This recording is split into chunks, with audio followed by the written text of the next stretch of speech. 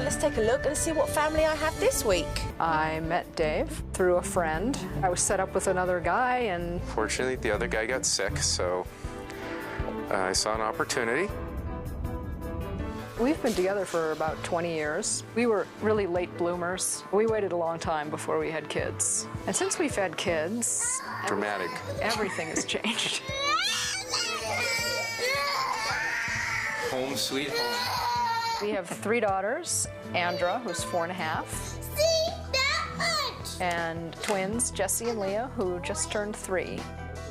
Andra tends to set the tone in our house quite a bit because she's so strong and she's so dominant. We're not having chocolate milk. No, don't. No, it's my turn. Andra's very intense. Leah! She can be aggressive. Andy. She hits her sisters a lot. That is scary. Now that behaviour from Andra has got to stop. Jessie is one of our twins. She's 3. If Andy does something, then Jesse does the same thing. Jesse. Leah's 3, our other twin. She definitely cries a lot. I'm going to need earplugs in this household. I have a full-time job. I usually have to travel at least once a month for at least 4 to 5 nights. I am most often the one that is home by myself with the kids. It's a pretty long and very exhausting day. Whoa! It's hard to take them anywhere by myself in public. Andra? That is scary. Leah. I have spent so much time being stressed that I haven't really been able to enjoy my kids. You hinder me! Hey. What is the problem? What is going on? What? We're looking for a lot from Supernanny because we need a lot. Barbara and David, I'm on my way.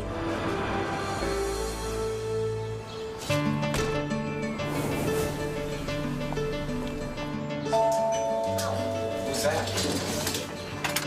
Hi. Joe Frost. Barbara, Jean, nice to meet you, too. Supernanny has a very good presence. Hey, David, nice to meet you. She said hello to the kids right away. Her tone was very good and upbeat.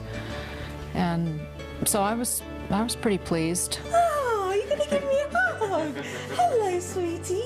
Both the twins gave her a big hug, so I always read the kids. If they like her, that's a good thing. Oh, this is lovely. Hi, Andra. You gonna shake my hand and say hello? Today, when I walked into the Jean family, I think there was a sigh of relief that I had arrived and was ready to take on all the issues. I'm here today to observe and to watch how your family works. So just go about your day as normal, and I know we've got issues that we're going to talk about and address and that I'm going to help you resolve. Lovely. So I'm going to step back and watch you guys and let you get on with it. Alrighty then. Oh, boy. Okay. Well, we're glad you're here. Come on, Andy Pandy. Andy, do you want jelly today? When I first walked into the house, the parents were doing breakfast. Honey, that is lots of them. What's the matter? I want more chips. Jessie this morning had chips for breakfast. Is that for your breakfast? Leah did not have anything for breakfast. What's up? There isn't a routine, there isn't a structure in the house in the mornings that the children apply by. Oh, you're going upstairs, I'll follow you up. We're getting the girls dressed. After breakfast, getting the girls dressed. That was another stressful event. How about this pink thing? Andy, want to wear this? I don't need. Yeah, you do. Just gonna put a shirt on, okay? Mom. All right, shoes. They seem to have walked away. The disappearing shoes. Is Andy normally cooperative? No. Come on. So whose trainers are these? Let's wear these. New socks for you.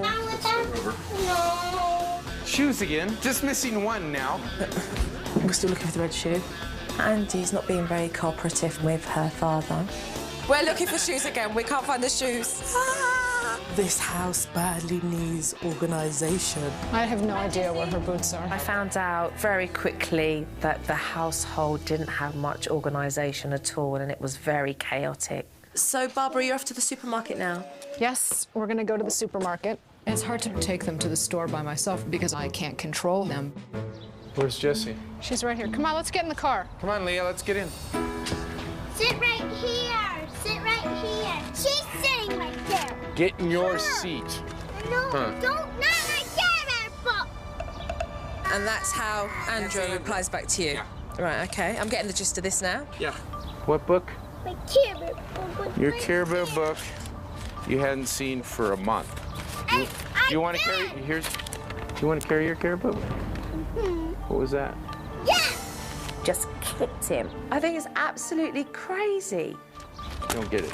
I want it. Well, you kick me, you don't get anything. I'd like to be the boss, and I don't feel like I am right now, or that I ever have been. If you don't kick me for a few days, maybe I'll give your Care Bear book back. Mom? Tantrum at his best. I want my Care book. Come back, Mommy.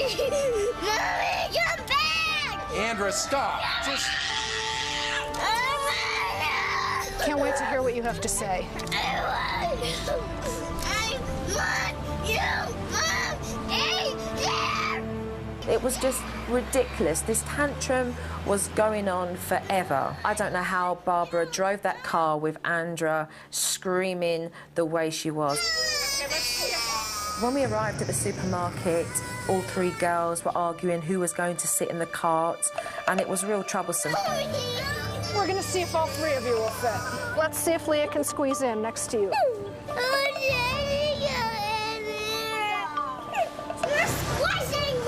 This is every mother's nightmare. Children playing up in the supermarket where everyone else can watch you. Don't, Jessie. Mommy, we need new paintbrushes. Hey, Jessie, what are you doing, honey? Jessie. We're not going to do that. It was real troublesome for Barbara. Mommy. And then Andra was all over the place, running down all the aisles. Andra? Andra? Andra?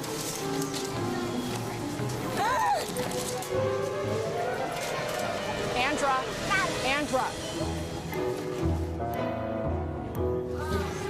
Andra? Where are you? It's a baby chair. Andy? Oh dear. Barbara doesn't exercise her full control as a parent when Andrew is being very demanding. I think it's absolutely crazy that Barbara tolerates that kind of behaviour from Andra. Donuts! Donut! Please, Mommy. Please, Mommy. You need to come with me. I'll be extra good if you give me a donut. Yeah, right. I'll be extra good if you give me a donut. Manipulation at its best. The supermarket run was just ridiculous. Oh, Dad! I feel that Barbara definitely needs to take control of that situation when she is shopping with all three girls. So what happens now with the girls? That's what I'm hoping you'll help me with, because I don't really know. Nothing happens. I mean, I have nothing scheduled with them at all.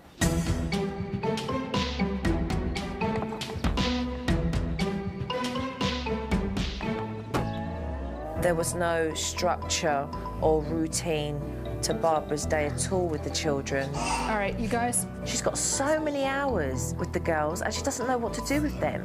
I'm not a dad. They get bored, they end up fighting with one another. Andra tends to dominate and lead the play. Andra and Sharon at the moment, they don't mix.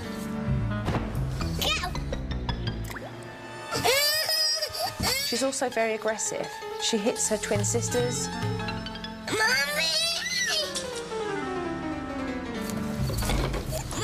That kind of behaviour is just not acceptable and it has to be addressed.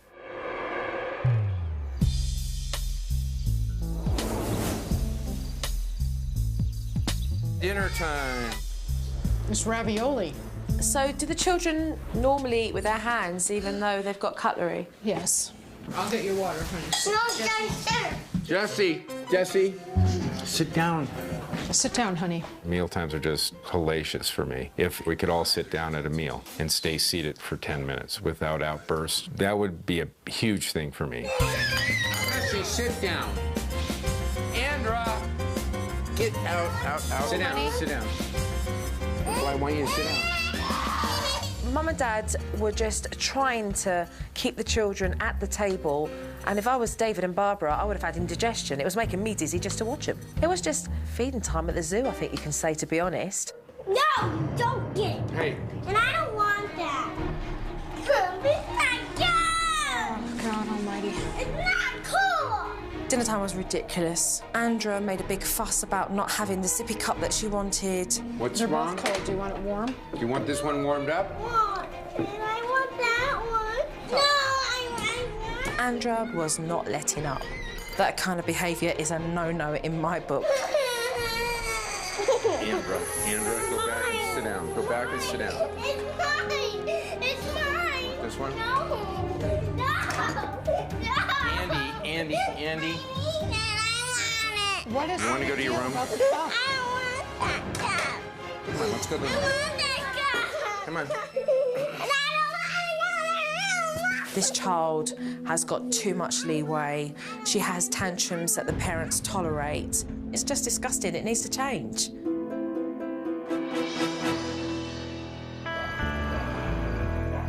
When I'm observing in the Jean household, I take mental notes of how the family dynamics work, and then later on in the evening, we sit down and discuss the issues that need to be addressed. OK, I've made some mental notes of your wonderful family, and I would love for us to sit down and have a talk about what I've seen today. Okay. OK. Alrighty. Let's Go go downstairs. downstairs. OK. When Jo said that she was going to talk to us about what she had seen, my first thought was, uh-oh. You know, I was a little bit nervous. Let me begin by saying to the pair of you how proud you must be as parents to have 3 beautiful daughters. And so on that note, I'd like to talk about the pair of you raising your 3 girls and what I have seen. And the first thing that comes to mind when I walked into the house was organisation. Or lack thereof. Very much so. It's very chaotic. We don't know where anything is, and it causes a lot of wasted time. Also, I'd like to talk about the routine that you have in this house. It's definitely unstructured. When there isn't a routine in a house, your children don't know what's happening or what's coming next. All 3 of them then get really bored. What it allows the children to do is misbehave for your attention. Andra behaves in a way that I find disrespectful. She shouts and she yells. Andra, in the back of the car, crying, was absolutely mayhem. How do you focus and concentrate driving a car when you've got the kids screaming and having a tantrum in the back? But not once did I hear you turn around and say, stop that behaviour. Today I saw classic at dinner time. Andra wanting that sippy cup. And what happened was, she had a tantrum. And when she throws a bone, you guys go and fetch. Andra's behaviour with Jessie and Leah has got to stop. The snatching, the aggressiveness, that has to stop. And what's happening is Jessie's learning. Jessie is copying, and the pair of you are not enforcing any form of discipline. You know, you have to get a grip on that. Their behaviour is not acceptable. And the only 2 people that is putting up with that is the pair of you. You're tolerating it, you're putting up with it, and then you're wondering why your children are behaving the way they are. And as a result of all of this, I see a tired Barbara. I see a Barbara who's emotionally drained, that actually inside wants to be able to be Barbara and not mum 24/7. I'm pretty exhausted and spent, and for somebody to recognize that, that was a little emotional for me.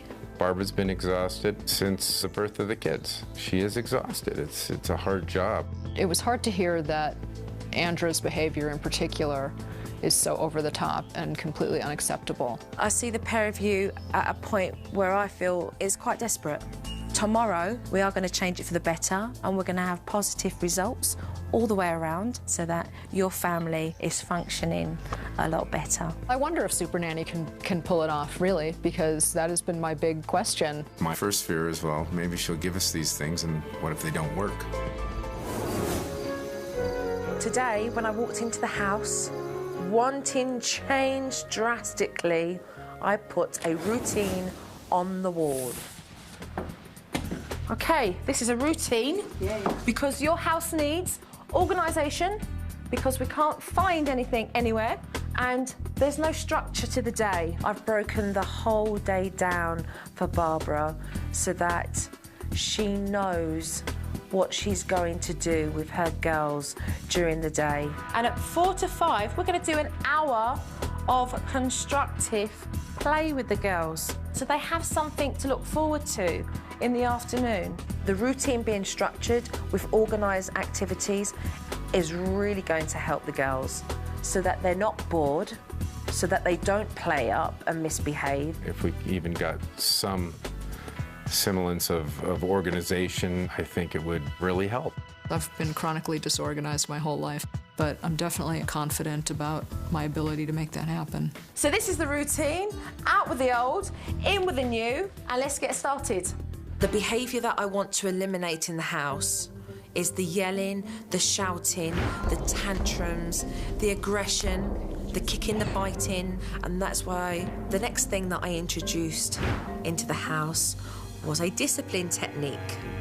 I don't want you girls to shout at your mummy and daddy anymore, to be rude like this. I don't want to do it no more. Yes, Jessie. Yes. And if you don't listen, mummy is going to put you on the naughty stool. I'm going to explain to you now the discipline of the naughty stool, OK? I want you to come down, literally, to their level. Give them eye contact, and I want you to use a low-toned voice, OK? You give your children a warning first to stop the behaviour. If they carry on, I want you then to walk them over and place them on their stool and say to them, you're going to stay there now until I come and get you, and you walk away. I'm not looking forward to experiencing some of the naughty stool episodes with Andra, because she's a fighter. David spends a lot of time away on business, so that means that Barbara has to deal with all 3 girls, and the responsibility is solely on Barbara. It wasn't long before Andra started yelling and shouting at Mum. She really tests Barbara. No, you may not decide for them. Watch, excuse me. Tell her to stop shouting at you. Every time You she may not addresses you... shout at me like that. That is not acceptable. You shout at me again, and you're going on the naughty stool.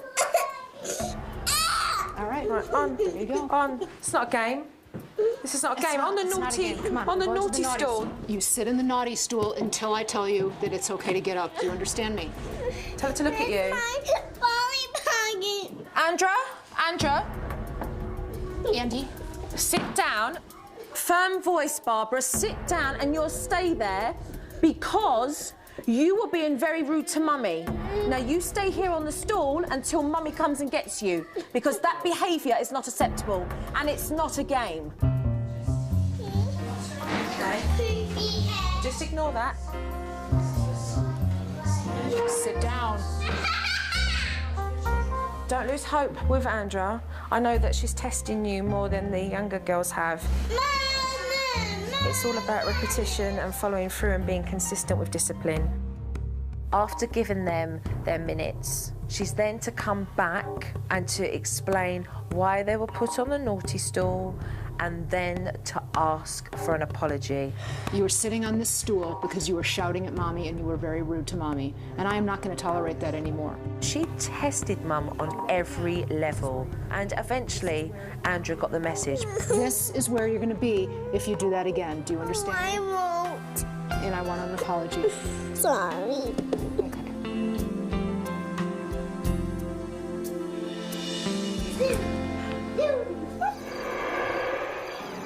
What I wanted to do was decrease the amount of aggression in Andra. Andra needs to be taught that she has 2 other sisters in her family that she has to share with. So I brought in a shopping game for Mummy to play with all 3 girls. Andra, Leah, Jessie, we're going to play shops today. There were 2 shopping carts, 1 cash register, and Mum had to decide who was playing what role. I think it would probably be a very good idea if Leah or Jessie was the cashier first. I encouraged Barbara to make sure that Andra wasn't the cashier that she wanted to be, because Andra always wants to get her own way, and it's important that Andra realises that she can't get her way all the time. Okay, honey, we're all going to rotate. My money. Okay. No, I'm being No, Andra, first Jessie's going to be the cashier. No, I don't want to. Well, Andra, we're going to rotate. We're all going to rotate. Jessie, you're the cashier, okay? So you can be just like the cashier at the store. No, I am it. Hey, you don't shout at your sister. No, it's my turn. I want to be it. Address that manner, Barbara. That has got to stop. So what do I say? So call her over to you. Say to her, do not talk to me like that. Andra, you need to look at me. I don't want you to shout. Andra! Bring her away from the toy. Come here, Andra. Look No. what Leah did. She took my pen. Andra, stop. Right now, Mommy is trying to talk to you. Andra? Call her over. Keep calm, Barbara. Andra? You're in control. Keep calm. Keep calm. Bring her over to you. Andy, Mommy's trying to talk to you. When I'm trying to talk to you, I need you to listen to me. Barbara's really struggling. Andra was totally disrespectful towards Barbara. I had to address the situation myself. That behaviour is no good. And that behaviour will make you go and sit on that naughty stool. You've got to learn just to talk and ask Mummy. Do you understand me? Yes. Thank you very much. Now if you go and play. When Andra was pulled aside and Joe was talking to her, it was very difficult. I've never really seen her face look like it looked. Andra does need to have respect for her mother, and Barbara needs to make sure that Andra knows exactly who's in charge. So we put the food back, all right, onto the shelves as well, and then you designate who's going to have the carts again. Start again. So everybody's shopping. This is a supermarket. We've got Leah playing with the bags, Andra organising stacks of food, and Jessie dealing with the money. Jessie, here's your money. Dad, hi, you today. Oh, look, there you go. Look, another one. Very well done. nice, thank That's you. marvellous. Very, very good. Bye. Thanks for shopping. Safe driving. Because shopping for Barbara is such a nightmare, I introduced to her today the involvement technique so that she could go shopping and get the girls involved so that they wouldn't start getting bored and misbehave. The first thing that I want you to do is write the girls out a shopping list and take a few things off of your list and put it on their list. And I want you to tell all 3 children what your expectations of them are. Okay, girls, we are going to go to the grocery store. We're going to the supermarket, and Mommy is going to need your help once we get to the supermarket. Can I have that list? Okay, we are all strapped in.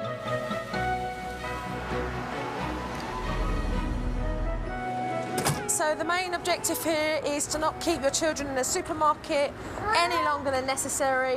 What I was teaching Barbara is that she should be able to get the children to help her and to put food and veg into the shopping cart. Oh, good job. Box of strawberries, please. All right, Jessie can hold a cucumber. Can you get a little bit of broccoli, please? I'm really proud of Barbara, how she's managing all three of the children. She's able to shop and get what's on her list. It's such a big improvement. Marvellous. But I want this one. I don't blame you. That's a good-looking potato. Andrea's engaged in stimulating activities, so her focus is on that rather than on her mum's attention. You girls did so well at the grocery store today. I'm so very pleased with the way you helped Mommy. So now we get to ride the horsey. Yay! For Mum, it was a really good, successful shopping trip.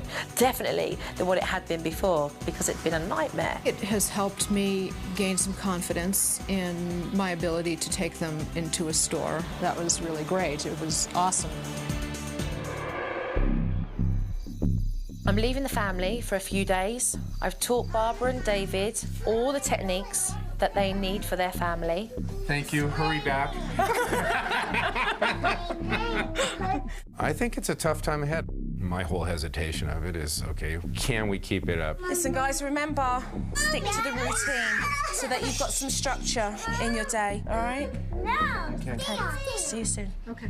You know, tomorrow I'll be waking up without Joe there for the first time. I'm definitely nervous about that.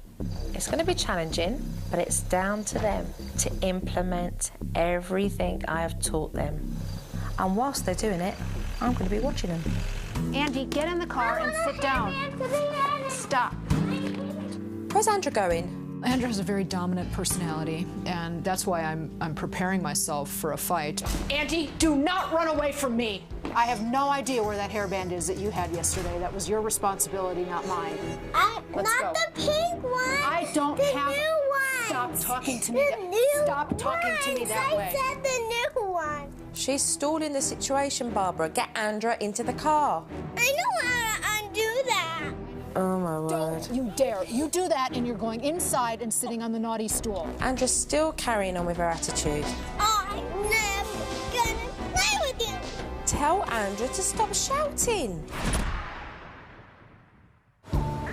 During the time that Joe has been gone, I have been having a hard time with the discipline with Andra, and it's been a challenge. I don't know what I'm doing. I don't have any other answers for what's going on. My main fear is just that I haven't been around working with it much, so I'm the weak link kind of thing. I'm gonna stack out my picture. Andra. Go away. Come on, you're getting to the naughty chair. No, I don't want to. David, what did I teach you? Warning first. Sit there, because you're kicking and fighting me, and you're not listening. I was very uncomfortable tonight with putting Andy in the naughty stool because I wasn't sure if my voice was right. I did get down to eye level and what have you, but that was the first time I tried it. Stay there. Oh, here we go. What do we do about the yelling, Barry? All she has to do is just... All she has to do is apologize to me. She's done. Okay. It seems so simple.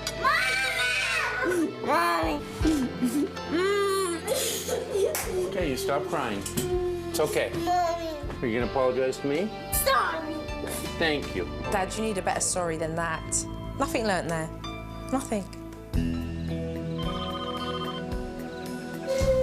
Dave is away right now, and that adds more pressure to me because not only am I trying to implement this new routine, but then I'm also just dealing with the stress of being alone with the three of them. Whoa, Jessie! What are you doing? It's not okay to keep hurting your sister. Those are definite low points for me when I can feel my tension, feeling like, what am I going to do if it's not working?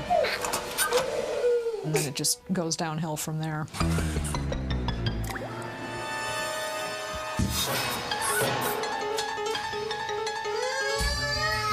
You're gonna start needing to cooperate. I don't need to. Oh, my word. I hate family breakfast. We are leaving. Sit down at the table. I can't go. Leah. Leah now is wanting to go on the naughty stool. Wait, girls, we need socks and shoes. The kids are running riot. Great, now they're hitting you. I've got to get back.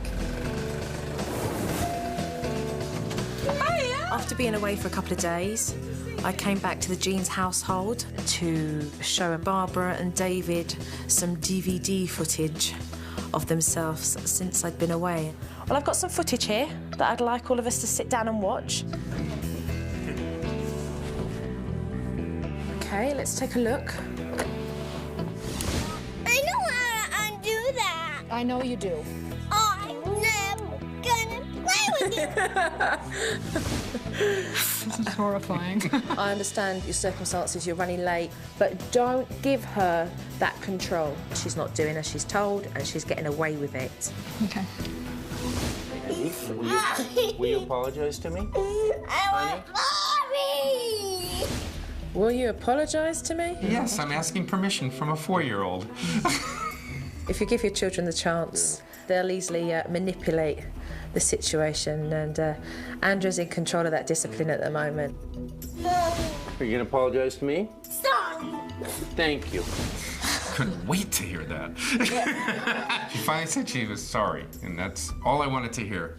People say to me, when's a sorry a genuine sorry? And I think a genuine sorry, it's not in the word, it's how it's delivered. So, you know, you could have turned around and just said to her, please talk to me properly. What are you doing to your sister? Would you watch what you're doing, please? Your tone of voice, not good at all. Not good at all. Every time she's registering that she's getting away with it. And that's the message that goes across. No, you're absolutely right. It would have been, none of this would have happened. Right, okay. So what we're gonna do today, guys, is tweak all the stuff that needs tweaking. All right? Okay, great. Okay, let's go then. Give me your battery. Going up. Right, if you do not listen to me, I am going to place you on the listen to naughty me. stool. You're going on the naughty stool. David still needs to get the smaller details on the naughty stool technique. Keep calm, David. Keep calm. Come on. Andra, stay here for 4 minutes, and then apologize to me, and you can leave. Sorry. Come on. Keep calm, okay? Well, it's a little hard. I know, but what she can do, she can sense that. She will learn that when you follow through with this naughty stool technique, that it's you she must listen to. Will you give me an apology and you can get up off the chair? Sorry. That isn't a very serious sorry. Sorry. Okay, David, this is where we're at now. We're at the last stage with the apology. Look at Daddy, stop whinging and say you're sorry. Sorry. Right, okay. There we go. You hear the difference in the tone? Yeah, thank you. And now only 15 more years of this and I might be in your level? You did good. You did good, though. Barbara's definitely struggling with disciplining, so I'm going to be teaching Barbara how to project and to maintain a low-toned voice. I'd like you literally to say, no, stop that. No, stop that. Okay, that was good. That was good for a first time. So just bring the voice out with more clarity. No, stop that. Okay, do a happy praise voice. So bring your voice up high. Andra, that is really fantastic. Andra, that is really fantastic. No, that's not acceptable. That is not acceptable. That is very good. That is very good. Behave yourself. Behave yourself. I don't want you to do that. Do not do that. That was brilliant. That was brilliant. Using my voice and my tone and my expression as a way to manage my kids, I think that gives me a little bit more confidence and more hope. I need you to apologize to me. Sorry. Sorry, Mommy. One complete circle around the umbrella. Yay, pick up a ball. Beautiful. I think Jo is great. I think she's amazing. I'm really hopeful that I can maintain the techniques and the things that we've been working on while she's here. Look it. I have a butterfly face. Having a routine and for me to be able to have activities with the children has been a really positive change for us. Leo, can you show me your butterfly? It feels so much less stressful. Just tantrums have gone down. Can you do the petals? She's not acting out, so that's a huge improvement with Jessie. Well done, Jessie! I have noticed improvements. With Andrea in particular, she's not shouting and she's not being aggressive with her sisters. You can do it! Andrea has actually not even been back to the naughty stool. I love you. Oh, I love you too. I really didn't expect to see this much change in this short a period of time. Nicely done. Everybody's sitting so well. My favorite times now are breakfast and dinner when we all sit together and get to hang out together. Let me see your pretty face. Barbara's become empowered, and as a result, the children know their place. We are going to stay seated at the table and we are going to eat dinner. Okay? We're absolutely going to miss Jo. It's been amazing. It's been wonderful to have her here. She has been very supportive. I feel quite tearful. Me too. You've been a real inspiration. I just hope that you keep that strength, all right? I appreciate that. Thank you. Take care. When I said goodbye to Barbara, I felt an energy from her that was really overwhelming. It really touched me emotionally. Who gets kisses first? Bye-bye, darling. Bye-bye, darling. Bye-bye, darling. David, Bye-bye. take care. You walk out the house and you say goodbye to a woman that actually knows that she can do it. Bye, bye, Jessie. I left feeling that Barbara found something within herself that was priceless.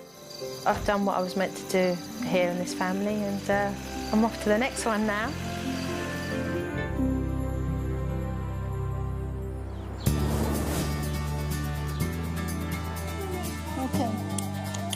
Jo has helped me function with my kids and helped me feel stronger, and I think through feeling stronger I do feel more like myself. The impact that Jo's had on my family is huge. It's changed everyday life into everyday living. It's changed just trying to get through the day to enjoying a day. It has become more fun with the girls. I've been able to enjoy them more than really in a long time or ever. Oh, good job. I'm gonna go now. I love JoJo. I want to go backwards. Want to go backwards? I feel very hopeful for our future so that we're able to live happily ever after. I mean, I really would just say thank you. Let's take a look and see who we've got here. I'm Jen and this is Bryce. Hello. And we're here to talk about our two kids, Brycey, who's 6, and Rylan, who's 2. We own a plumbing company, and Bryce runs the operations outside of the office, and I run the operations in the house. Well, our plumbing. When Bryce is at work, I'm usually taking care of the kids, manning the phones, making sure all the invoices and bids get out. The problems that we have with Bryce basically are back talking us all the time. No! Not listening. Get in here now. Get in here. No. Stop it. Being very rude and disrespectful to us. It's you're 6 years old. Stop. Bryce, No. just settle down. Bedtime with Rylan. It's pretty frustrating. Rylan just does not want to go to bed at night. As a mother, I feel like I've done something wrong to create this. I feel like the kids run the house. Hang on, no, just wait. Bedtime. Come on. It's been 15 minutes. This is crazy. Don't you throw that toy. I got you. I think it's just easier to give in to the kids You don't want to brush your teeth? than to enforce the rules. Okay, you don't have to brush your teeth. Will you just come out? I would love to get control of our house back. I would love to know that we are in charge instead of my children being in charge. Definitely love to get the control back. I am begging for Supernanny's help right now. Whew. This family clearly needs help, and I'm on my way.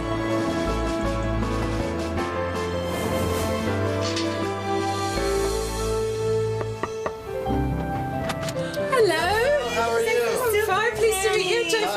I'm Bryce. Nice to meet you.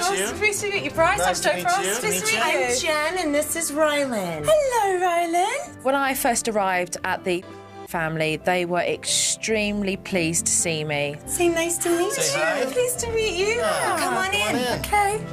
I think I was expecting an older, very stern woman. I was expecting Supernanny to be really strict and ready to tell us exactly what to do. Say hi. It was a wonderful surprise when I met Jo. She's someone I feel like I could sit down and talk to right away. Jen and Bryce, I know that you've got some issues that need to be addressed, but I'm here today to observe you as a family. So go ahead as normal, make out I'm not here, and I will watch you. Sounds you. great. Brilliant. All right, Thank then. you. Just after I arrived, Brycey started to act up. Hey, tell me about your day. Crazy. It was cold out. Bryce, Yes! what's the deal? It's the deal. Brycey could sometimes be disrespectful in back-talking his parents. That's not Very nice. nice. You don't have to say that. You don't have to talk like that. Hey, Bryce. And is that constant? The smart mouthing, The smart mouthing, yeah, has definitely gotten worse. Smart mouthing is real bad. Hey, Bryce, you're gonna go to timeout and go to bed early. You're gonna go to bed early tonight. and the mimicking, all of that. Yeah, he does that to annoy us. There are ways in which you can voice your opinion, and how Brycey does that is not acceptable. There you go, guys. Don't color on the table. The boys were colouring at the dining table, and Rylan went to colour on Brycey's book, and he had an absolute fit. Bryce! Stop! Rylan! Bryce! Stop it! Tell him to go to Settle timeout. down. Bryce! No, put him in timeout. Go. Bryce, listen to me a second. Hey, Hey! Bryce! that's ridiculous. Look Go at tell me. him. Go to Look timeout. just wait a second, Bryce. Brycey, look at me. Okay? He doesn't know better. Bryce, he doesn't understand. That's Bryce, the that's problem. not yours. Yours is right here. Yeah, you don't have to act like that. That's all right. Why do you act like that? Bryce. It's all just got a little bit heated. There's no communication going on in the kitchen, and clearly, Mum has had enough. Do you need help with anything? No. What are you coloring? What is that?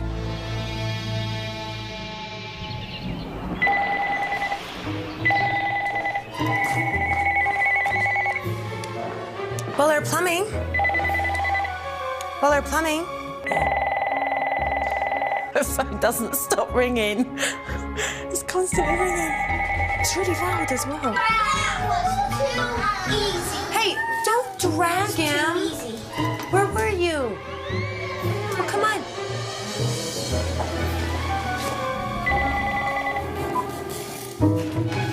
Let's see. Businesswoman now. I'm constantly moving. If I'm not working in the office, I'm doing laundry. If I'm not doing laundry, I'm taking care of Rylan. If I'm not taking care of Rylan, I'm mopping the floor. So there's plenty to do here during the day. Oh, there you go. There goes my phone.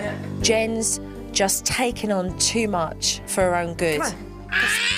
Nothing's really being done properly. So why don't you just get them started with some spaghetti? Hang on, I'll get you some. So, Jen, you get to eat tonight? I do get to eat tonight. Just a little later. Okay, here we go. Bullard Plumbing, hello? Can you hear me? Okay, let me go get on a different phone. Hold on 1 second. This phone might be going dead. It's 7 o'clock and Mum's day still hasn't ended.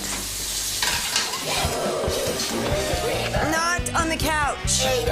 We're working over here. You guys go over there. Bryce, we're working over here. Okay, come on. Settle down, settle down, settle down. It's 9 o'clock at night. The children are overstimulated, running around the house. How are they going to get the children to bed? No. Sweet dreams. I'll leave it cracked. There I go. Okay? We're putting him to bed, right? I love you. You ready to go night-night? Okay. Good night, sweetheart. Putting Rylan to bed, it's hard work. That usually takes hours. Mommy's here. Oh, you know what? His Winnie the Pooh blanket's out on the couch. What's the matter? Let's get your blankie. Come on. Here, Rylan. Here, buddy. I love you. Sweet dreams, sweetheart. I love you. There we go. Good night, buddy. I love you. Good night. Getting Rylan to sleep is a nightmare. It really is a nightmare for the whole family. No, Rylan, come here, sweetheart. Come here. Brycey, hold on a second, please. I love you. Rylan, hey. Come on. Come on, Bryce. It's fine. The only thing is that you'll just sit with him on the couch until he goes to sleep. That's. You need to stay out of it because you don't usually put him to bed. So why don't you just let me try and you go work for a little bit, okay? Okay. Okay? I'll be right back to check on you. I'll come check on you, honey. I love you. Right, so how many times do you do that a night? Probably about 5 times. 5 times. Putting him back into bed. He comes out, putting him back to bed. Yep. Okay, does he come out of the room? Yes, sometimes he comes out of his room, which he's about to do right now. Jen trying to put Rylan to bed was extremely emotional to watch.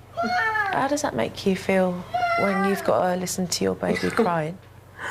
It's exhausting.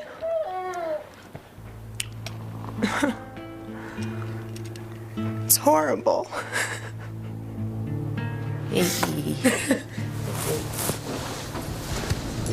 Come on, come on. I don't know what we did wrong, I guess. I don't know how this started or when it started. But I just don't know how to help him. Putting Rylan to bed takes hours. I think it was maybe 9 times he had gotten up. Until finally I just agreed that he could sit on the sofa. Sit with Mommy? No. It just feels hopeless. I just don't see an end coming to it.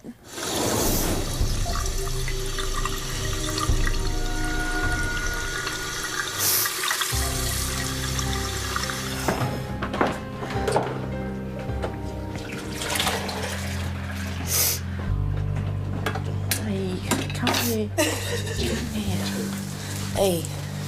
You can take a break, hon. You don't have to. Do you know, Jen? Yeah. It's all right to turn around and go, I don't know. Right. It's hard for me to say that, though. Because why? I feel like a horrible mom. What makes you feel like you're a horrible mom, Jen? Because you only have one chance, It's okay. you know, with these kids. And I just feel like, you know, if I don't know what I'm doing, then they're gonna pay for it. And it's a horrible feeling. Because I love my boys so much and I just don't want to screw them up. Oh, I know you do. I see that, Jen. I see that. I see that very clearly. And that it's all right to turn around and go, I love my kids, but I don't know. I haven't got the answers. I haven't a clue. It's all right to admit that. Thank you. It's all right to admit that. Thank you so much. We are so happy you're here. And I'm glad I'm here too. Jen had struggled for more than 2 hours to settle Rylan. She feels completely out of control and she's desperate. She doesn't know where to turn, what to do for the better, and she's exhausted mentally and physically.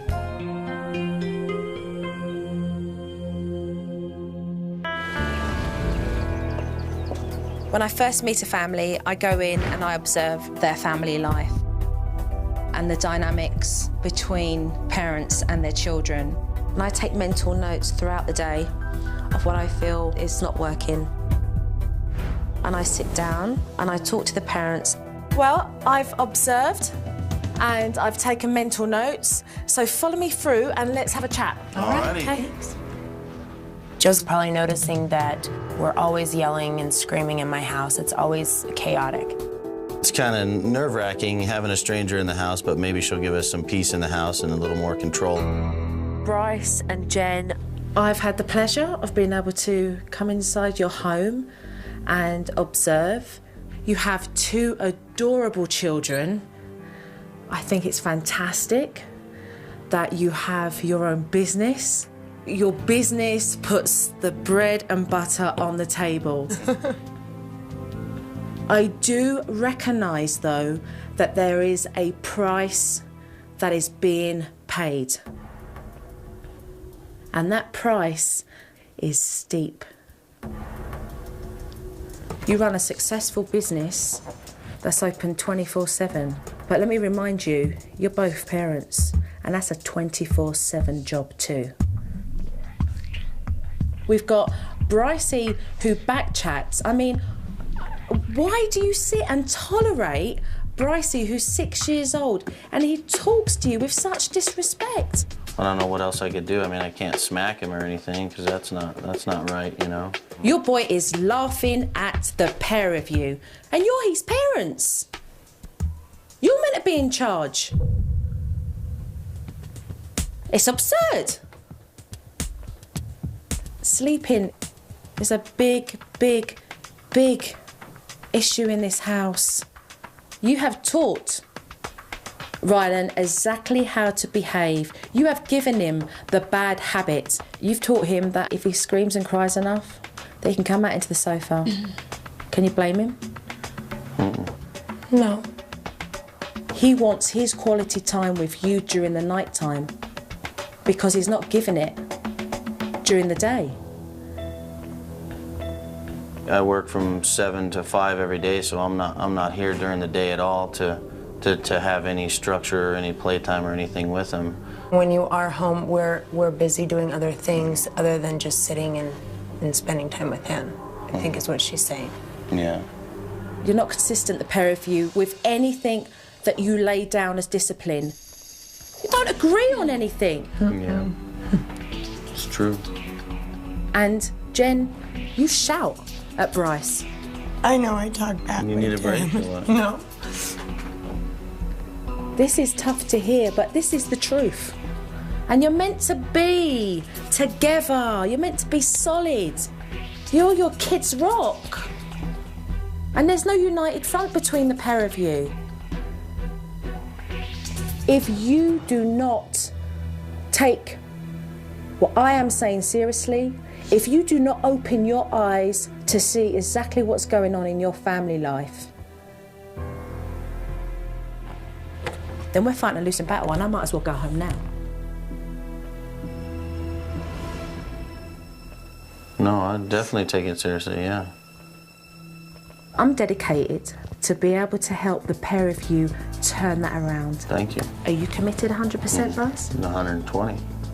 Jen, are you? Absolutely. So we're in for some hard work, but we're in to change this for the good? Okay. Yeah.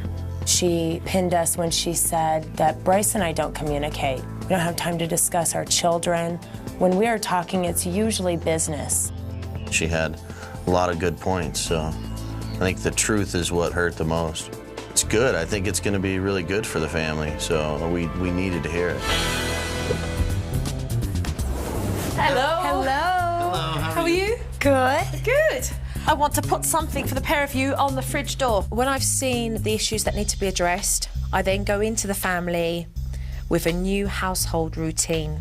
The Bullard work and family schedule. I'm excited, okay. They so badly need to maintain a balance between their work and their family life. This work and family schedule gives you boundaries.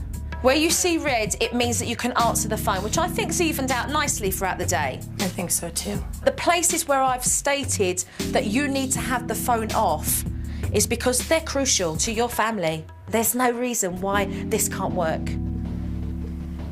I think that's fantastic. I know he is probably annoyed because he wants me to answer the phone 24 hours a day, but I think that will help me out tremendously.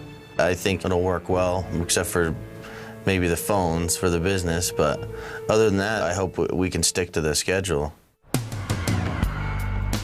After establishing the routine, I wanted to address the discipline and the children's naughty behaviour. These mats, there's 2 of them. Rug, yes. Rug. It's a rug. Yes, it is, Rylan. I'm introducing naughty mats into the home. OK, this is how it goes. You give your children a warning.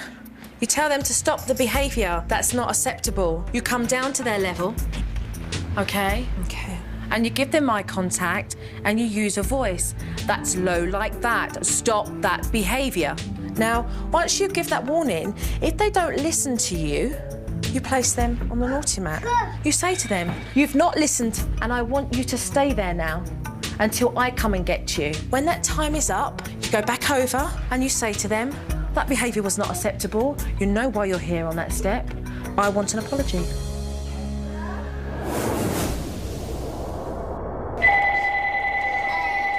Hi, you've reached Bullard Plumbing. Please leave a message and we'll get back to you as soon as possible.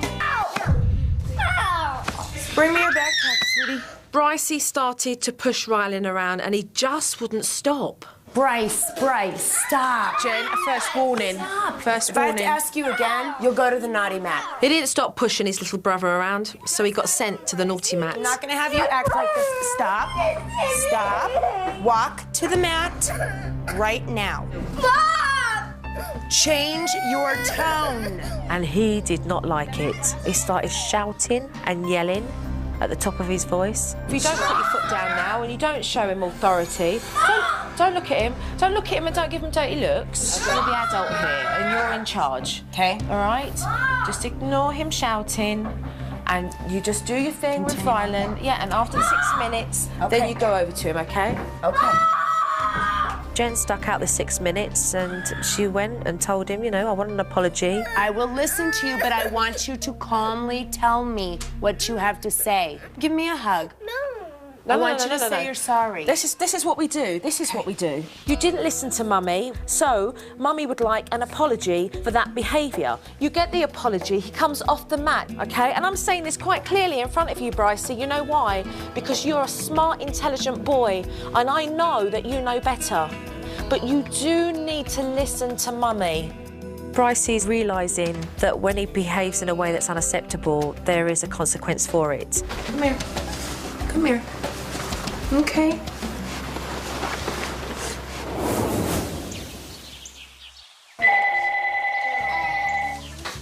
Later on, Jen got a phone call from Bryce. Hello? Where are you? No, I've been trying to get a hold of you, Bryce, and you haven't been answering your phones. I could tell he was agitated with me because I had the phone off. He doesn't know how to separate work and family. To him, it's all one. Hello. There's Daddy. Hey, what's up? Daddy, come here. What's up? Tonight, Jen started to tell Bryce exactly how she was feeling. I just want you to understand that the schedule is important to me. I like it, and it's working for me so far. And it's just going to be hard to get used to, you know? Just know that you can get a hold of me at those times, and... Yeah, but it doesn't work that way. It does. It can wait. People aren't going to die. It's plumbing.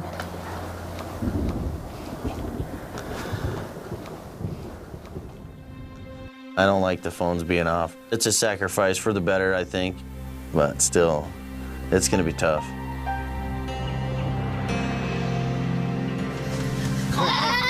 Mum and Dad have allowed Rylan's sleeping pattern to take over the entire family of an evening. This issue seriously needs to change because it's affecting everybody in the family dramatically. Jen and Bryce, we're going to use the sleep separation technique with Rylan to get him off to sleep, OK? And this is how it works. You come into the room, you keep calm, you read a nighttime story, kisses and cuddles, and so to bed, and you place Rylan into his crib. When you've done that, you move to this corner here and you sit down, like so. So he can see the side of your face, but you're not giving him eye contact.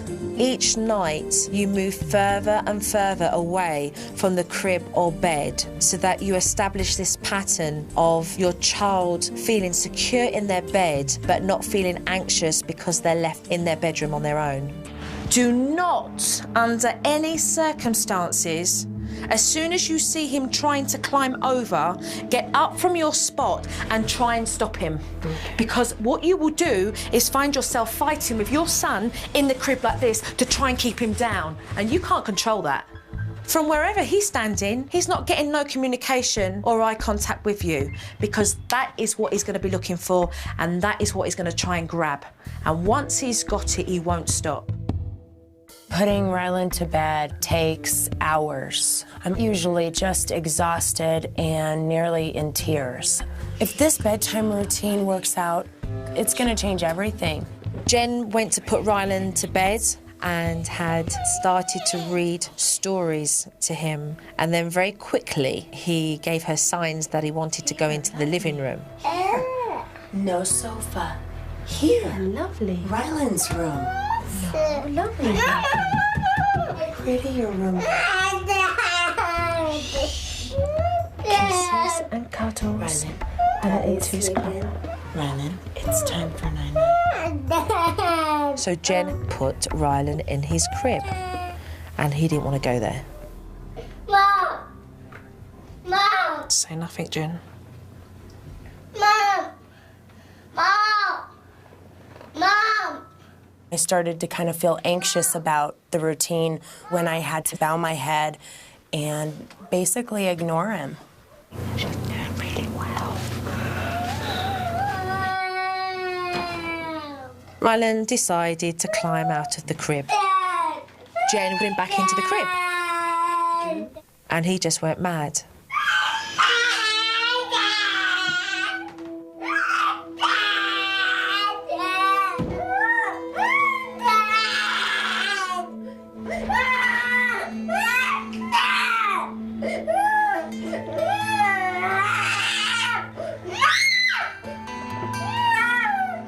When Rylan was just crying, "Mommy, Mommy, Mommy," it got to be too much at one point. I almost got up and grabbed him out of the crib. Jen became very emotional and started to cry. Listening to her child call her name was just ripping her heart out.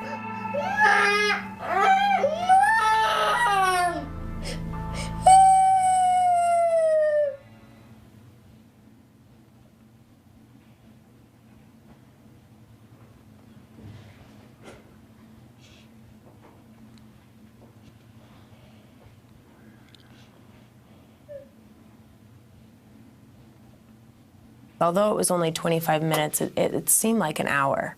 I honestly could not have done that without Joe.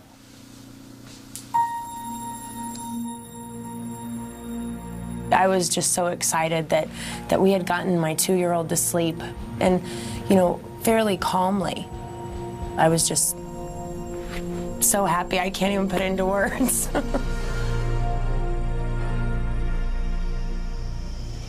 I'm going to leave for a couple of days, and Jen and Bryce are going to have to put the techniques that I've taught them into practice, because I'm not around forever. You guys are on your own. I want to see that routine underneath your belt. I want to see no more back chat from Brycey. Follow the small details with the technique, the bedtime routine. Yeah, that works well. Talk to one another. Well, thank you. I think they're going to be challenged while I'm away. Okay. Take care. Thank you very much. You're welcome.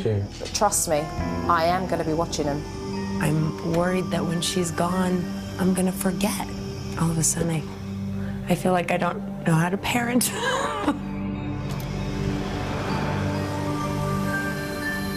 I've taught Jen and Bryce techniques that they need to implement. But trust me, I am going to be watching them. 4 for dinner. Tonight, we went out to eat. I was nervous, and I was anticipating the worst. This is good. They're all at a restaurant. Sit down. Sit down and eat your dinner. Come on. Good boy. Eat your half, Rylan. Eat your half. You don't want any of it. Well, let's see.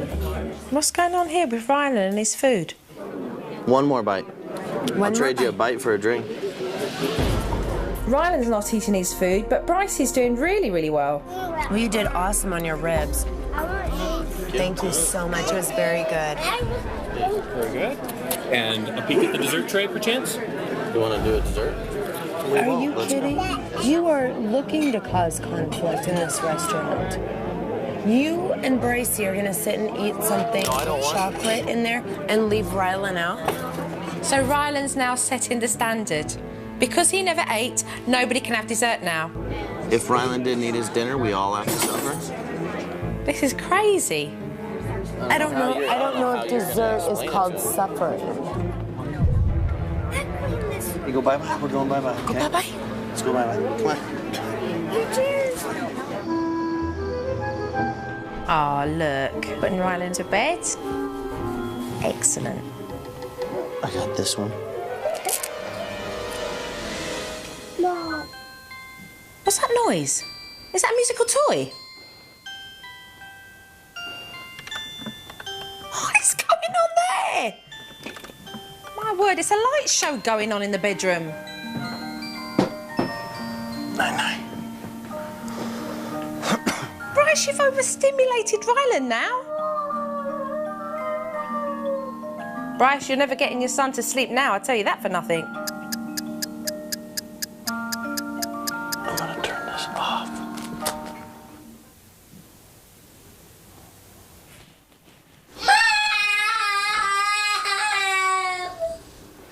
Mom.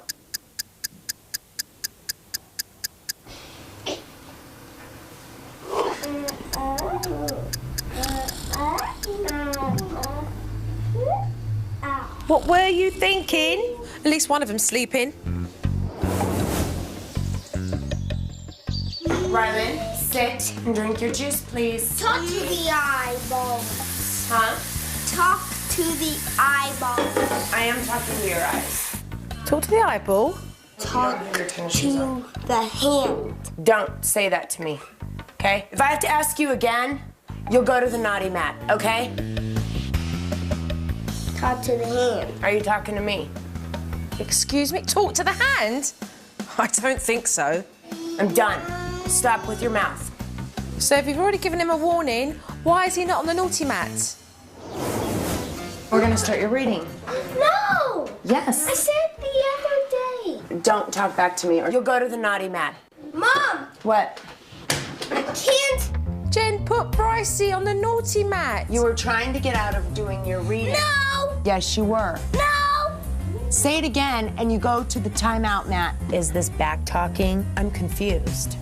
Bryce, come on. We've got to get your homework done. I can't believe this is going on. I need to get back to this house. Hello! Hey, how are you? Hi!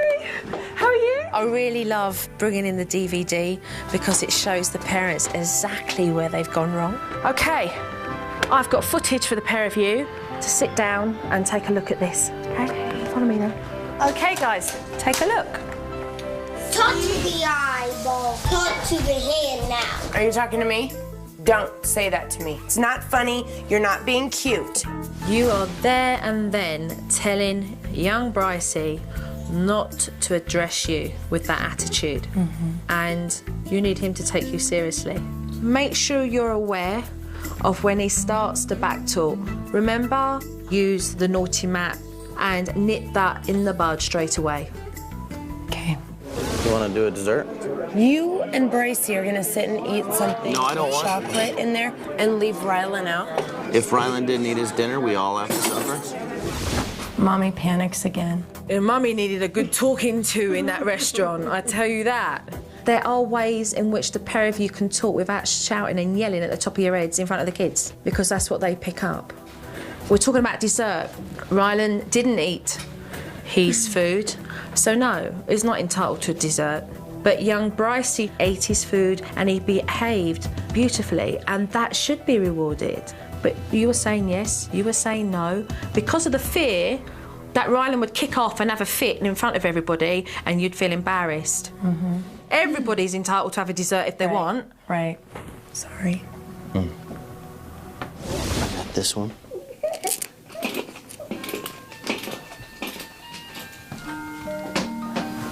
Night-night. Hold on a minute. What? No, what's that music? That's the toy that I gave him that didn't seem to work. That was a hard bedtime night for Bryce. No. Bryce, what was you thinking? You're overstimulating. I kind of realized that about 45 minutes later. Anything musical, anything that's going to give a light show is going to overstimulate Rylan, and it's going to become playtime, not bedtime. Keep it all calm and put him to bed, and then start edging yourself out as well, okay? So now we've watched the footage, and what I'm going to do is I'm going to stick around today, help the pair of you reinforce and fine-tune the stuff that still needs working on. That would be fantastic. Okay, brilliant. Let's get going then. All right, thank you. Watching Jen on the DVD, that's pretty scary. Wow, she just looks meaner on the DVD than in real life. Well, I didn't even realize how much I raised my voice at both the kids and Bryce. And I'm definitely going to change that.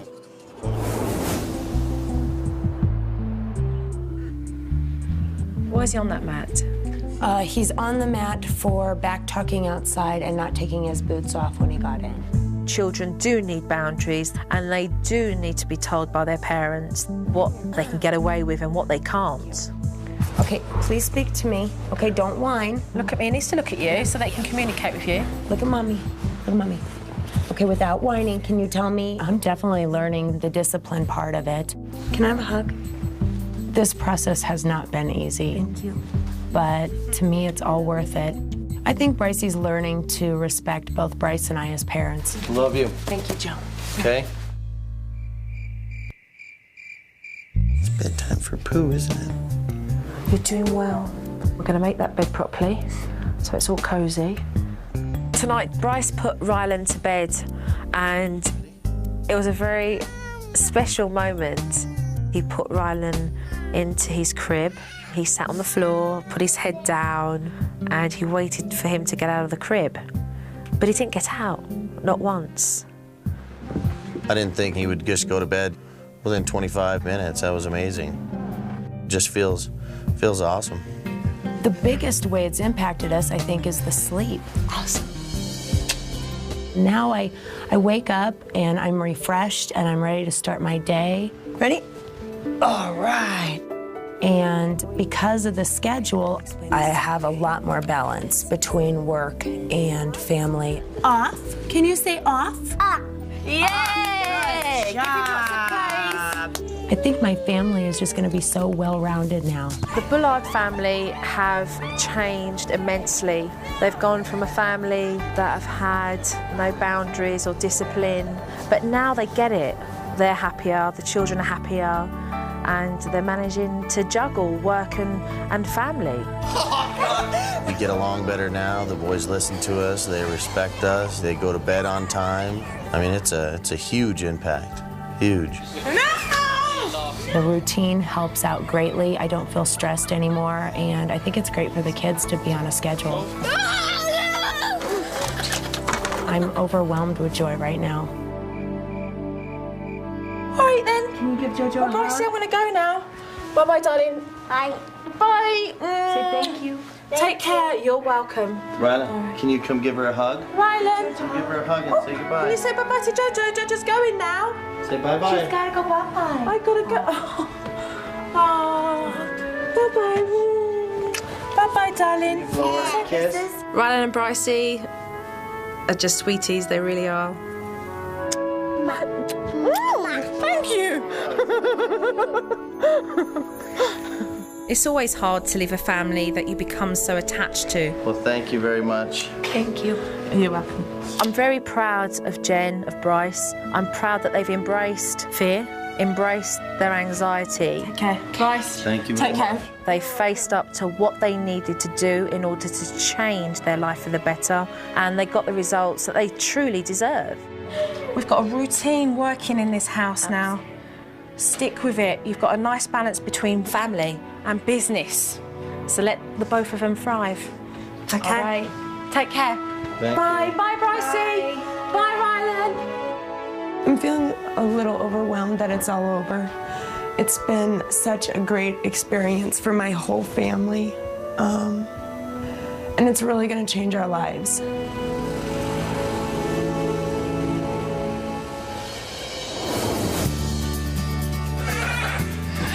I am so thankful that we were able to go through this whole experience. We have control back, we really do, and Jen's happier, I'm happier, the boys are happier. Brycey doesn't backtalk anymore. Get your spoon. Excused? Yes, you may. Rylan just goes to bed within 25, 30 minutes. Bryce now understands that we can run a business and still spend quality time with our kids, and nothing's going to be broken. I can see how happy the kids are, so I'm definitely going to put the kids before the business now. Bryce and I have a whole new outlook on life. We communicate better, we're more loving towards each other, we don't really yell at each other that much anymore, and it's affected us in a positive way. We are going to take what Joe has taught us, and I think it's just going to get better and better. Let's take a look and see who we have here. Sean and I, we met and we were married in 3 months. One of those crazy whirlwind romances. Such a short amount of time, just the two of us before Chandler came into the picture. We went from 1 to 2 boys. It wasn't that big of a change, but then the third really was a big jump. Sean goes to work every day. I'm the one that's there all the time, doing most of the discipline. Now, sit on your butt. I always feel like I'm getting pulled in different directions. I do share with them, but they never share with me.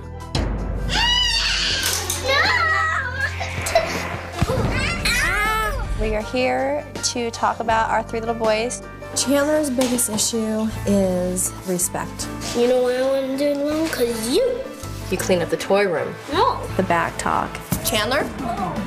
It's all about the attitude. Caden, boy. He's always worn us out. Caden, Orm. He won't eat anything with the family. He usually has to have another meal cooked for him. Honey, we're not having Fruity Pebbles for dinner. I make him something different almost every night. Caden obviously doesn't like his food. Declan? Declan.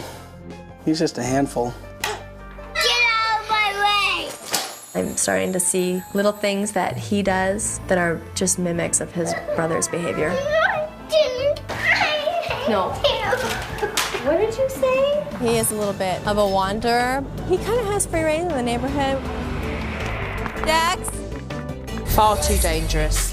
I feel like if I don't get control now, I'm afraid of completely losing control later. We are asking for your help with our little guys. Please come and help the Orm family. Consider it done. I'm on my way.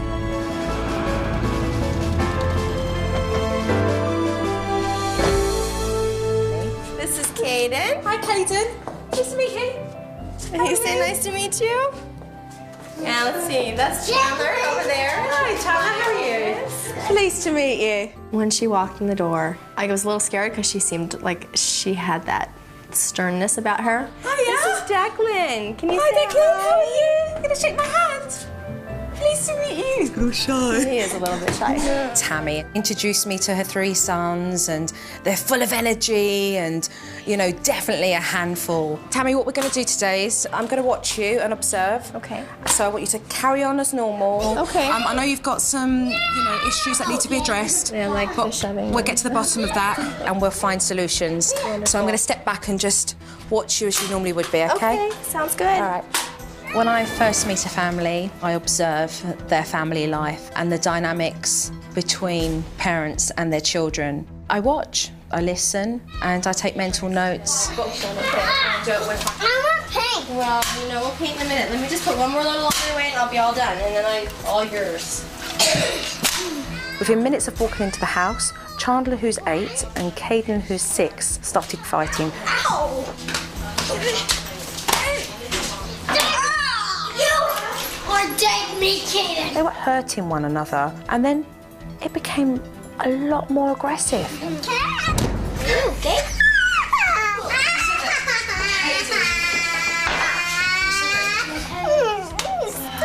Mum was oblivious.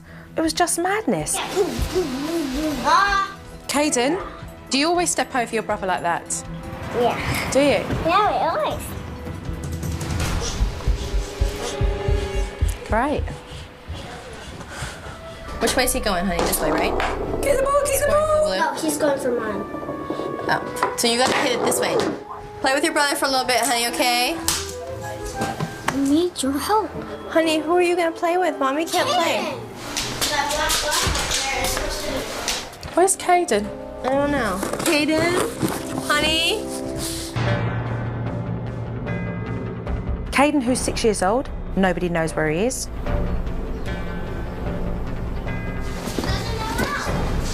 Well, are you gonna show him? Where's Caden and Declan now? And Declan, who's 3 years old, he goes missing. Does that normally happen, Tammy? Yeah, because they'll run outside, and especially with Declan, because he never tells me if he's leaving, that I'll be running around the neighborhood searching everywhere for him. That's bloody crazy. Where's Declan? Declan! Today, Declan went missing. My word, I thought I was going to have a heart attack because we couldn't find him. Where's Declan? I can't find them. Mum hasn't got a clue where her sons are. I could not believe the situation we were in. Where's Declan, Tammy? Where's your little brother?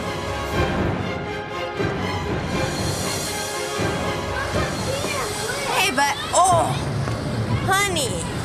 Mom. No. That's not good. Did Declan just have those scissors? Yes, he did. I dread to think what that boy could have done with a pair of scissors in his hand, and yet there was no discipline for taking the scissors in the first place. Tammy needs to get assertive herself and take responsibility as a mother to look after her 3 boys. Mom? One of the big issues in the Orm family is eating. They do nothing but constantly snack throughout the day.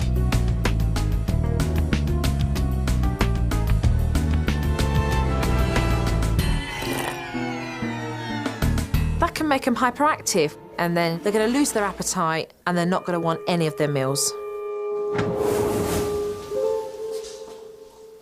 Hey, you're home. How you doing? Hiya. Sean came home at lunchtime, and it was good to see him. Did you eat lunch, honey? No. Well, my job takes me away on a lot of trips, so I'm gone a lot. Hopefully somebody from the outside can tell us what each one of us is doing wrong. All right, little boys of mine. Okay, here you go, baby. No, you want a whole or a half? I'll take one. This is normal. I ran out of turkey, honey.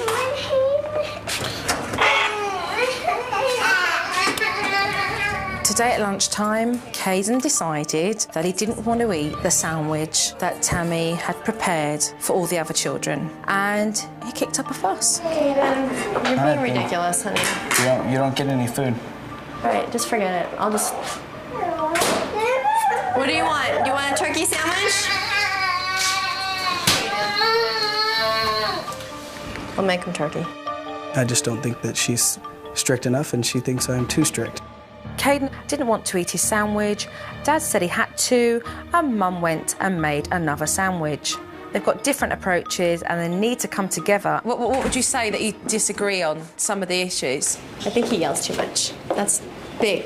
Number one for me. And He I don't yells think too she much. does enough when they're doing something wrong in front of her. So when you come home, you mean that you don't think she... When we're together in the car or whatever, I mean, they'll be throwing something while she's driving or I'm driving. Yeah. And she'll just sit there and talk or read a magazine and not do anything about it.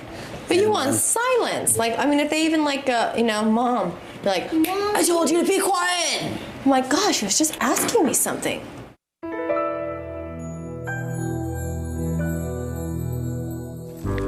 Chandler! Tammy doesn't hold authority with her children. They don't look at her with any respect. Chandler! Come on. Don't teach me. Time for homework. Come on, sweetie. Oh, look who's coming. Oh, cool. Street watcher. We need it. I hope they come down all here all the time.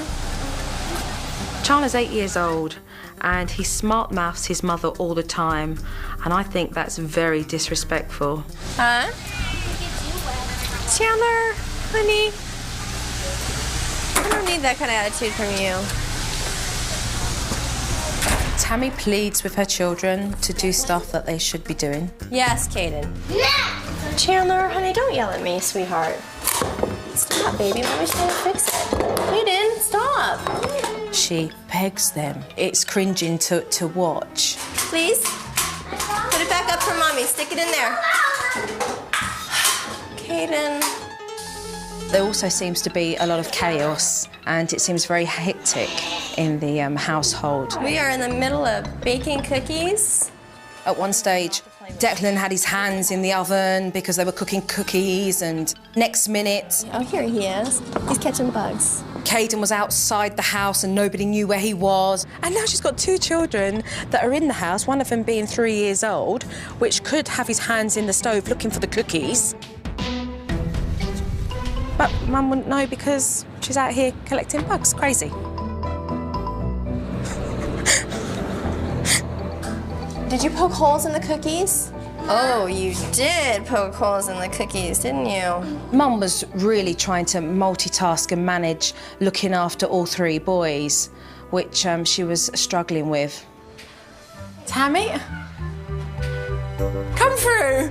Look at this! I'm just tired. This is Mummy on the floor. It's just got a little bit out of hand, to be honest, in the house. But the children are ruling roost. When I first meet a family, I go in and I observe their family life and the dynamics between parents and their children. And I take mental notes throughout the day of what I feel is not working. And at the end of the evening, I sit down and I talk to the parents about what I've observed throughout the day. Joe, when we were waiting for her to talk to us, the longer I waited, the more nervous I got. I'm super sensitive in the area of my kids and my job as a mother.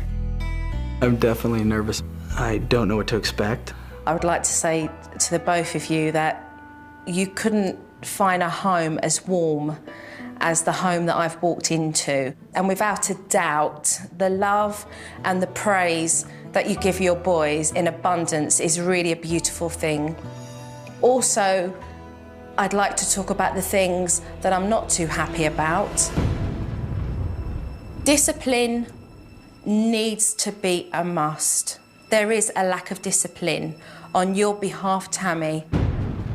You're constantly trying to convince them that they should listen to you. And you're the mum, you're in charge.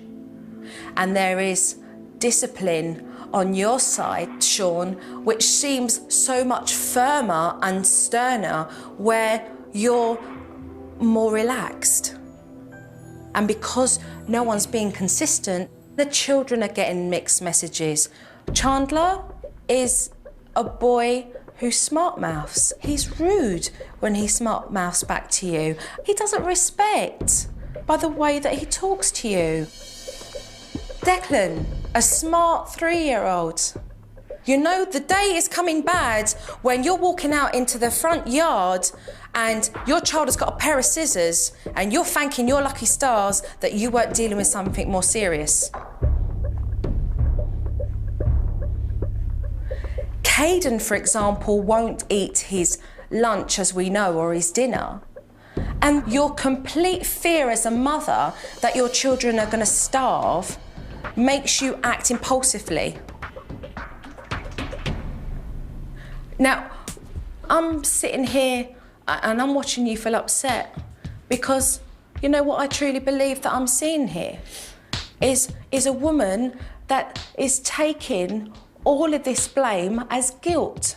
That you feel guilty, Tammy, if you have to discipline your children. That you feel that you won't be any closer than what you are to put your foot down.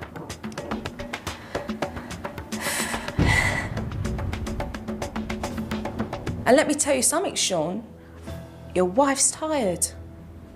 She's struggling and she needs your help. She does need your help. a wannabe super mom where I take on everything, and sorry. Yeah. Hey. I've never asked him to help me very much. And he's kind of gotten used to that. I'm sorry. Come here. He goes to work every day, earns a living. I get to stay home with the kids. He gets home and he's tired, and You don't work? You work, Tammy. Oh, hell, you work. You work every day. You two come together and change your parenting techniques and change your behaviour pattern. Your children will change their behaviour pattern. And we are going to go through routines and techniques, and we're going to make this better. So you don't think it's too late to backtrack? It's never too late. No. It's never too late. My word. It's never too late. Okay. Jo, she's definitely straightforward. So, and the combination of that and me being emotional and me taking so much pride in my job, it was a little overwhelming. There was nothing that Jo said that I disagreed with at all.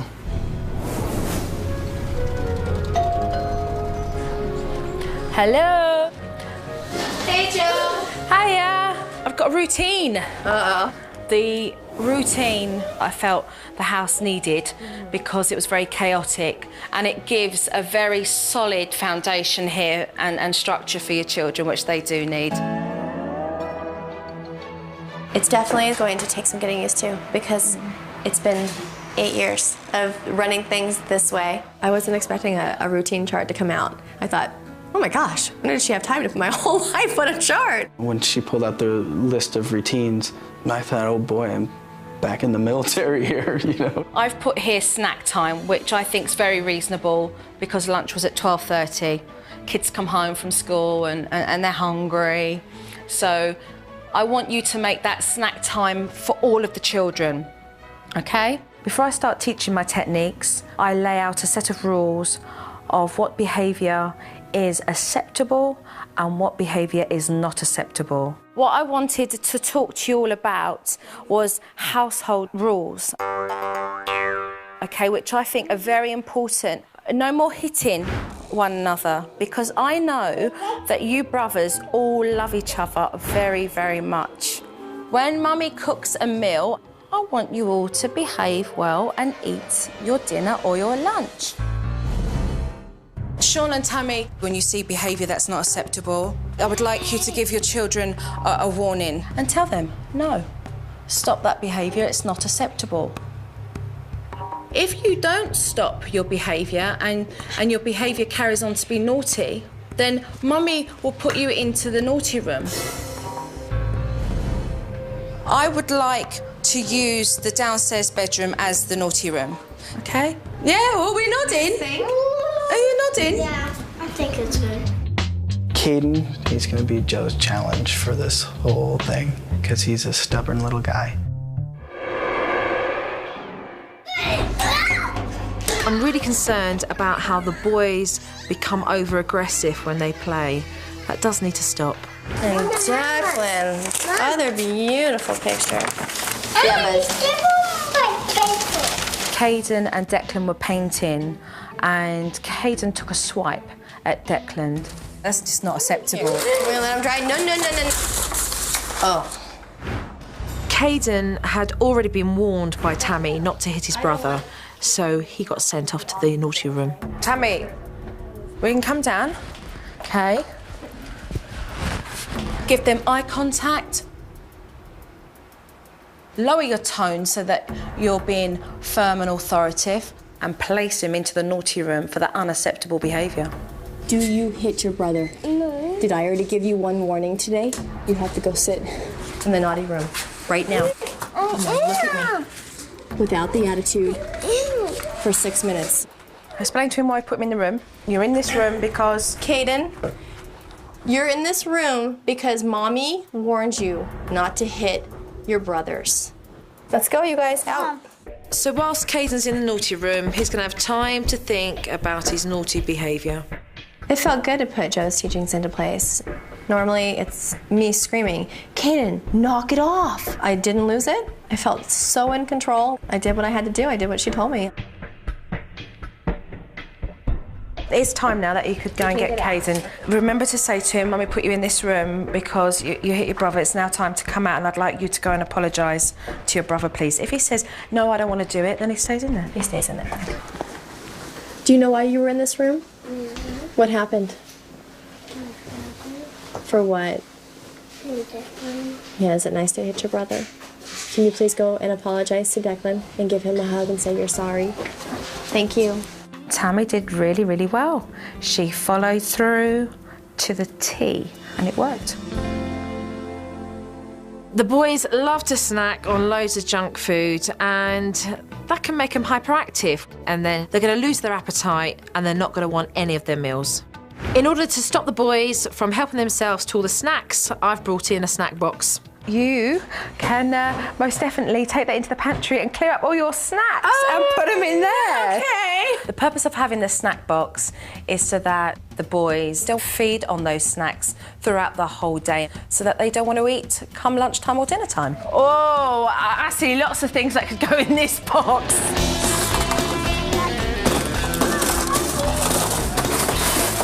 Oh my word! There's enough there for a whole army. Put them in.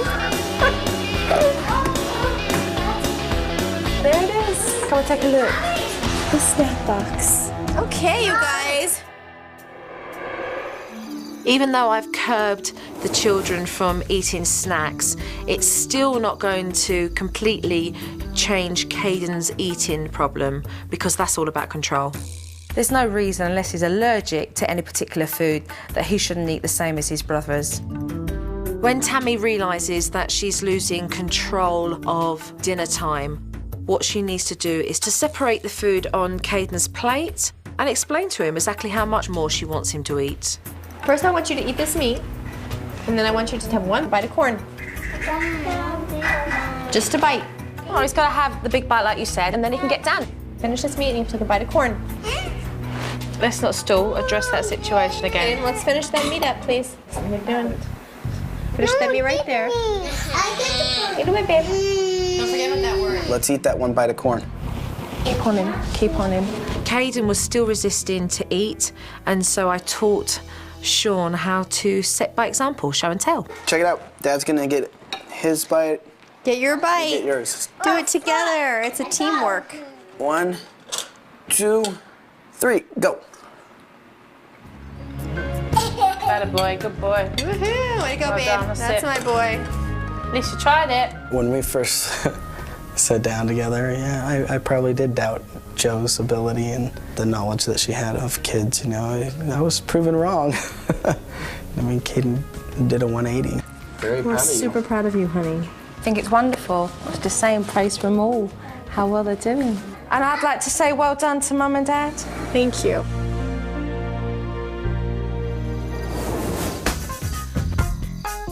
This evening, Dad sat down to do homework with Chandler. I'm trying to be there for my wife when, you know, when she needs help. It's not going to be easy. Okay, so you need to think of a sentence. Jan, pay attention to your work. Yeah. As they were doing the homework, I could visibly see that Chandler was getting upset. Now, don't look at me. This is your work, honey. I don't know, Dad. Shall I have a look? Shall I suggest something? Let's have a look. Sit down, darling. Let's have a look. Hey, Chan, we're not going to do this. Sometimes children bottle up what they're feeling inside, and what you get is a secondary emotion, and sometimes that comes out physical, with attitude or with aggression. Can I ask you why you feel really upset? Talk to Jojo and tell me, and then we'll work through it together. I'm just not happy. You're not happy?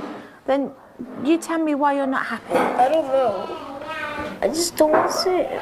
Why is that, darling? I don't even know it. God, I just want to work with Mom anyways. Is there any reason why you like to do it with Mum and not Dad? Because Dad yells at me sometimes. Did I yell at you? You yelled at me in the first grade. Okay, listen to that, because that's valid. Okay? How does that make you feel when Dad yells at you? It makes me mad. I'm very pleased that you've said how it makes you feel, because that's important, okay, Chandler? It's important. So no yelling, Daddy, okay? Okay. No yelling. Like, I do much better, like, alone. You do it much better alone? Do you want to write the sentence by yourself? Yeah. Okay. When Chandler told me how he was feeling during homework, it really, truly just tore me up inside, you know, because I sure in the heck don't want my son, you know, not being able to ask me a question because I yelled at him last year over something in homework. It was an eye-opener, you know, it didn't feel good at all. Chandler was saying that he felt that you yelled at him and made him feel upset when he was doing his homework, which put pressure on him. So I want to open up that doorway. So if I can get you to call Chandler in and just say, you know, buddy, I'm sorry if I made you feel that way, but I really want to be able to help you do your homework sometimes. Hey, Chan. Hey, dude, come here. Well, Dad wants to talk to you. Yeah. Dad doesn't want you to feel like that, you know, that I'm yelling at you or anything, and I'm sorry that you think. I know I used to, honey, but Daddy's gonna change that, okay? Okay. If you ever feel that way again, you need to tell me, okay? Okay. Right when we're doing your homework? Sure. All right? I love you. Good job. Ah? Thanks. So I'm gone now for a while, and Tammy and Sean have to do it on their own because I can't be around forever. I hope while I'm away that Tammy and Sean remember the details of the techniques that I've taught them. Take care. All right. Have a good night. I'll see you later. Bye. Bye. We're on our own. I think Joe's got us pretty close to trained, and we'll find out. I just hope that they stick with it 100%, and whilst they're doing it, I'm going to be watching them. Is that beans? Here, yeah. I'm not eating beans. Tammy's got to make sure that when it comes to Caden's eating time, that it doesn't go on forever. That's what Caden's good at, game playing with Mum and stalling the whole situation. But I'll give you $2. No, we're not giving money. He has to take a bite. You could either spend the good hour that we have of playtime playing, or you could spend it at the table, which doesn't sound like a lot of fun to me. Waiting to eat a bite of beans. Mum, don't buy into it. He's playing you.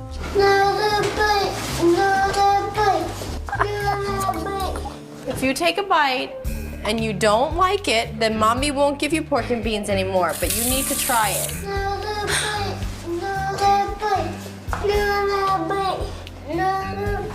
This is absurd. What is going on?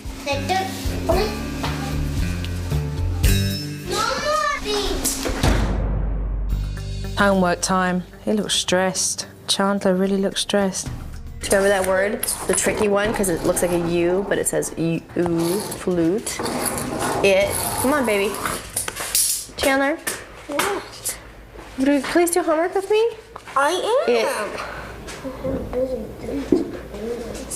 You had a busy day today? Yeah. You're mad because you had a busy day today? Why would you take that on me? I don't want to do homework. Baby, I told you last night that you had a lot of homework today. Come on, Tammy. Get in control of this situation. Just like all the other kids out there, honey, they have homework too. You know why I want to do it alone? Because you. Oh, here we go. Attitude. I tried to start this out nicely, but if you're gonna have this attitude with me, this is your warning. Are you gonna read this with me? All right. Go into the naughty room.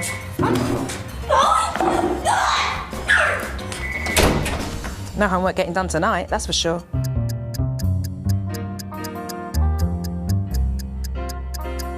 Chandler has given me a few challenging moments.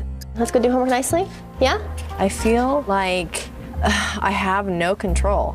You're not gonna go do homework nicely. I can't regain the control that I need.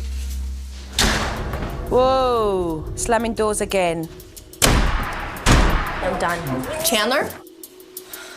I think it's hard for Tammy having to manage all three boys. Oh my God. Where is anybody to look after Declan? Nobody knows he's even outside the house. This is too dangerous. The car! Oh, that's it. I need to get back to the Orm family now. After I've left the household, I go away for a couple of days, and when I come back, I show the family footage of where they need to perfect the techniques that they have found difficult whilst I've been away. Okay.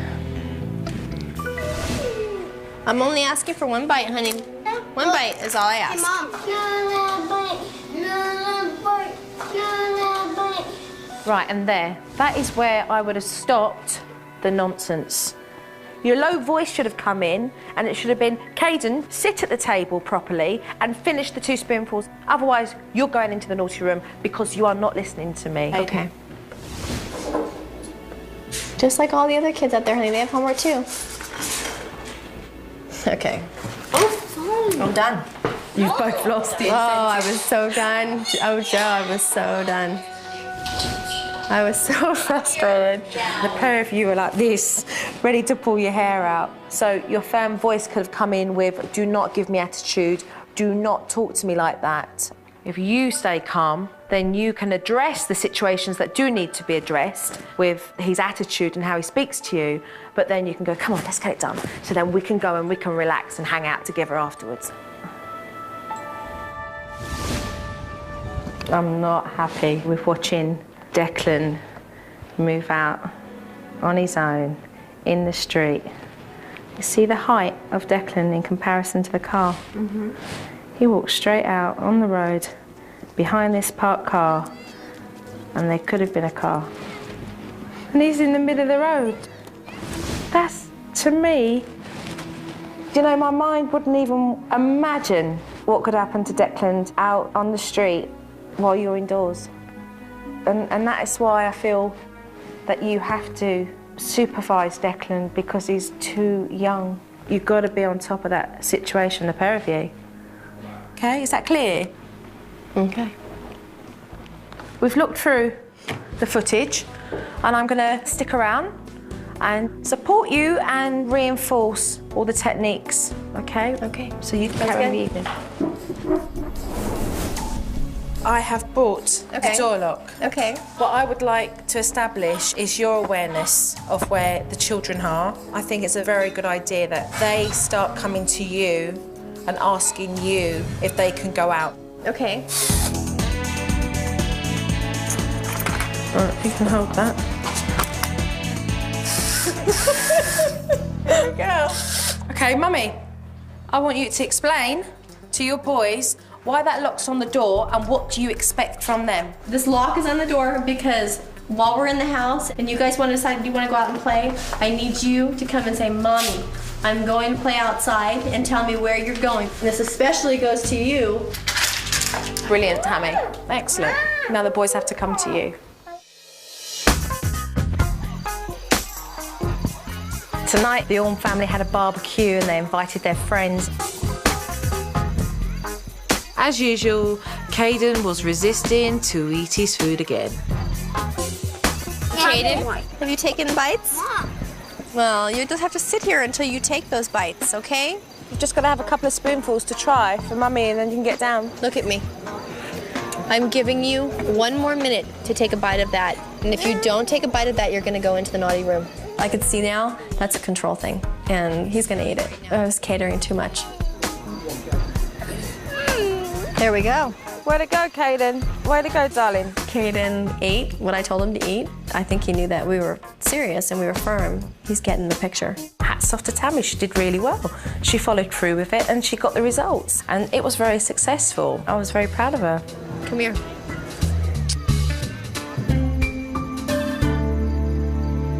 My household is so different. Everything is running more smoothly. There's not as much chaos in the house. Caden's eating his dinner. He doesn't come in and out of the pantry 500 times a day. Very proud of you. We're super proud of you, honey. Can I go get bites of That was the honey, best we dinner I think we've ever had. How to be a ranger. Good. That was very good. There's been a big change in Chandler. His attitude is improving. I was not supposed to have 2 teams. Yeah. Like now, Chandler wants to do homework with Sean. And Declan's gotten used to playing in the house. It's a huge difference. There has been a tremendous amount of progress with the Orm family. Tammy's got more control over situations when she's managing all 3 boys. And both parents, they've like connected and come together and they're working on the same page. All right. Watching Sean with the boys, it's amazing. It's good for the boys to bond with their dad like that. Okay, you want a green guy? Yes. Progress is happening, slowly but surely, and that's what counts. And that makes me feel very, very happy for them. Take care. Everything is so awesome. I mean, I can't even tell you how much you've helped us. Oh, thank you. They were open from the beginning. They were warm, they were receptive, they wanted change. And they deserve every result they're getting, every result, because they've put the hard work in. And it's lovely to walk into a house and see what needs changing, and to walk out and see it changed. That's priceless, priceless. I've done what I was meant to do here in this family, and I'm off to the next one now.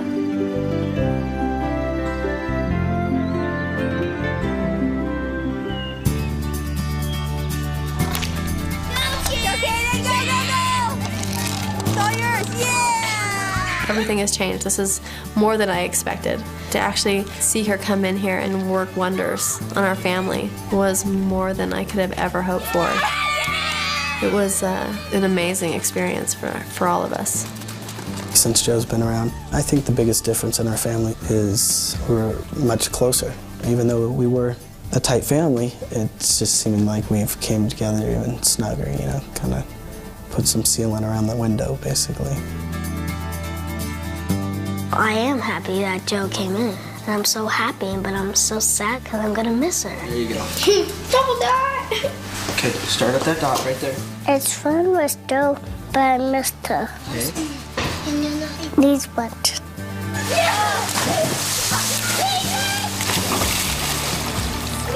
She's made me, I would say, be a better father, you know, and help my kids act proper, you know, which is gonna reflect onto them and pass it on to their kids one day. Joe made a big difference forever. I mean, on how these kids are gonna turn into 3, 6, and 8-year-olds into grown men, and they're gonna be raising their kids and be better parents because of what Joe taught us. It's a chain. I mean, not only did she affect our life, but she can affect my children's life.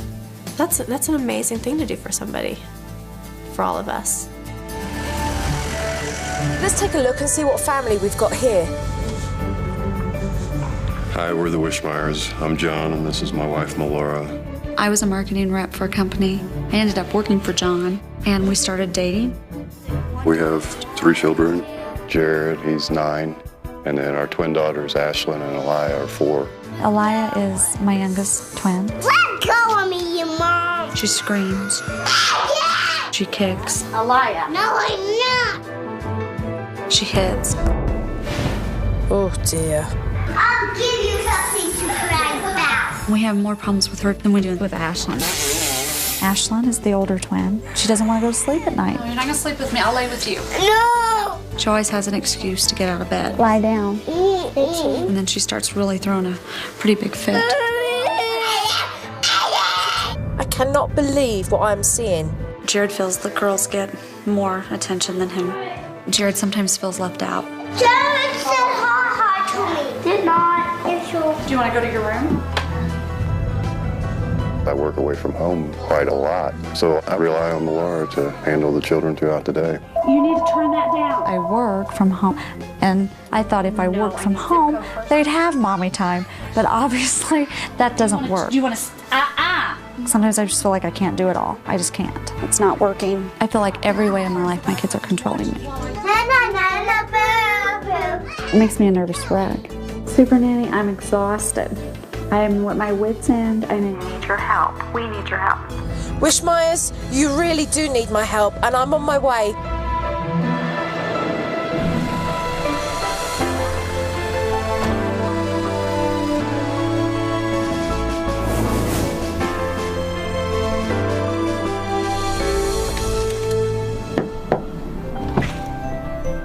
Hello. Supernanny. Hi, pleased to meet you. Hi, I'm Laura. Hi, Joe Frost, pleased to meet you. This is Ashlyn. Hello, Ashlyn. Shake my hand. I thought the nanny would be really kind of mean. But when she walked through the door, it was not that impression at all. My first impressions of Joe were very good. Hi, I'm John. Hi, John. Pleased to meet you. Pleasure. Joe. This is the other twin, Elia.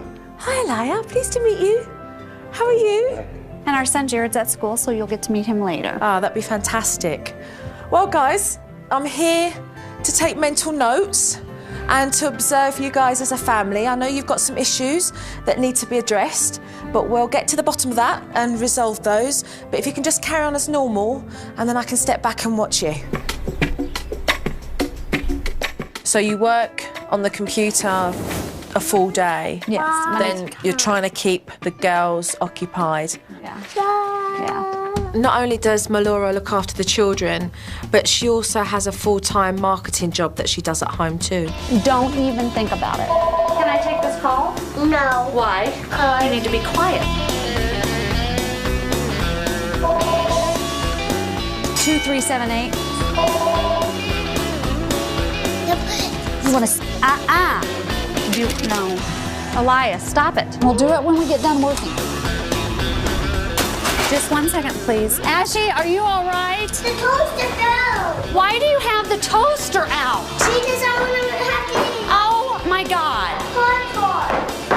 What in the world? Okay. She's going around in circles. I'm an overachiever. I just feel like I'm on go mode all the time. Makes me feel terrible because I'm working so much and because I don't spend enough time with them. And you made a major mess. But it was on the... I'm always on the phone, Ashlyn. That's my job. Melora was a woman who was stretched thin, that had taken on a full-time job and was trying to manage 3 children. And that is just impossible. I think you broke my toaster. Give me my pencil. No. When you go in the room and mind me. Okay. Where's the paper? Cheeky madam. You're gonna go time out. What? No. Mom's struggling. Do not hit me. Are you listening? How can you listen when you're screaming and Go! Stop it. No. Elia would lash out at me and hit me or kick me. No. You're not gonna. I want to cry. Elia. And then this. Elia refuses to listen to her mum. Melora ends up being kicked in the stomach or slapped in the face. It's just appalling to see a child behave that way. It's outrageous. Sicky butt. Sicky butt. Sicky butt. Na na na na boo. This is definitely not working while I'm working. I'll tell you that right now. Open the door now.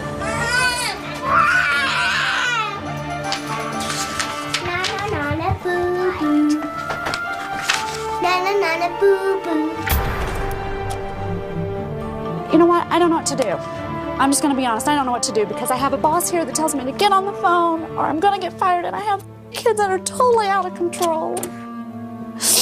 That afternoon, Jared came home from school, and it wasn't long before Elia came into his room and stole his playing cards. Oh no!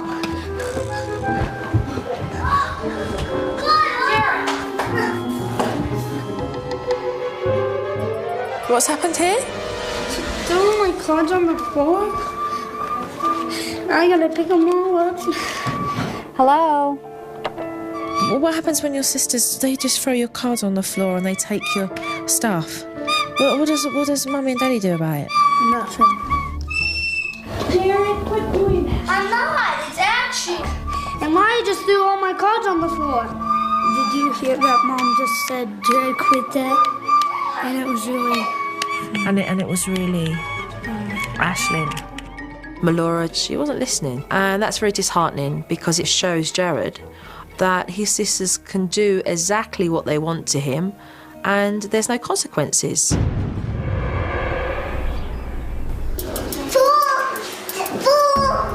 Dave, the lights are done. Hey, Jared! Don't use that word. He keeps saying shut up to me. Okay, I'm still working, and I don't want to use the word shut up again. Do you want to go to your room? Seriously. Jared hardly said a word, and Melora sent him to his bedroom. I mean, this was so unfair. Hi. May I come in? You know when you speak to Mummy and John, do they listen to you? Sometimes they're so busy, I try to talk to them, and they're just like, go, Jared, I have to take care of some junk. So what do you do then? You deal with it yourself? Yeah. I think Jared, in a way, has kind of given up on voicing what he feels because he knows what the result will be. That every time he voices his opinion, it's his bedroom where he's going to end up.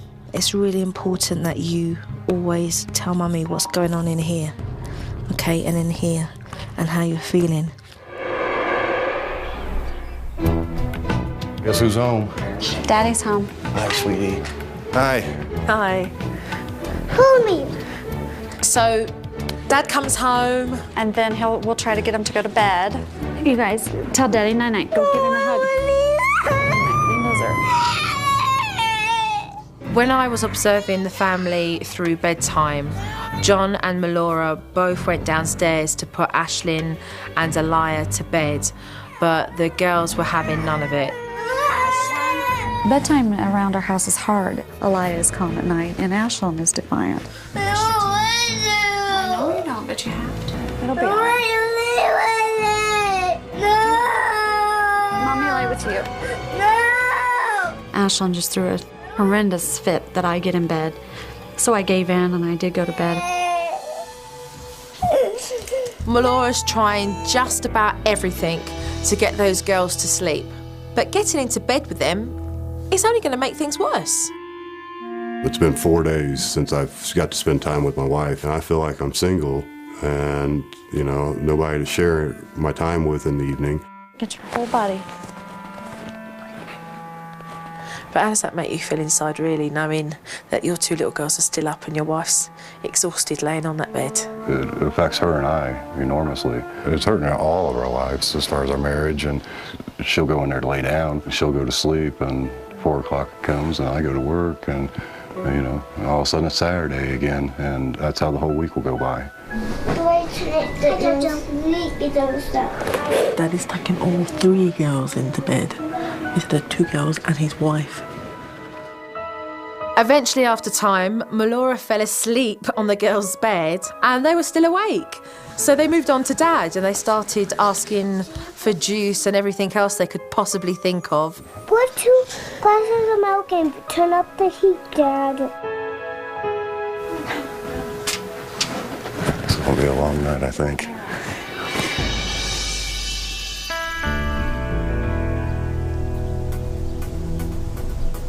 When I first arrive at a family, I take mental notes and I just watch the dynamics between parents and their children.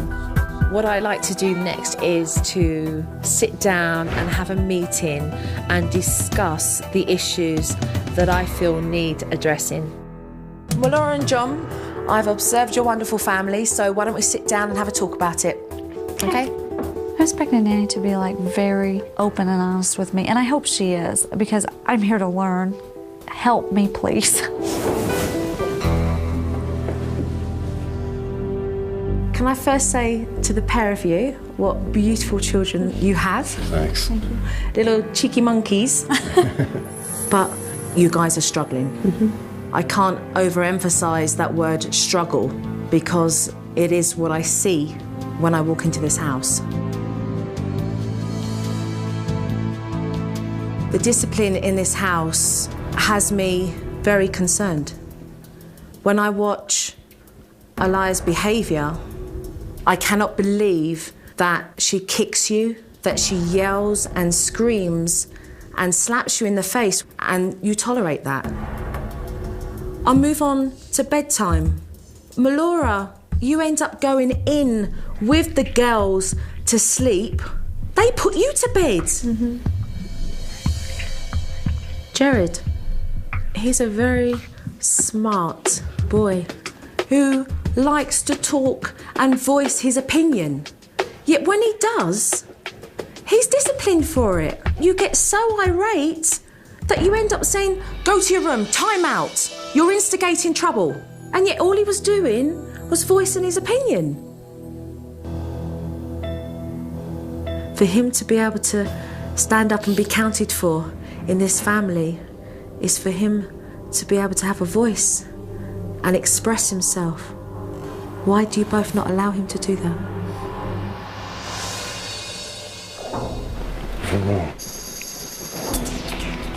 Jared and I are close, so I'd like it to continue to be close. I feel like we're letting him down. I know we are.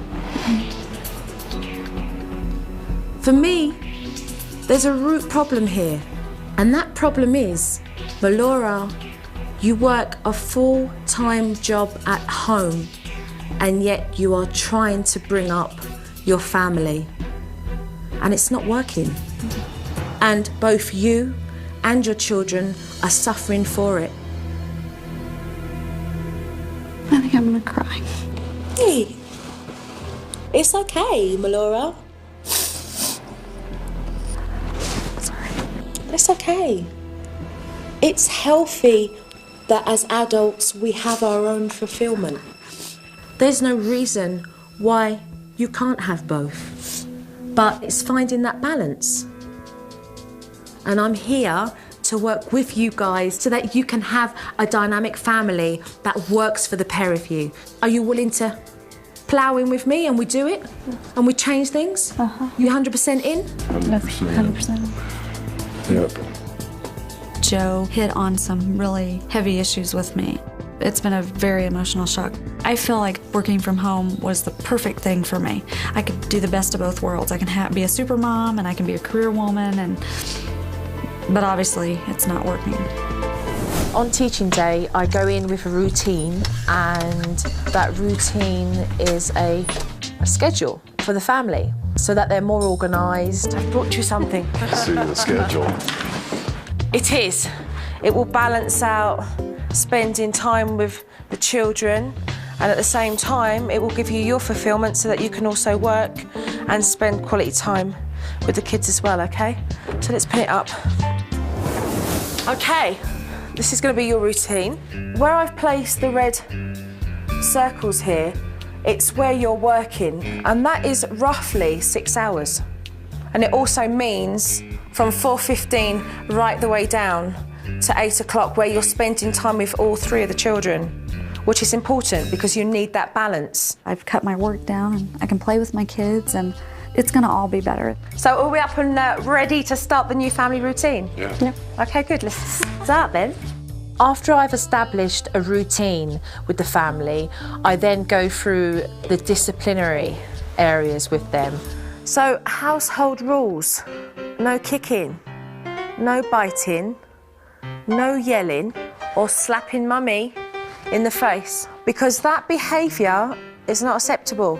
You hear me, Ashlyn? Aliyah, you hear what Jojo's saying? Are you listening? I don't think they want. I think they want.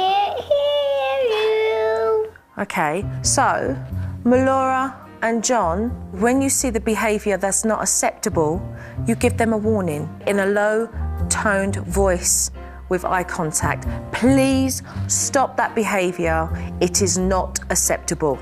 Secondly, if they carry on with the behaviour, I want you to come down to their level and say, that behaviour is not acceptable. Now I want you to go and stand in the naughty corner. I think the naughty corner for Aliyah is going to be a challenge because she's very stubborn, and I just don't know that she's going to stay there. Later that afternoon, it was nap time, and John asked Aliyah to take a nap. Aliyah, you need a nap. Come on, walk over here and sit down.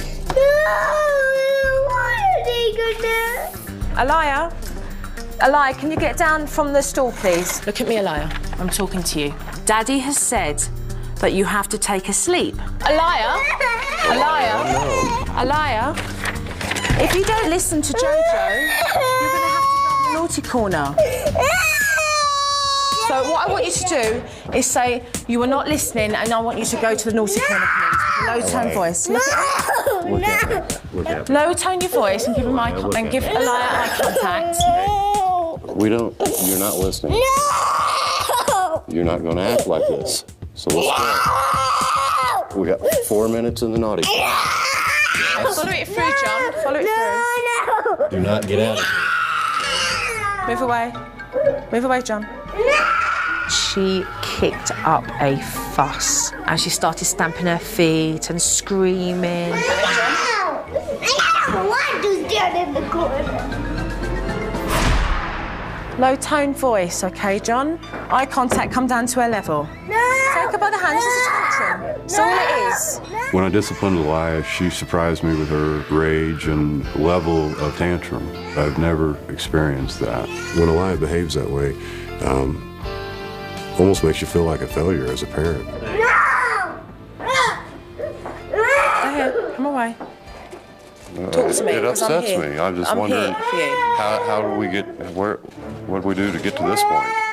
I don't think I shed a tear in 10 years, and I teared up there, and I think it was all the emotions just together. She doesn't love you any less. You're right. It's hard to watch. John, she's still in that corner. She's still in that corner. Yeah, it's working. Now, what I'd like you to do, because our minutes are up, is to go over to her and say to her, I want an apology. Okay? Okay. Elia. Turn around. Elia. So turn around and tell me you're sorry. So apologize. Tell me you're sorry. Okay, give me a hug. Well done, John. That was fantastic. Okay. I think I made it through one of the roughest parts of having control again, but I'm happy it worked. That afternoon, Jared came home from school. Jared doesn't always get the chance to express to his parents how important his feelings are. And so I brought in a thought box for him. Any time he has a thought, whether it be happy or sad or an idea or something that he wants to share, that he write it on the paper and then fold it and put it into the box. And then every evening, Melora, I'd like you to sit down once the girls are in bed and say, hey, let's talk about what you've written down. Okay. What do you think of that, Jared? Good. Think that'd be a good idea? To do with Mum. And you tell Mum why you think it'd be a good idea. Because I can talk to you without having to interrupt the girls. I think it's a great idea. Sleep time is a big issue because there is no routine, and Melora, she sleeps in between the girls. When they fall asleep, Mum's already been asleep for an hour. When it's time to go to bed, tuck them in, hugs and kisses, and say goodnight. Okay. And then come out of the bedroom.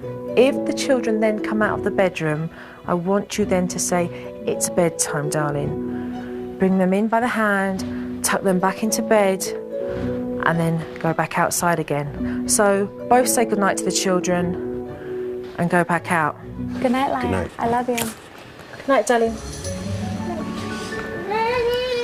I'm gonna tuck you in and give you a kiss, and it's over. It's nighttime. No, taking off the I don't want to do night-night. Okay, yes. Lay down. Bedtime would be wonderful if she can help us with that. It's tiring to do that every single night. The first time you said good night, darling, it's time for bed. Okay? Me. Yeah? It's time for bed, darling. No, Mommy, I want you to lay with me. Come on, guys, it's time for bed. I want you to lay with her. Mommy, lay with me. Lay with me. Lay with me. Lay with me. Okay, I'll come with you, okay? Mom, if you don't lay with us, Dad's going to. Ignore that. The second time, when they come out, say, it's bedtime. My puppy. Mommy, I want you to lay with me. It's bedtime. Lay with me. Mommy.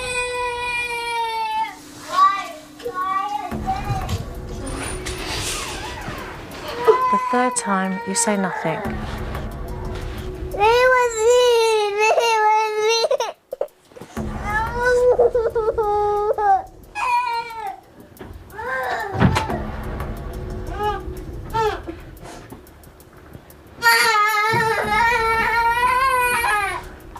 cannot believe you've been so consistent, and she's waiting to see when you'll give in.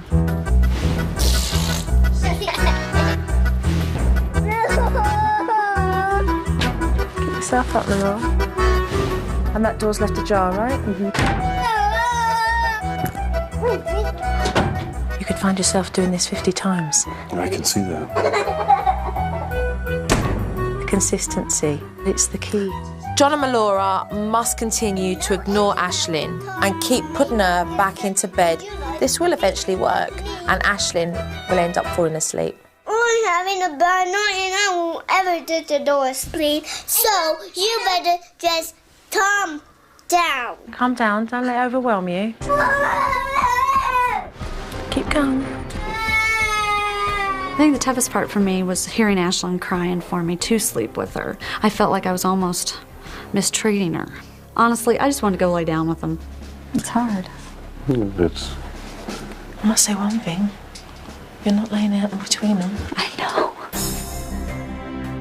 I feel like it's working, don't you? I mean, yeah. It's getting quieter.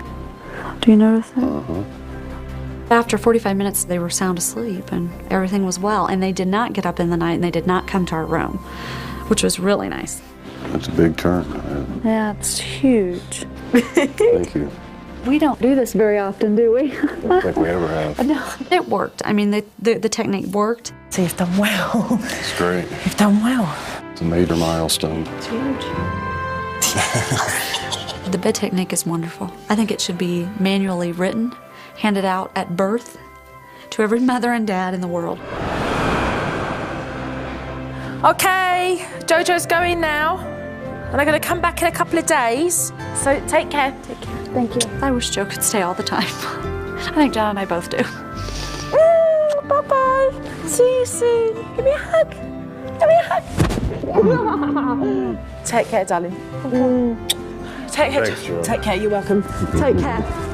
Bye. See you all soon. Be good now.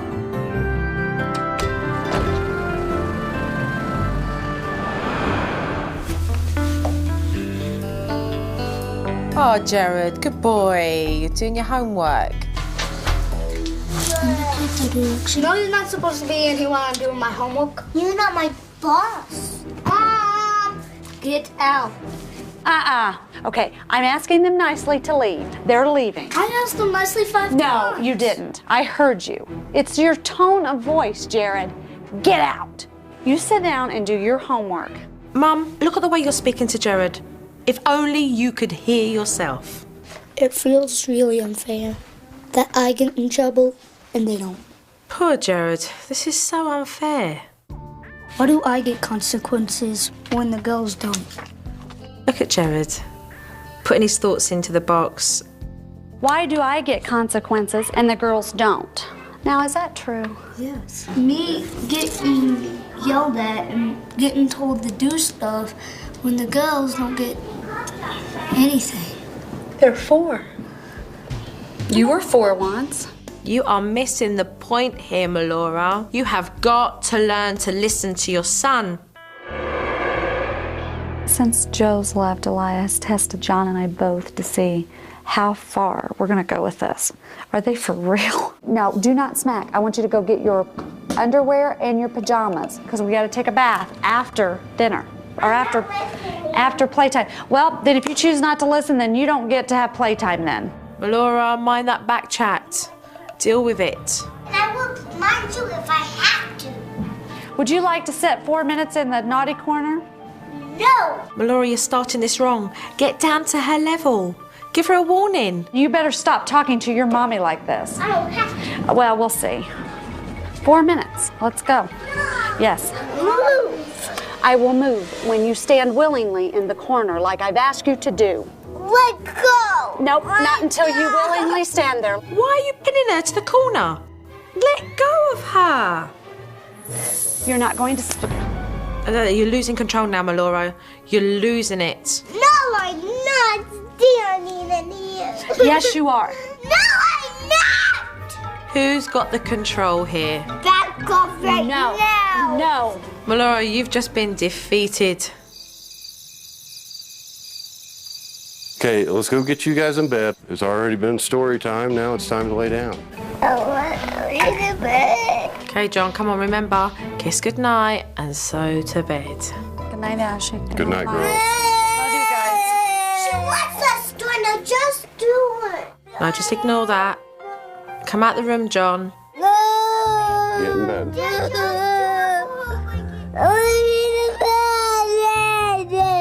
No. John, remember, say nothing and put her back to bed. I want some milky. I want the milky. John, we're not bartering here. No deals. It's bedtime. My hands so tired. Lay down. My hands so tired. Do not give in.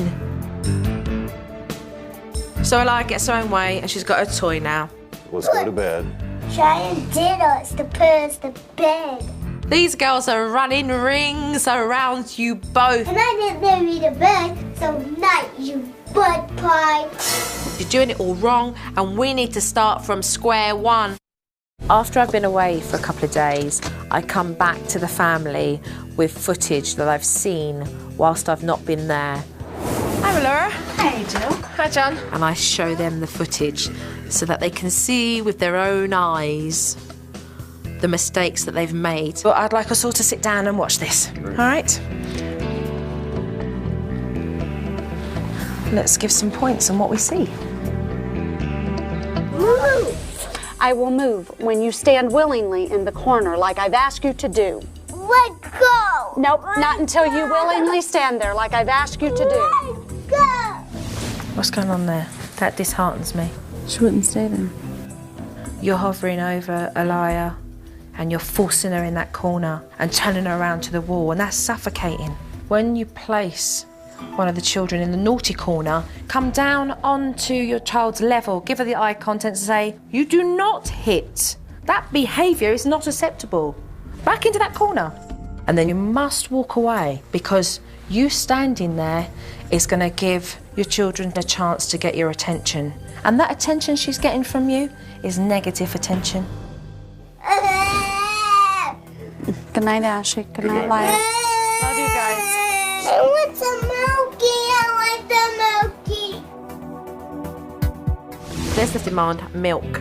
These are all excuses. You've given the control to Ashley. You've got to follow through with each step, because the technique works, but it's not going to work if you don't get hold of grip the smaller details. Get out. Okay, I'm asking them nicely to leave. They're leaving. I asked them nicely 5 times. No, you didn't. I heard you. It's your tone of voice, Jared. Get out. You sit down and do your homework. You're telling Jared that he's being disrespectful and that his tone is not good, yet you're setting an example by the way that you're talking to him in the first place. What we'll do is we'll work on all the stuff that needs working on so that we can get ourselves back on track again. Okay? Earlier today, Elia went downstairs while Jared was playing a video game and turned the video game off. How would you like it if I went in there and turned off everything in your room while you were watching it or playing it with it? Well, I'm going to tell you who said that. You stay away from Jared and you let him do his thing. Do you feel like you need to go to the naughty corner? Instead of blaming Jared for the argument, Melora really stood up for him. She's definitely making progress, and that's good. If you don't stop acting this way, you're going there. No. Okay.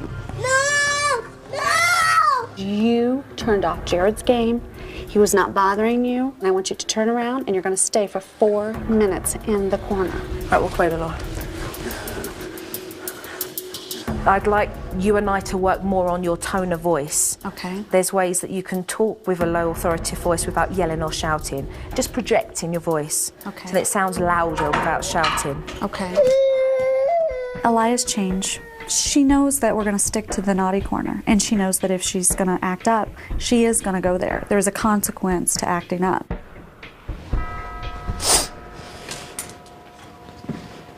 Elia, tell me that you're sorry, please. Sorry. Thank you very much. Okay, hugs and kisses, hugs and kisses. No grudges, let's go. Let's play. Good girl. Come on. thought box, I think it's good because I can talk to Mom more. I want you to feel like you can come and talk to me about anything, okay? She is respecting me a lot more, and I think she's not getting so caught up with the girls and with work. Mommy loves you. Give me a hug. Jared and I have gotten a lot closer. That thought box has helped a lot. Like, I'm real interested in what he's got to say. Melora's listening to Jared. She's reducing her work hours and also doing a really good job disciplining the girls. As a result, the children are getting along much better.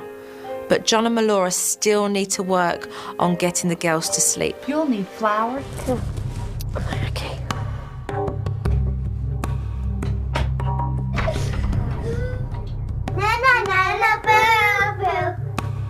John, tell the girls it's bedtime. It's not a game. It's time for bed. Get under the covers. No, I can't. Oh, stay here. Stay. Okay, look away. John, you're going to put them calmly back into bed? Just say some time for bed. No games, time for bed. Lay down, it's bedtime. Whoa.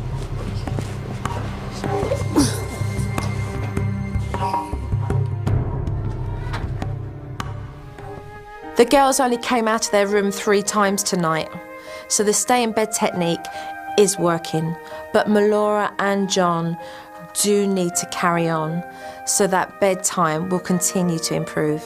I think Ashlyn knows that Daddy and I are not going to give up putting her back in that bed. And, you know, I think if we stick to the routine and be consistent, it won't be many more nights and she'll be in the bed. The family has progressed slowly but surely. The parents realise what they've implemented and what they still need to fine-tune so that they can make it better for themselves. That's pretty quick. Well, isn't the eyeball? Where'd you find a carrot that small? I want to know on the slide. Keep going. I got you. This is great. Elia, down you come. I'm very happy with Elia's change. She does what we ask. That's a little better. She's not as aggressive or hostile. One day, Elia and Ashlyn were walking along the beach. Ashlyn is more under control when it's bedtime. Then the bear bit a snake. Yeah. I'm not laying in the bed with the kids anymore. That's huge. Here, put your lips on here. Give them to me. Give them up. Jared's been really empowered. He's got a voice again. No girl's gonna kissy. One of these days you're gonna want him to kissy. And you're gonna go, oh my God. He's talking to his mum again and the lines of communication are open. Jo's brought a lot of happiness in our home. She's helped us so much. We've come a long way in our family, and I think we've made a lot of progress. Can you do it? Can you do it with Daddy? The Wischmeyer family have changed a lot. John and Melora have that power back again and be in control of the children. The biggest change that's happened for Melora is that she's realised it's okay for her not to work all God sends hours. And it's okay. Enjoy being a mother. Look at the baby. I'm going home now. And you won't be here tomorrow? It was emotional saying goodbye to Jo. John and I have kind of become pretty attached to her, and so have my kids. She's kind of like one of us now. So Jojo wanted to give you kisses farewell. Can Jojo say bye-bye? Bye-bye, darling. Bye-bye, darling. You take care, okay? It's been really good having Jo here. I think having Jo here has made me happier. Yeah, darling, you speak to me. You'll be able to speak to me. She's helped us a lot. Jo's made us a better, a tighter family. I'm gonna miss Jo a lot. That's okay. It's okay to be upset. And when I next come to the States, I can pop in and say hi. Okay. You could teach me how to snowboard. It feels good to be able to go into a family and see dynamics and see issues that a family are struggling with, and to be able to implement some techniques and to set up a household routine that works for a family. Bye. It feels good to watch them realise that it's working. I've done what I was meant to do here in this family, and I'm off to the next one now.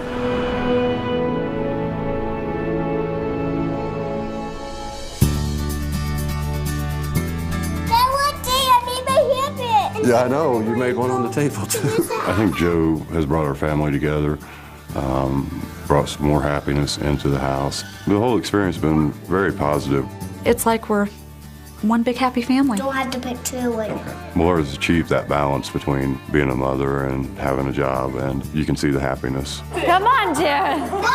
I'm really enjoying playing with my kids and spending time with them. I've totally been relaxed and had the most fun I've had in probably 3 or 4 years. Jojo make Mommy and Daddy happy. Keep it going, girls. Jojo made me dead. I just miss you. I miss Jojo. I miss Jojo because it feels like she's one of our family. You need help, or are you okay? I am a better parent now than before when Joe showed up, and I will be a better parent days ahead. Ready? We're going. We kind of thought, oh, she's just going to come in and help us with our children. Well, it went way beyond our kids. It went to each of us individually inside, so that's a good thing. Thank you, Joe.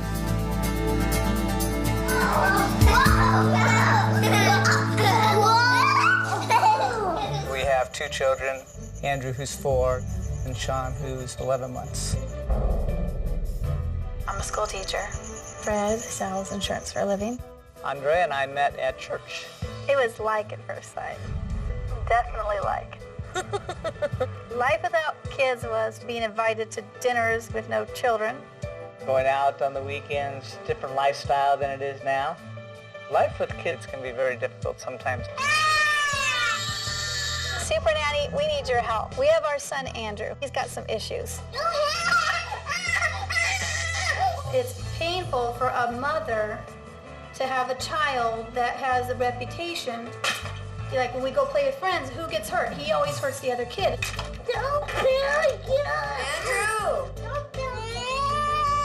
What is he doing?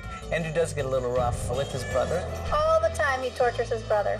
He just doesn't care. I put him on timeout, he marches right back out. You go get in your room. Andrew's behavior has to stop. I get messages saying, call your daycare, your kid is getting kicked out of daycare. It devastated me. I would love to find a preschool that can handle him, but I've called everywhere. Oh dear. Andrew at dinner time, always an experience. He will refuse to eat dinner every night. I don't want it. He has trouble sleeping. Andrew seems to want to come out of his bed at least 4 or 5 times a night. And Mommy is getting frustrated. So please come to our house, Supernanny, and help us out, because we need you. I think they definitely do need me. I'm on my way. Hello. Hello. You. Hi, nice to Joe meet Ross, you. nice to meet Andrea. you. This is Andrew. Today I'm in family. Hi, Joe. I'm Fred. Nice to meet you. They were very warm and very inviting. For somebody who has a lot of knowledge, I would think she seemed a little young. She's very friendly and young at heart, I can tell. I'm going to watch and observe you today. I know you've got some family issues that need to be addressed, but just go ahead as if I weren't here, and I'll ask you some questions later. Okay. All right. Who's this little one? This is baby Sean. Hey, hello. Hello, sweetie. When I first meet a family, I go in and I take mental notes and I observe the dynamics of their family. My observation began watching Mum and the boys playing in the backyard. Okay, Andrew, you're done? Andrew, you're done washing now, so turn off the water. That's it. It's still early for water. You're done. Turn off the water. I'm just cleaning. Okay, I'm turning it off because you don't want to listen.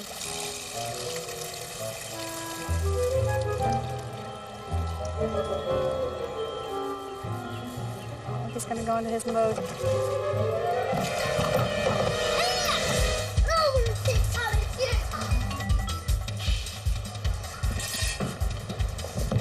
He was throwing chairs and knocking things over just because Mum turned the water off. Excuse me?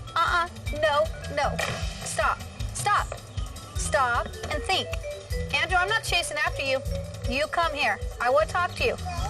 Andrew, if I have to walk over there, you're going to be in your room on a long time out. I will come over here.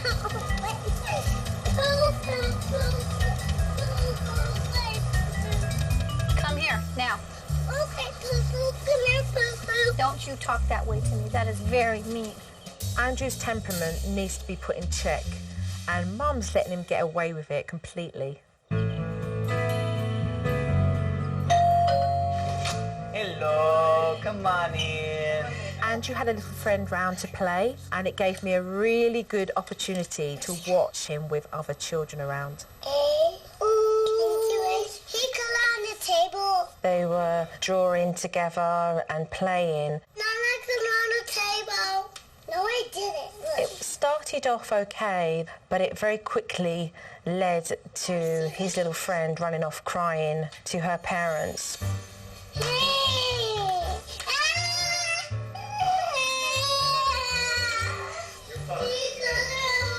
Just tell him not to. See, do not do that, Andrew.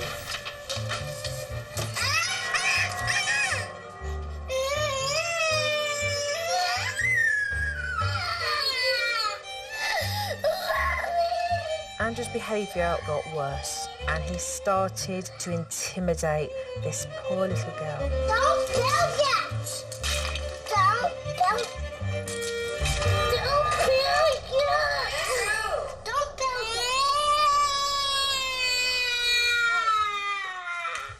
Don't build yet. Andrew, hey, we're gonna play together. What happened there? She was trying to build, and he didn't want her to build, and he grabbed her, like, really close to him. Andrew grabbed this little girl's face and he started pulling at her, and she was so scared. And it's this kind of behaviour that needs to stop. 10 minutes later, he was acting up again. Andrew, you go to your room. That's not nice. Finally, Mum steps in and she takes Andrew for time out into his bedroom. What a place. It's where he sleeps and plays. I don't think it's a good idea to place any child in their bedroom for discipline. 3 minutes. I'll be back. You think about it. I'll come back and get you. Andrew, I'm not gonna let go of the door till you sit down. When you're sitting down, I'll let go of the door. So how long could you be standing outside here? Half an hour. Holding that door? On and off. Are you sitting down? Okay, I'll open it. You're sitting down? I'm sorry. You're not allowed to throw things. You're on timeout. I'll leave the door open, but don't come out. You want me to get Dad? Then you stay in here. Do not step out. Mum has got this timeout completely wrong. This is crazy. I'm gonna do step number 2 with you because you're not listening. What's step number 2, Andrew? You hold them for 4 minutes. He's now being kissed and cuddled. At the same time, he's meant to be on discipline. So I wonder why Andrew's behaving the way he is. No, I don't want to go. Then you can stay in. So Mum has totally lost control of the discipline here. He's got too much control, and poor little Andrew doesn't even know what to do with it. Hey, heart attack, boy. Can you get up? Have a bite. You haven't touched your hot dog yet. You gotta eat your hot dog, Andrew. Andrew's very picky about what he eats. He's very fussy about the quantity that he eats. Andrew, stop licking it and eat it. If he's not being served his favorite meals, he will just refuse to eat his dinner. We're almost done. We're gonna get down, and you're gonna be stuck here. Okay, well, are we done, Dad? We're done. Okay, Get up here and eat. Andrew, don't get down. Get back in your chair now. The frustrating part is the clock is ticking, and things aren't getting done. Finish eating. You're almost done. Eat. Because I'm having a food war with my child every night. Andrew, sit back down and eat. Andrew. Hey. Back in your seat. Getting tired, Andrew. Come on.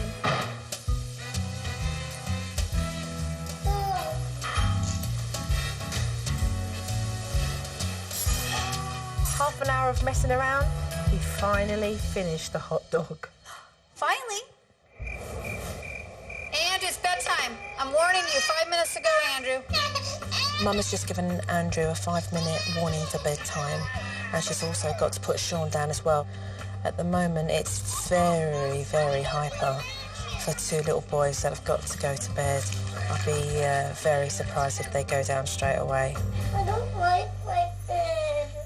Yes, you do. Oh, I like this bed. This is a great bed. You're tired. You gotta go to sleep, buddy.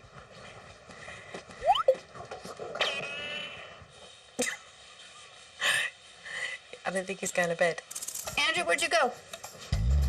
Andrew, get back in bed. I'm thirsty. You're thirsty?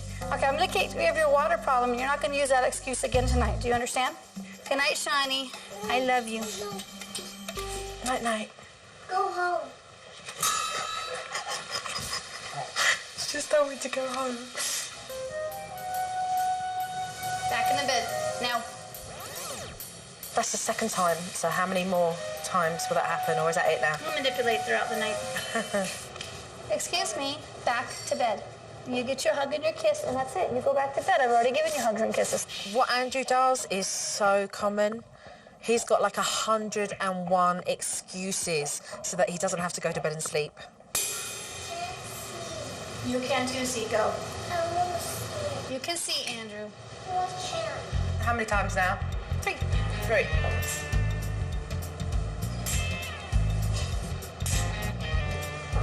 What? Okay, I'll turn on the bathroom light. You're upsetting your brother. Get back in that bed right now. Andrew, no. Mommy's getting exhausted. Go to sleep. And both children are having trouble sleeping. I wonder why. Andrew has played his bedtime games up till 12:45 at night. What do you need? What? What is it? Andrew was in and out of the bedroom like a yo-yo. Anything he wanted, Mum gave him. And nobody is going to get to sleep tonight. I'm getting tired and upset. You need to stay in your bed. Go. I will. Get in bed. Mum and Dad are fully aware of how Andrew manipulates them. My question to them is, why have they allowed it to go on for so long? I'm really looking forward to going in and getting that ball rolling.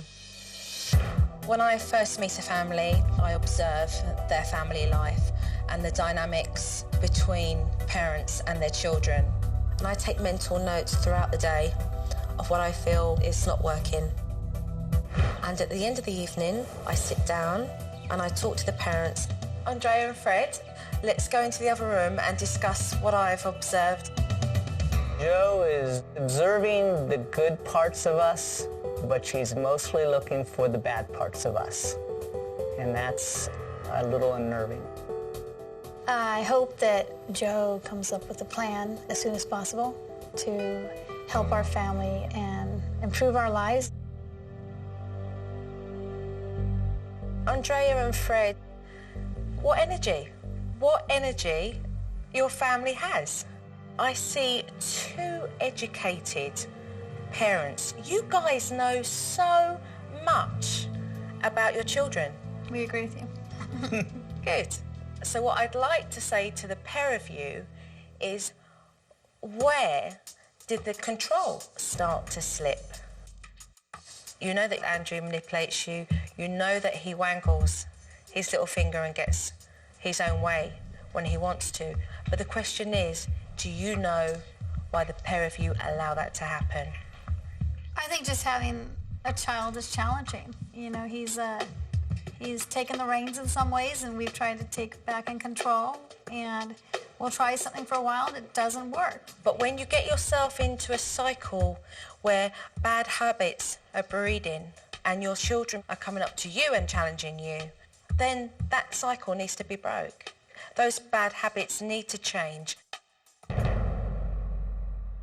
Behaviour.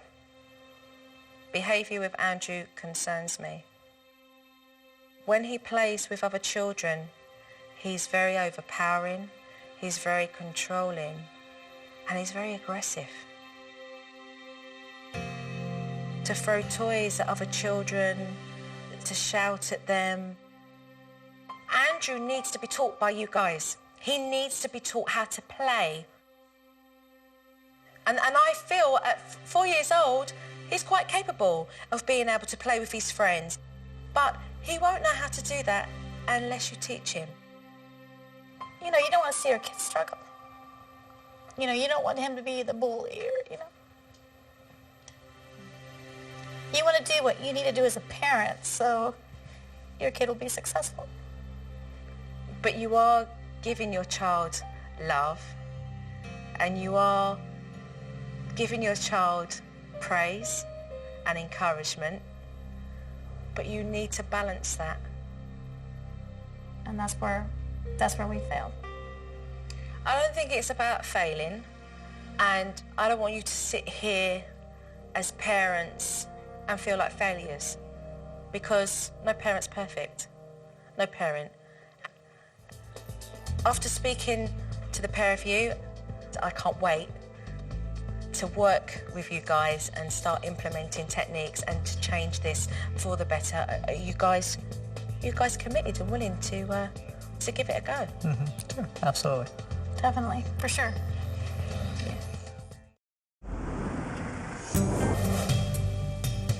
Hello. Say hi.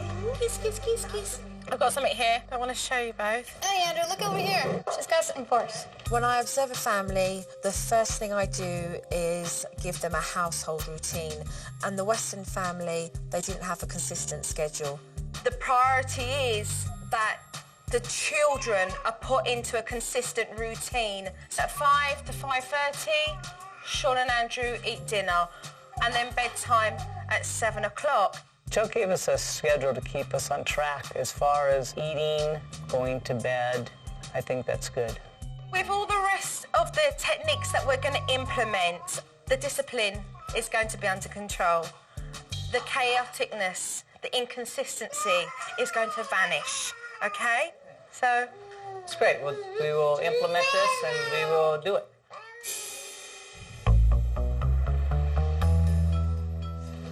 When it comes to behaviour, the first thing that I want to address is Andrew's aggression towards other children. And I've set up the naughty spot technique so that when he misbehaves, that's where he will go. No, don't. Andrew, do not do that to Sean. Be nice, please, around your brother. He's only a baby. Oh, okay? He's a big boy. He's not. You're a big boy. Yeah? Yes, you're a big boy and Sean's a baby. Andrew just continued to be aggressive towards baby Sean. No, Andrew, just love. When Andrew's behaving in a way that is not acceptable, I'd like you to give him a warning first, with eye contact and coming down to his level.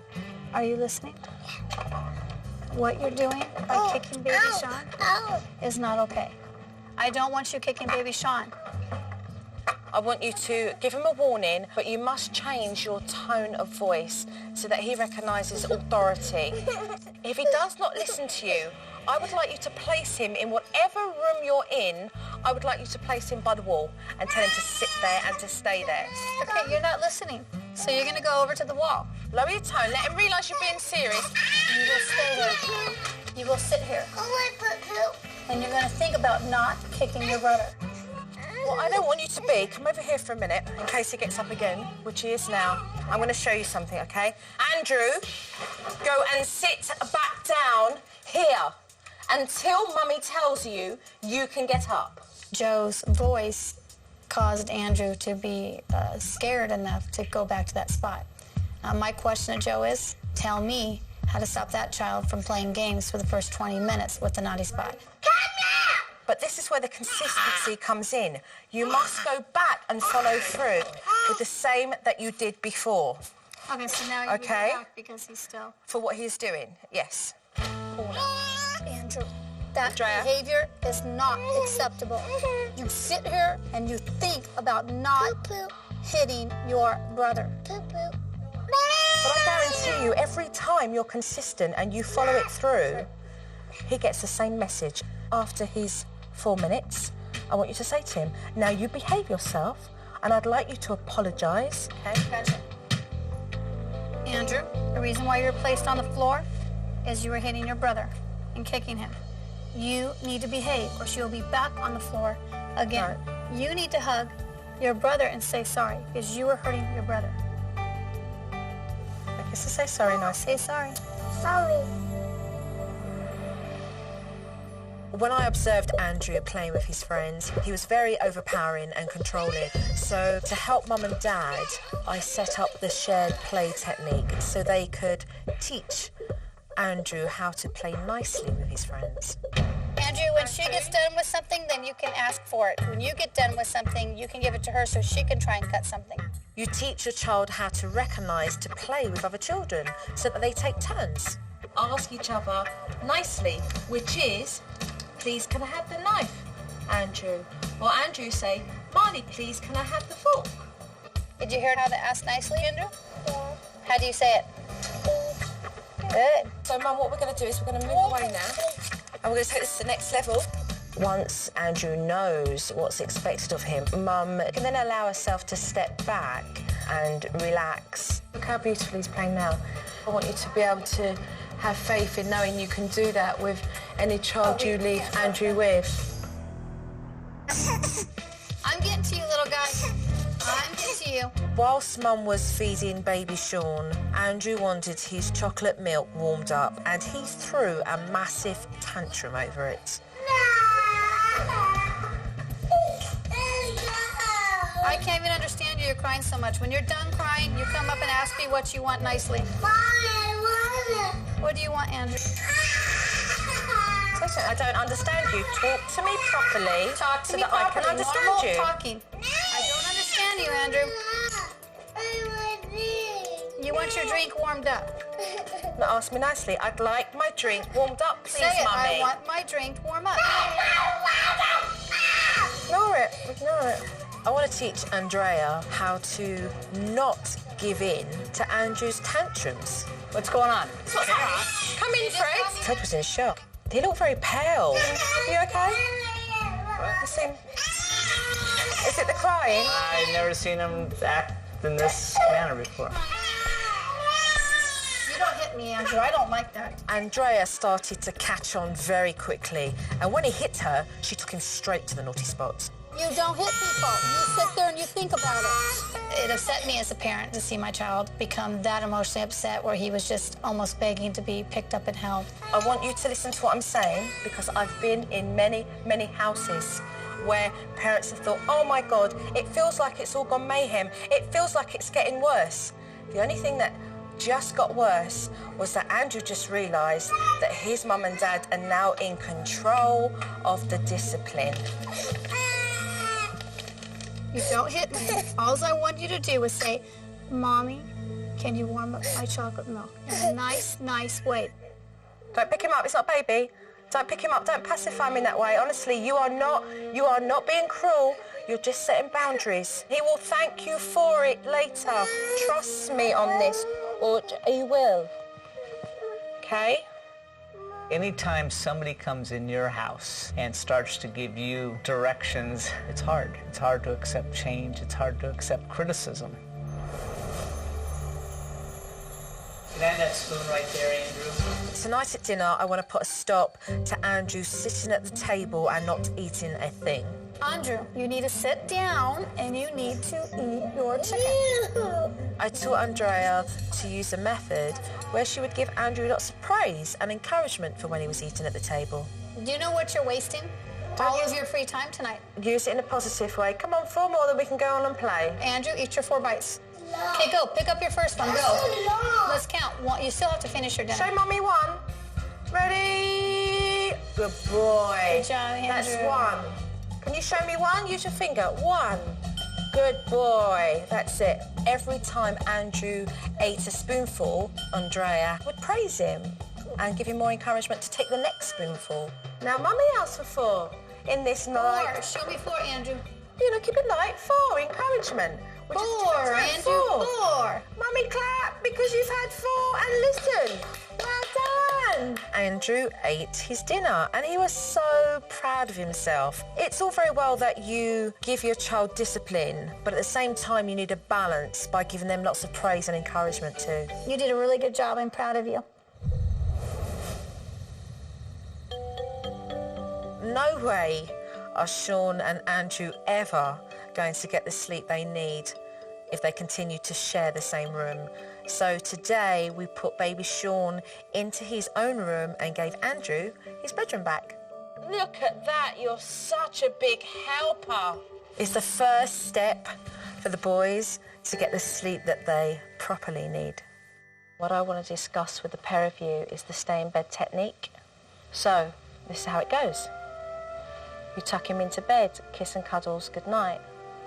He comes out, you say, it's bedtime, darling. You tuck him back in, you give him a kiss. The third time he comes out, you ignore. And you just take him straight into his bed and put the covers over him and walk out. Okay? And if he comes out the fourth time and the fifth time, you repeat the third action, which is to ignore him and put him back into his bed. You think Sean's doing well in his room? Sean can sleep by himself, and I can sleep by myself. Yes, I love to hear that. There needs to be elimination process where Andrew can have a little bit of water, that the light's left on, Night-night. and the door left ajar. So that Andrew simply can't keep coming out for loads of excuses all the time. Mommy, he keeps running the thing. Andrew had his little baby hamster that was nocturnal and decided to do some exercise, and he came out to tell his mum. Good night. Back in bed. Remember the technique. Remember to tell him it's time for bed, darling. Go. Keep it nice. Keep it nice. It's time for bed, darling. In you go. Time for bed. Good night.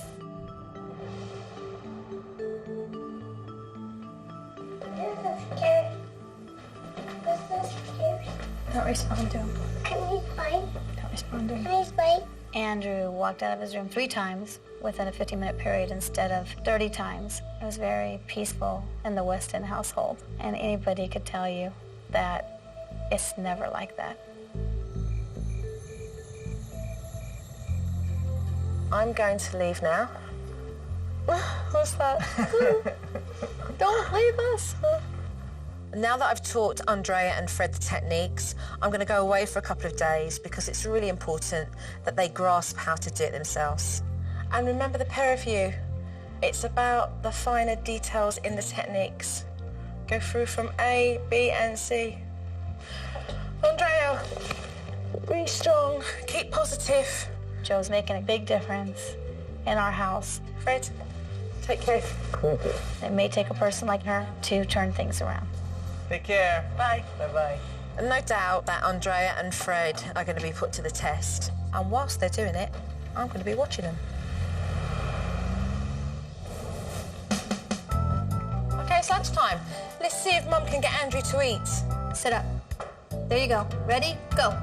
Count out loud. 4. You're counting his bites. That's great. Sorry, it's Andrew, 4. you can do it. You can do it. Okay, 2 more. Sean, you can do it. Starting to play up at the table. Aw. Andrew? No, you don't do that. I'm giving you a warning. If you hit Sean again, you're going to go on timeout. The naughty spot. Poop head. Oh, here we go. Excuse me. Andrew, focus on your eating. Andrew, I'm trying to feed Sean. Okay. No. I told you not to hit your brother. Now you're on the spot. That's it, Mum. He's not listening. On the naughty spot. You tell me when you're ready to get back up here and eat your dinner. I'm ready. Don't ask him. Tell him how long he's got to stay there for. Look at me. There he goes, doing what he wants. Andrew, He fixed the naughty spots again. you are on the naughty spot. Andrew, are you going to sit at the table and finish your dinner now? Yeah. Let's go. What's this? No apology? Hey, Fred, let's play drums with Sean. Thumbs up, Mum and Dad. Trying to get Andrew to play with baby Sean. Fantastic. Andrew, your turn. Ready? Let's go when Andrew goes. Andrew, over here. Excuse me. Next time I tell you, you go on the naughty spot. That's it. Next time I have to tell you. Ready? Clap. Oh, here we go. Andrew's doing exactly what he wants.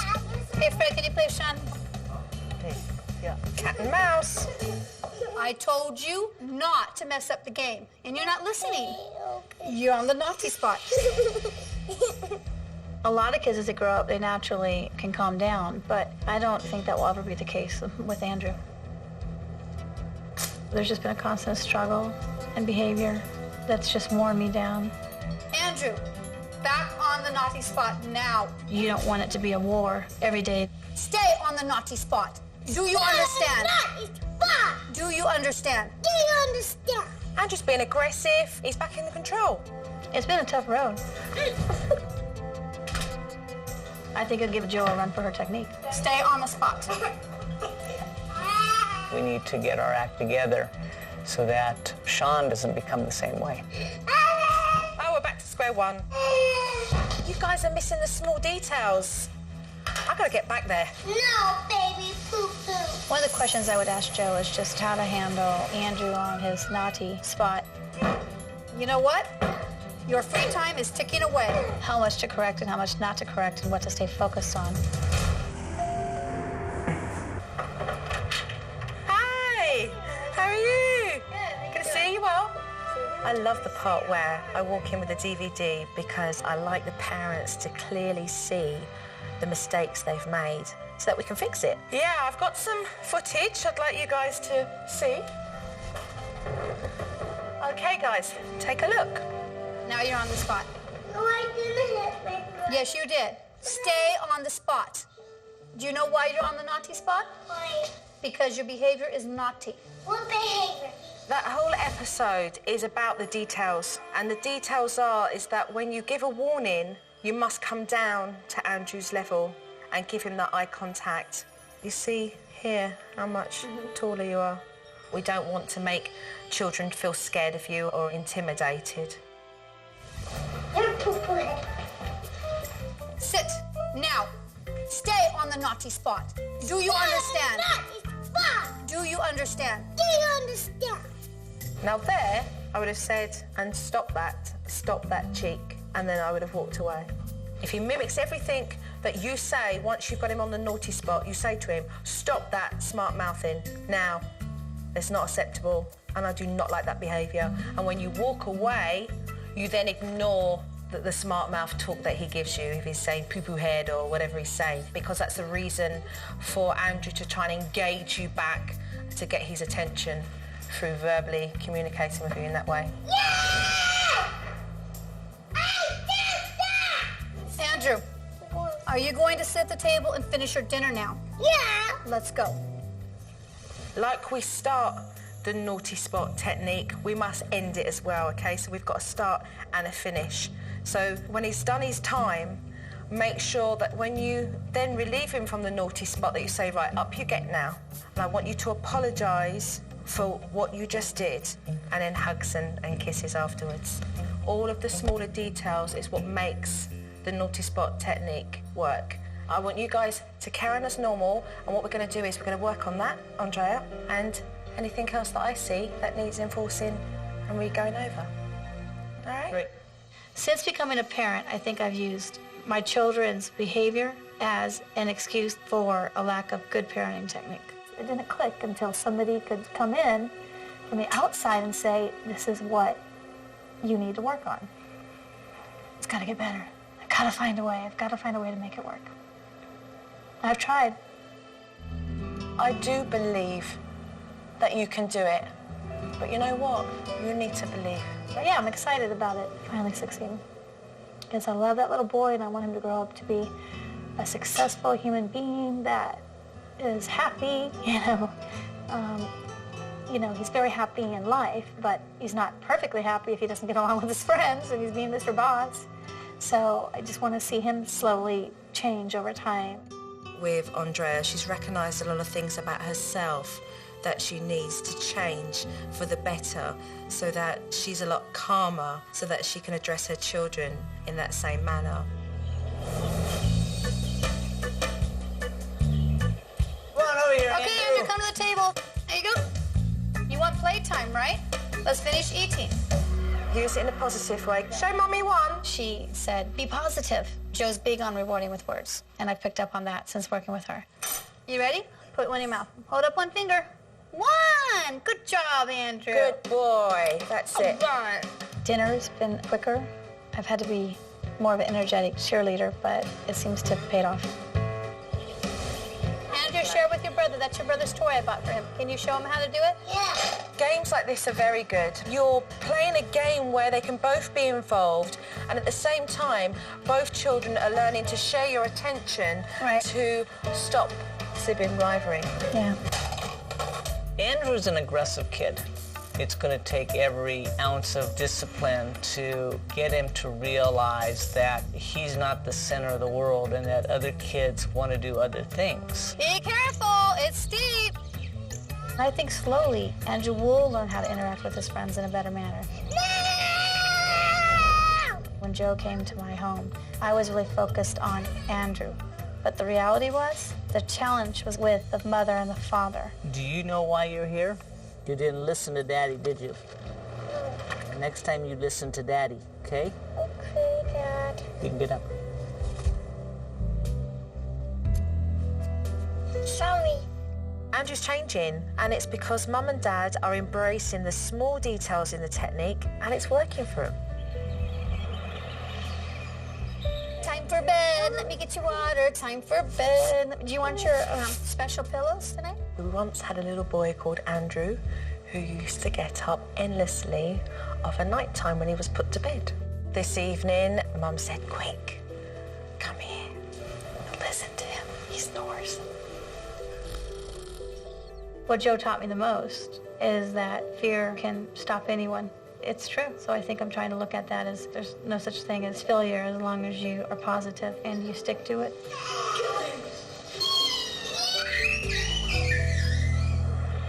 Andrew, Jojo's going now. Can I have a hug?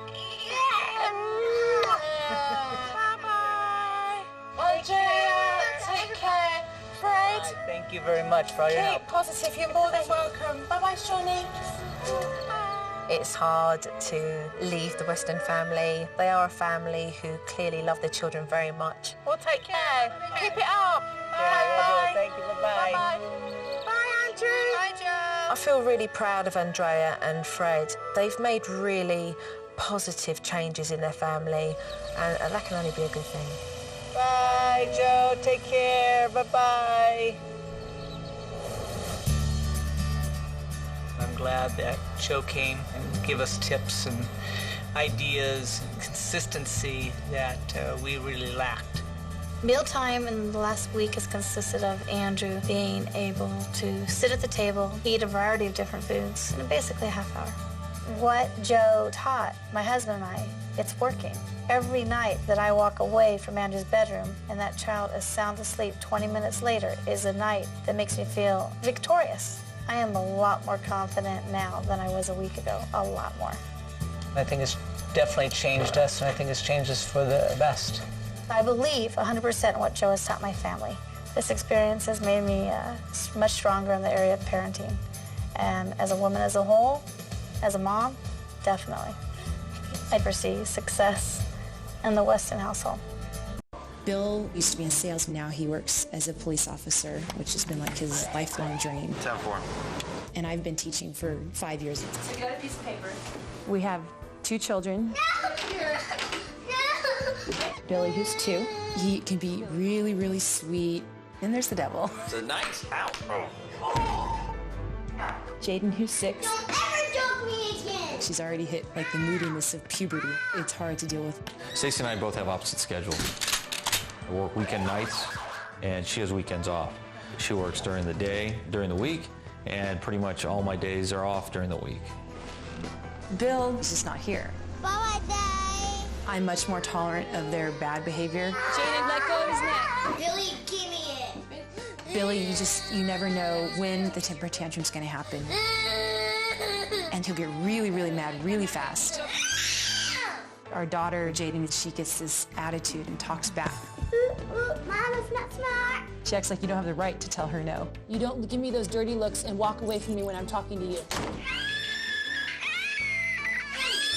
They just drain me. Billy, stop screaming. There are times you just have to let it out and just cry. What we're doing doesn't seem to be working. Billy? Jaden, put your brother down. Supernanny, we're at our wits' end. We need help. Right then, here I come. You must be Stacey. I'm Joe Frost. So glad to meet you. Please. When we opened the door and met Jo, first I was shocked. I was kind of taken aback because she just didn't fit my conception of what a British nanny would look like. Well, I'm here to help. The nanny showed up today. That was a little bit of a relief because we're going to get some answers to the questions we have. I'd like you just to be relaxed, you know, and see how the family works, any concerns or issues that you have, and then I'm going to find a solution that works for you both.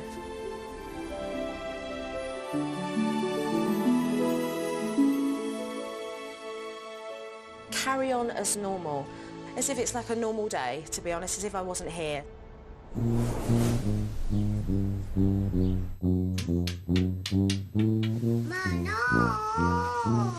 Oh, you didn't want him out? Take him. Mm-hmm. Take him. Okay. Bye, take him. Is that Jaden's gum? No. If you throw them, you're not going to be able to play with them. Good boy. Billy, you're throwing him. You don't get to play with him right now. No. Billy? With Billy, you never know when he's going to snap. Oh, no! Do you want to go up and time out? No! Stop screaming. Stop screaming. No! Hey, come on, let's go on time out. I have to say no to him, which is going to set him off, and he's going to have a fit and hit and scream and kick. Sometimes I think the saying, go to your room, is used without parents thinking what they're actually doing. You stay in timeout until you're ready to listen. One minute you're saying, yeah, go to your room and play. And the next minute it's go to your room. And then all of a sudden, their bedrooms become a punishment area. And so the child's getting mixed messages.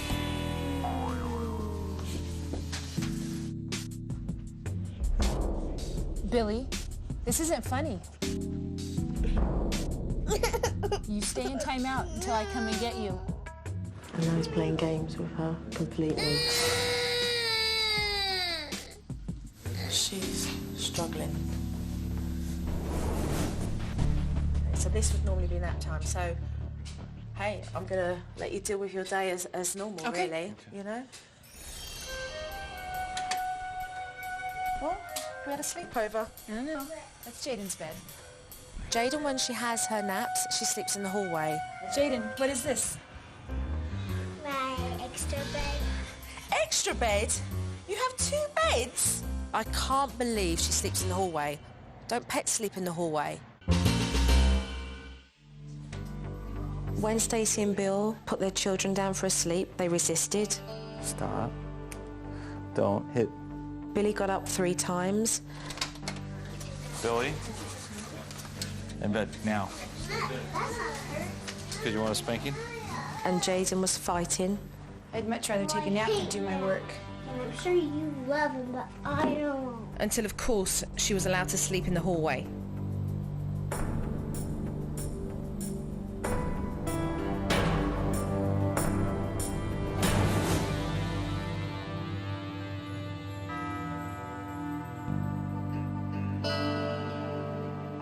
Oh, children have been sleeping for 3 hours. Usually Jaden won't go over 2 hours. Yeah. Billy's more likely to sleep longer just because he's younger. Jaden is 6 years old, and today she had a 3-hour sleep. 3 hours! And both Mum and Dad want them back into bed by 7:30. That just isn't happening at all. Hey, Princess. From what I've seen in the Bailey home, they have a very kind of shaded routine, and I really don't think that it's working for them. Kids don't get much time to play. They've just woke up, a little bit of play, supper, and then by the looks of things, it'll be bath time, bedtime. The routine that they have is definitely not working for them, and I'm going to change that. So for you, the easier option is to go and cook. Yeah, absolutely. I'd rather cook and do all that stuff than deal with the children on a regular basis. I like that honesty, because I'm here to come up with solutions and change. Just before dinner time, I noticed that Billy and Jaden were helping themselves to food in the fridge and the pantry. How can Bill and Stacey expect the children to eat at dinner time if they've been snacking right before? These bad habits are just setting the routine up for failure. It's help yourself time, obviously. What's wrong? Billy, it's help yourself time. You already had one.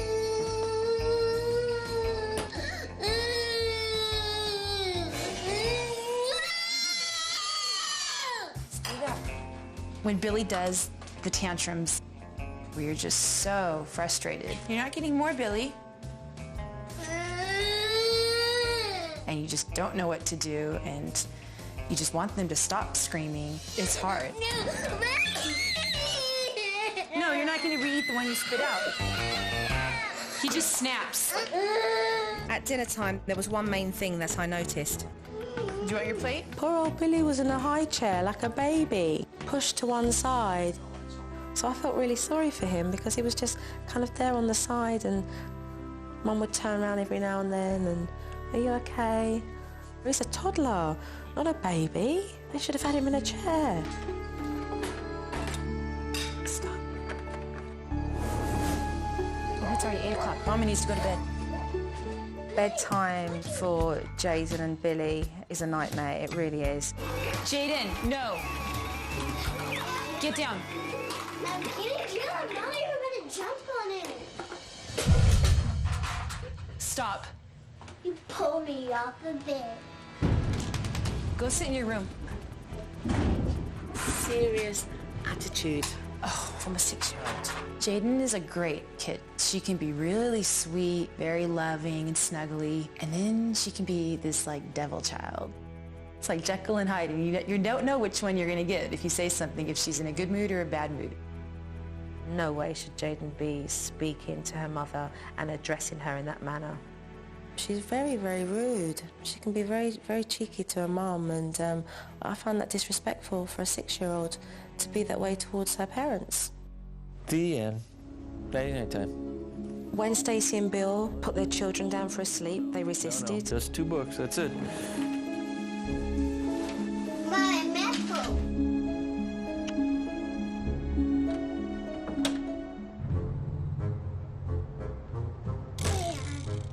In bed.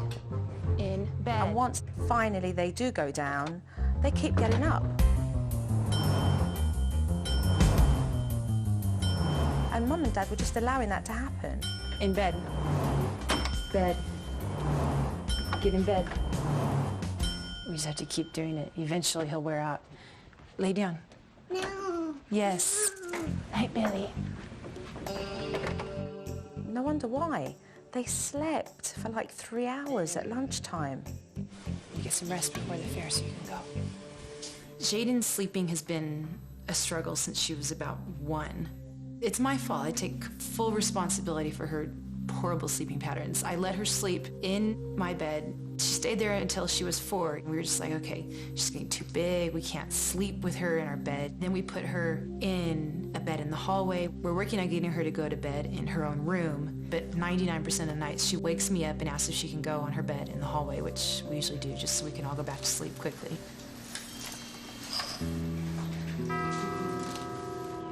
What's the matter?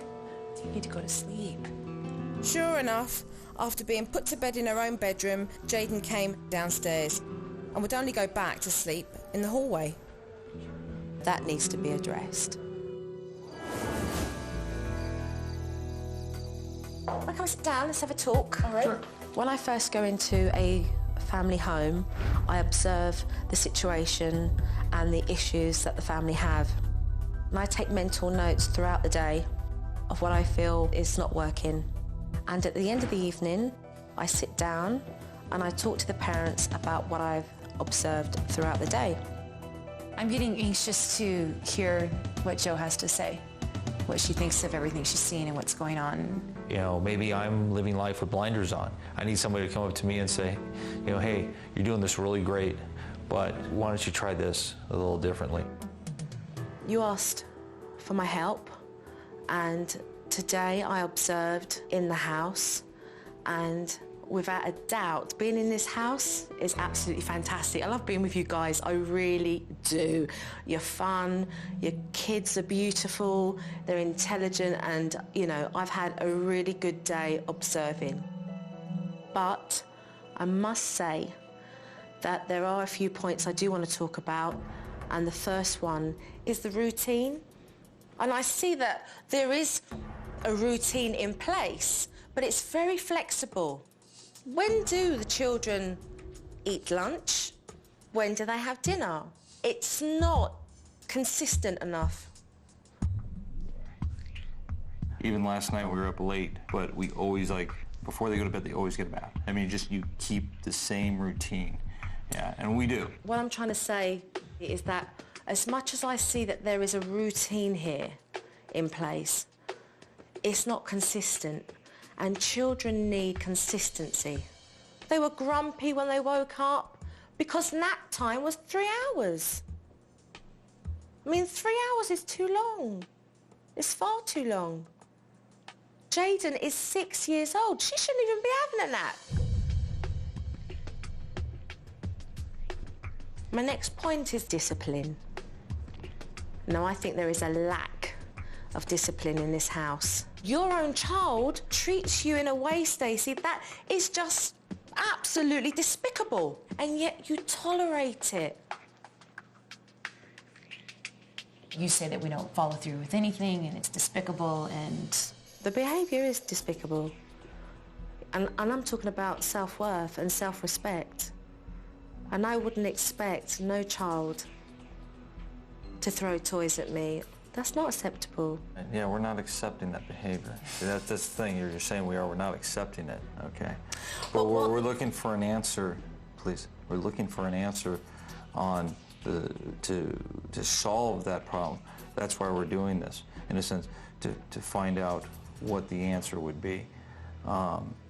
Though, right now, I could speak for my wife and myself, your tact is way off on how you approached us and started talking to us. Okay, you want to talk about respect. Okay, this is our house. Okay, and people don't come into my house and talk to me the way you just did. I'm definitely not somebody who minces their words. I do believe that the best way of finding solutions is to be totally honest.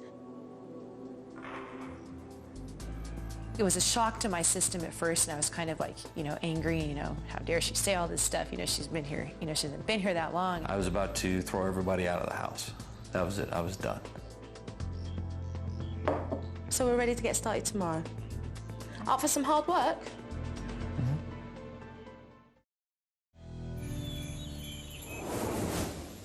Hello! When Joe walked in, we were still defensive. I was grateful that they even allowed me back into the house because, you know, I seriously thought that maybe they wouldn't allow me to come back in. How's your time? Oh, it was fine. Stacey, I've got a routine that I wanted to put up on the pantry door, if that's okay. Okay. After I have observed a family, I like to go in with a household routine. It provides stability for children. So when it's up on the wall, you can stick to it like a timetable. I have a question on Billy's nap, so you think we should wake him up after an hour and a half? I really do think so. You'll find that because he's been very active during that period of 2:30 to 7:30, that he'll go to bed a lot easier. Before I start teaching my techniques, I lay out a set of rules of what behaviour is acceptable and what behaviour is not acceptable. No hitting, no biting, no back-talking, all of that kind of stuff. What we want the children to do is to respect you as parents and realise that, you know what, you guys are in charge. When Bill and Stacey discipline their children, they place them into their own bedrooms. To send a child to their own bedroom where they have fun and where they sleep, the child's getting mixed messages. I'd love you to use the naughty step for Billy. The naughty step works for discipline. It's a place where the pair of you will sit Billy on when he's misbehaved himself. If Billy behaves in a way that's unacceptable, you will give him a warning first. You'll tell him, please do not do that. I do not like it, and not to do it again. And when you give him a warning, give him eye contact, and you're going to come down to his level, and you're going to lower the tone of your voice. So he'll automatically know that, you know what, this is not a game. If he does it again, sit him on the naughty step. You'll tell him your behaviour was wrong. You do not shout at me, or you do not hit me, for example. Sit down on that step until I come and get you. What do you do after the 2 minutes? Because I know with Billy, he'll still be, you know, kicking his feet and having his tantrum. Let him have his tantrum on the step. You do the 2 minutes and you say, I want you to say sorry to Mummy because that was wrong behaviour. I was very sceptical of the whole situation still, and how was this going to fix anything? I know that the naughty step works, and Stacey and Bill are just about to realise that it does work. Can we do the step with Jaden too? I don't think she'll take to the step because she's older. Instead of using the naughty step for Jaden, I'm introducing the naughty room. So I was thinking of this room here, look. It's the guest room, right? Is that the front room? Perfect, I think. She'll realise. I get sent in this boring room, and actually I don't want to sit in here because I can't put the telly on, and I can't do anything in here. How long for her? And put her in here for 6 minutes. Look for her age, 6 minutes. So she's always going to gain both of your attention through positive behaviour. I think we should go for it. All right, Billy, go do something bad so I can put you on timeout. See if this works. Why don't we all play a game?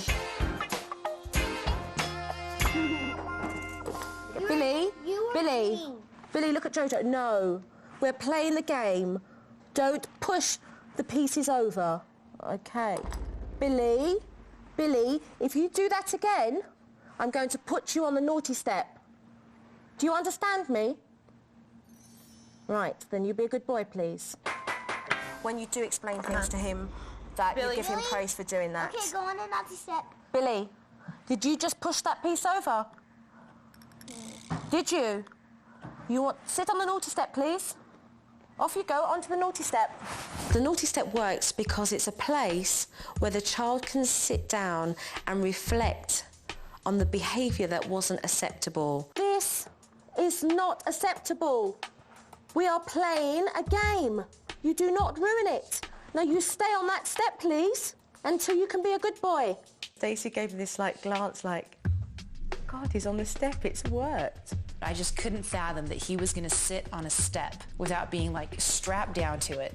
That kind of really, it shocked me.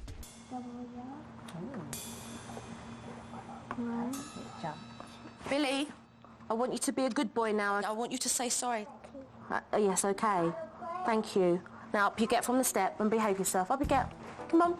And you can come and sit and watch now. The first time that Billy was placed on the naughty step, it was a surprise to me. I didn't, I wasn't skeptical, but in some ways I was. Good boy, Billy. Well done.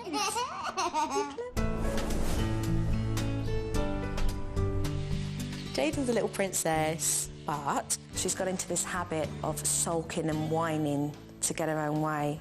That needs to be addressed. Jaden, it's quiet time. It's not time to play with bats and balls. You can sit in your room and play quietly. Jaden. Jaden, come here. Jaden. If you talk to me like that again, you're going to go downstairs in the naughty room. Do you understand? You don't give me those dirty looks and walk away from me when I'm talking to you. Do you understand me?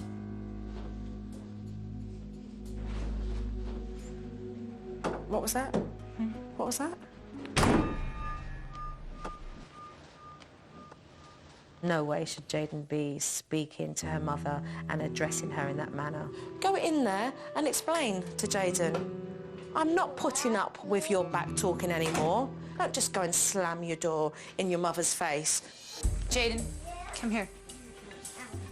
Look at me. Right here. You don't talk to me that way, and you don't walk in your room and slam the door because you're mad. Do you understand? Why doesn't she slam the door on you, Stacey? It's rude to slam the door on people, Jaden. Do you understand me? Jaden didn't answer her, and down she went into the naughty room. You're going to stay here until I come and get you. Why? Why is she going to stay there? Because you don't treat people the way you're treating me, especially your parents. Good for you. I'm glad you're taking a stand. Well, she's a 6-year-old girl and she needs to have manners and respect for her mother. Simple as that. And if she's not prepared to do it, then she goes in that naughty room until she learns that she can talk to you and be your friend and respect you as your mother and have that lovely relationship. Everything now is an attitude. Right. What attitude? We're not doing attitudes in this household or anywhere. It's not acceptable. Jaden, you were in here because you were not talking politely to Mom. You were having an attitude, you were giving me dirty looks. You don't talk that way to me, that's not respectful. I'm not gonna put up with it anymore. Okay, you need to tell me that you're sorry. Sorry. No, look at me and say it. Sorry. What are you sorry for? Being mean to me. Being mean to me? I'm gonna try harder not to be? Yeah. Jaden's got the message, otherwise she'll be back in there tomorrow. When I was observing with the family, I was quite shocked that Billy was in a high chair. He's a toddler, not a baby. They should have had him in a chair. Look what I've got for you. A seat. This is for you. The first night we had Billy sit in his booster seat, I was a little nervous about that. Do you get to sit at big boy table or do you want to take Mom's Yeah. I felt there was going to be a constant battle, keeping the food on the table, not on the floor, keeping him from disrupting everybody else that was sitting at the table. So this is the first time he's in his big chair and I think he deserves lots of praise because you're a big boy sitting in your chair. Dinner tonight was great. Billy behaved really well. Jaden and Billy both ate. Billy behaved at the table on the booster seat, and I was wrong.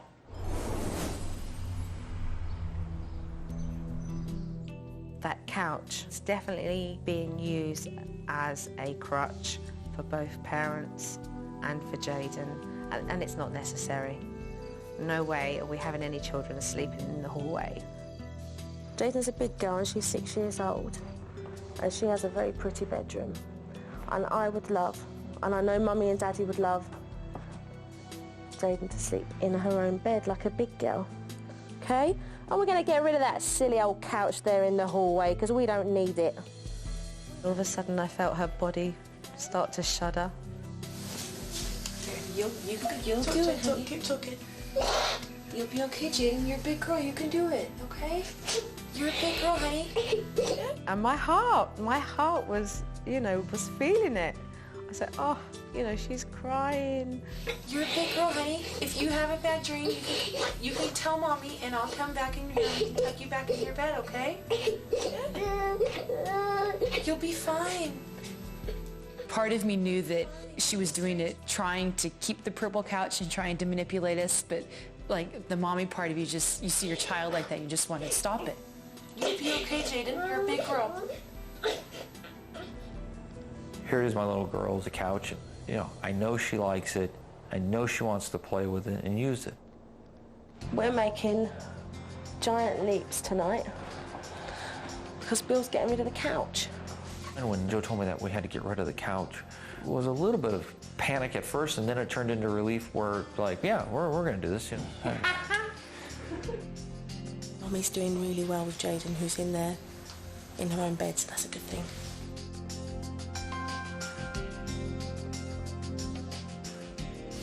No, here she is. It's the queen of the house. Hey, what happened? She got over it. She's in her bed? Yeah.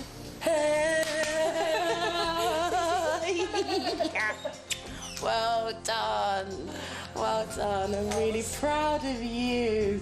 She did fall asleep in her own bed with the knowledge that the purple couch was no longer there for her.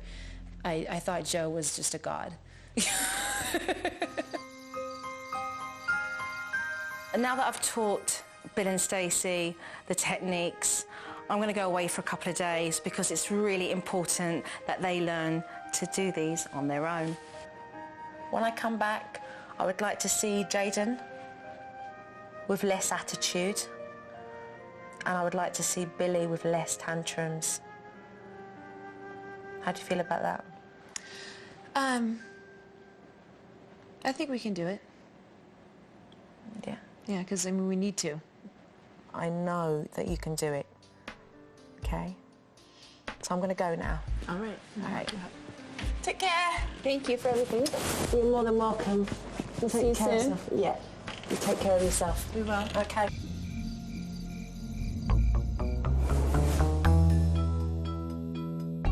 I've just left Stacey and Bill, and this is a really exciting time for me because little do they know I'm going to be watching. I really hope that Stacey keeps on top of Jaden's attitude and that she uses all the techniques when she starts smart-mouthing and puts her in that naughty room when she's a cheeky madam. Down here, I get to play with it. Jaden, you're playing with the piano right now. Jaden. I brought it down here so I can play with it. I brought that down here so Billy can play with it. Jaden. And I didn't brought that snake down here so Billy can play with it. Stop. That is not on. It's not acceptable. You're not even getting a warning. Let's go. Naughty room. You don't throw toys at your brother, Jaden. And you don't try and slam the door on me. You stay here until I come and get you. Good for you.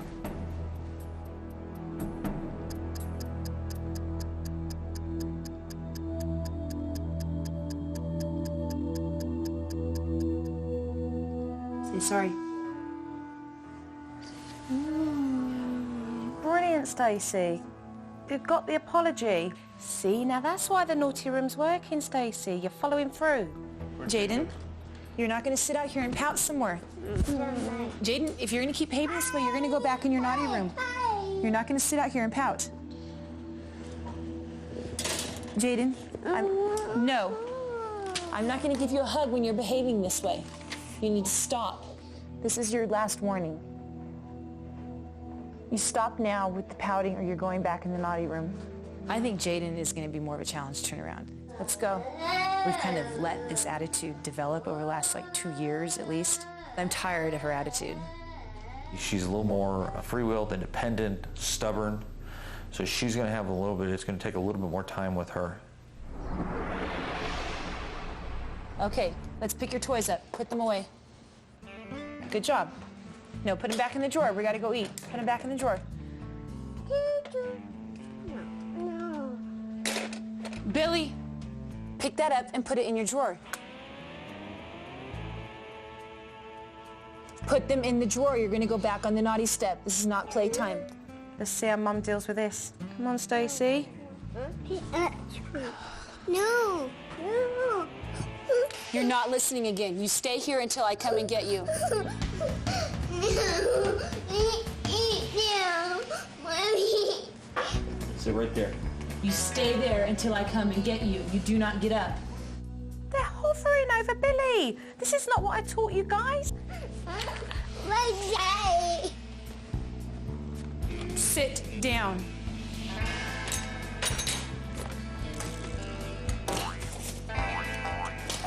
He's behind you. I said no. Now sit down. No. Why did you smack Billy? Oh, well, that's it. That's the naughty step ruined now. They've just undermined the whole thing. I need to get back to the Bailey house.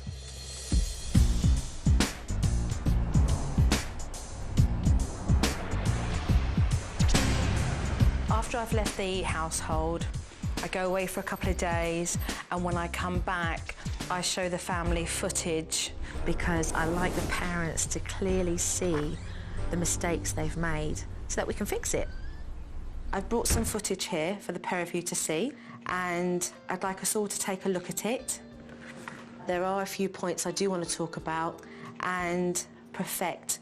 Let's take a look. That's lovely to see the pair of you spending time with Jaden. But what room is that? That would be the naughty room slash guest bed. Yeah.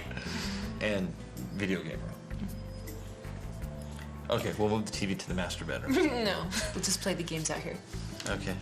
Okay, I like it. The pair of you are deciding where you're going to move that telly.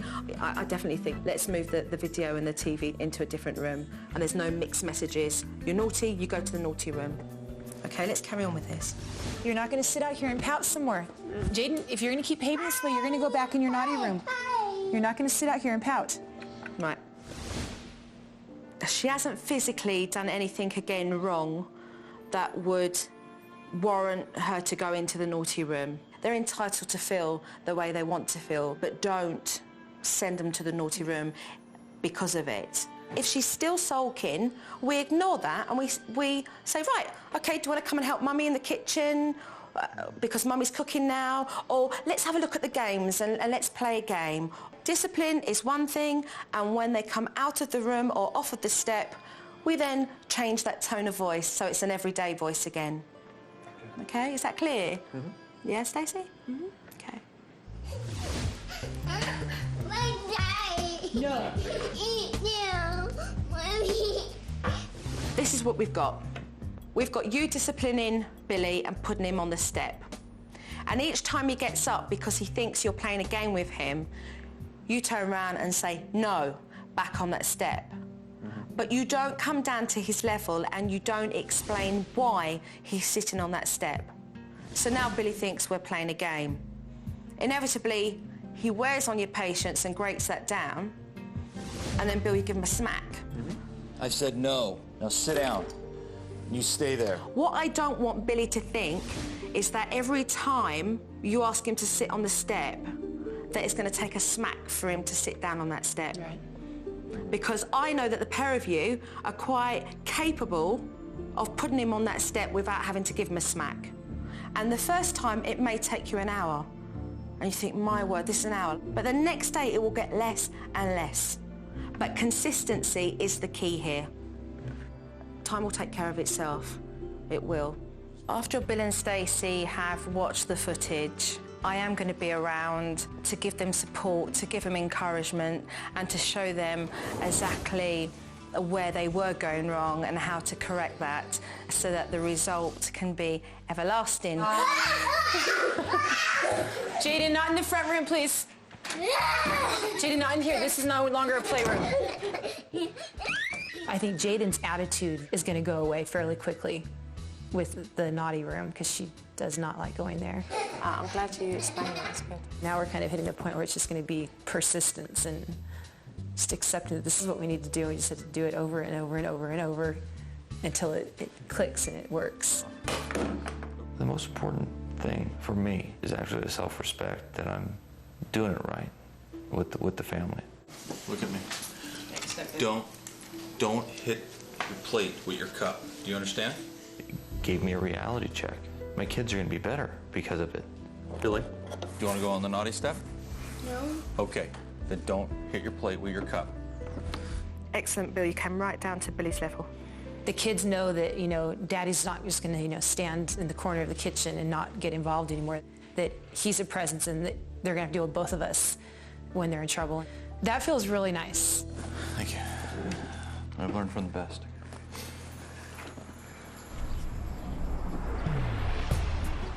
You're going to play with Daddy now. You're going to play with Daddy. The first day I met Joe, I wrote a note. I showed it to Stacey. She laughed, and the note says, I think she's full. So it was real tough for me after writing that note, then all of a sudden I'm thinking, things she's telling us is working. Don't throw the bottle. Yeah. Don't throw the bottle. Don't throw the bottle, Bill. For now, I gotta go turn the note more towards me, like I'm but... Yeah, Dad, up on the slide. Go for it. Boy, do I owe her an apology. And I actually feel closer to my kids now because of Joe.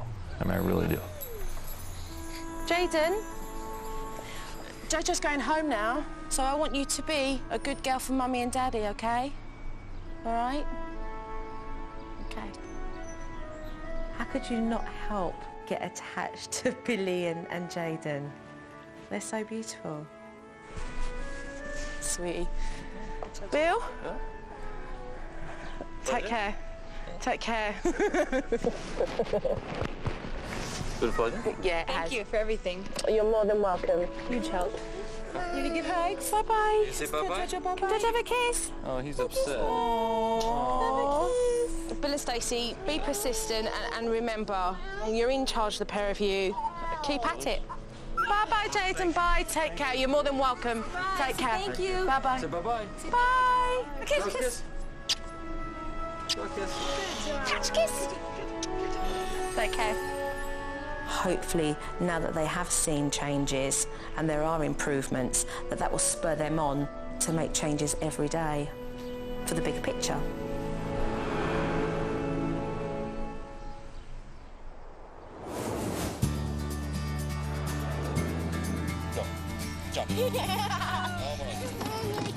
Oh my God, we're on our own. It's like moving out on your own the first time. You have to pay your own bills and to deal with our kids all by ourselves now, which I mean sounds pathetic because we're parents, but it's kind of like, it's daunting. Parenting is a puzzle. Joe brought in the last piece of the puzzle. You don't have instructions. You just have a whole bunch of pieces you got to put together, and you pray to God every day that you're going to put it together right, and your child's going to turn out right. I'm getting emotional here. Okay, my turn. Oh, okay. I started thinking about it, and I realized that the issues we're having with the kids are not necessarily the kids' issues, but there are issues, especially like with Jaden in her bed. God, if I had known it would be that easy, just boom, 10 minutes of crying and we're done, I would have done it 5 years ago. Billy, he kind of thinks before he hits, because he realizes that there's consequences. I think having Bill and I coming together and kind of being a united front with the kids has had a huge impact. I view myself as a parent now, as a better parent than I was yesterday.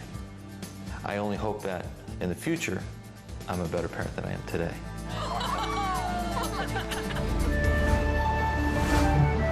Right then, let's see who we've got here. Hello, we're the Gorbea Family. I'm Robert. I'm a service technician for a local phone company. And I'm Evelina, and I'm a collection rep for the phone company. We've known each other since I was in my teens. We have 3 children. Demetrius is 9, Mia is 8. Cha-cha-cha. And Adam is 2.5. Supernanny, you have met your match with Adam. Adam is just clinging to me always, from the time he wakes up to the time that we're out the door. He's just very determined. He's relentless. Too much. He gets very jealous when anybody gets close to me. Adam, no! Why are you doing that? He's a pain in the butt. I think Demetrius and Mia feel neglected. He hogs her. He's a mom hog. Usually every night I have to wait for Adam to go to bed before I can go to bed. I'll try and put him in his crib, but he'll kick and scream. Want to go sleep in your bed? No. Sometimes I'm just too tired to stay up, and I'm the last one to fall asleep in this house. Like right now, I'm very frustrated and angry. Sounds like I'm not even here. Oh? Physically you are. I need Robert to be more involved. It's a lot to take on. I hope. Robert, you're sitting on your famous chair and you're trying to watch TV. When I get home, I'm exhausted. I have a real rigorous job. I don't do girly dishes. Those for girls, right? I cannot go nowhere with you like that. Come on, Adam! Supernanny, please, we need your help. We really want Supernanny to come. Stand by, Gorbea family. I'm on my way.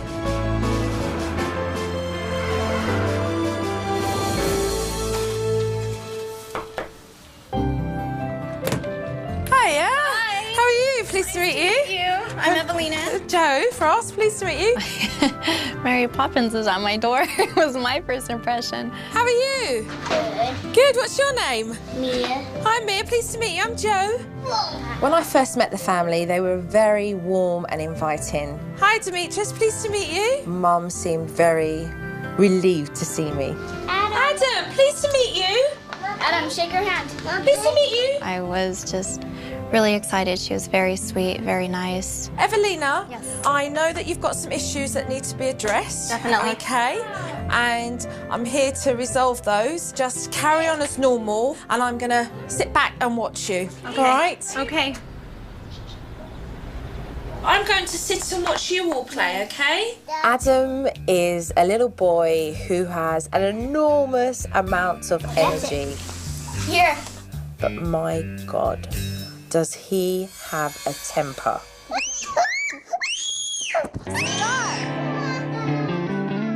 Oh, he's clinging on for dear life there. And especially if I manage to get away from him, then he'll run and charge me. And that's when he'll throw himself on me, and then... It would be really hard to believe that Adam was separated at birth from his mother, because he is totally attached to her hip 24/7. So he's got you completely locked down there, ball and chain? Yes. Right. So what do you do now in a situation like this? Usually I'll just try and get away, and then he'll come chasing me around the house. Adam, please.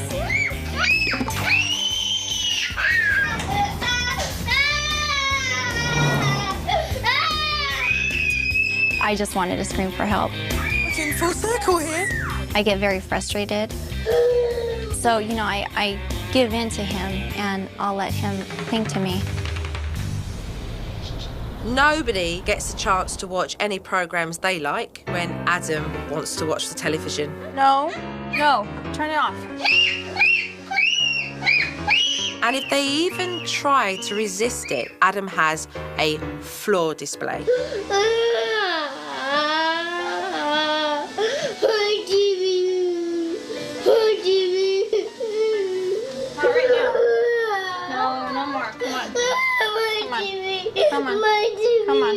Come on.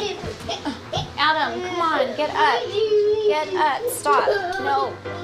I really don't know how Evelina gets anything done in that house, because Adam takes up all of Mum's time. In the afternoon, I had a chance to have a one-to-one talk to Mia and Demetrius. So you came into Mummy earlier and you were saying that the noise was really loud. Mm-hmm. Do you find it really irritating and too loud for you? Every day. Every day? Every day Adam's like that? Right, and what do you do? Try and hide in my room. So, like, do you get time with Mummy? Not that much. No, why's that? Huh? Why is that? Because Adam, like, he always wants to hang on to her and be with her, and we hardly ever get to have time with Mom. He hogs her. He hogs her? Oh, how does that make you feel? I just wish that we can go on a vacation without Adam. Demetrius and Mia are really missing out on their mum's love, attention and time, because it's always about Adam, and that's really, really sad.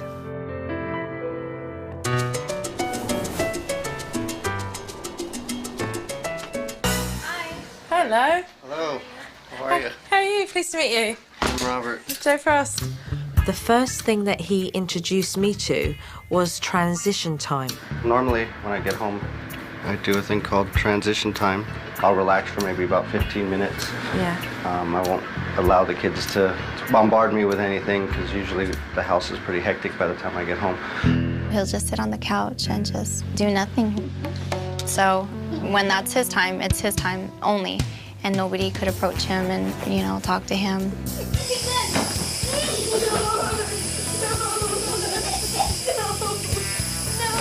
Settle down, you guys. This is madhouse. Calm down. Well, did you not know the ice cream man was out there? It's the busiest time in the house. You guys, calm down. You guys are too loud. And Dad's out of action. It shouldn't be one person doing 110% and the other person sitting on his throne. Blink. It's exhausting. Stop. Be quiet. Mum was just doing everything, and she needed a break, and she handed Adam over to Dad. What are you doing? Adam didn't like that at all. So he got really aggressive, and he started pinching Dad, and Dad just really couldn't cope.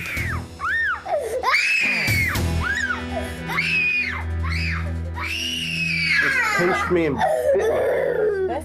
Just pinched me. I'm real reluctant to intervene, because he usually starts crying even more. At that point, I just put him down. I said, go find your mom. Good night. I love you. I'll be in there in a little bit. Did you guys brush your teeth? Stop it, Demetrius. Yeah,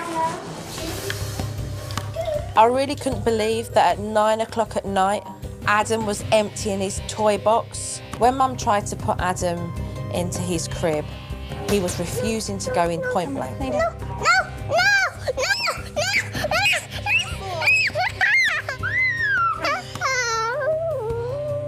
It's so hard to get Adam to go to sleep in his own bed. By this time, I'm tired, Robert's tired. We all just want to go to sleep.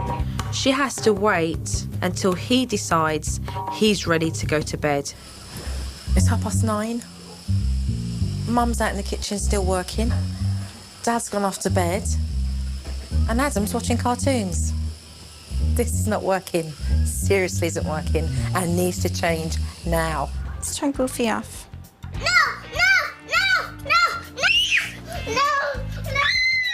Come on, you go to bed with Mommy. As she picked him up and took him into her bedroom, he refused. Ow! Okay, you got me by my neck. Ow! Adam's so desperate to cling on to Evelina that he pinches and scratches. So this is what he always does? He grabs me by my throat and my neck, and he'll just squeeze me as hard as he can, and his nails dig into me.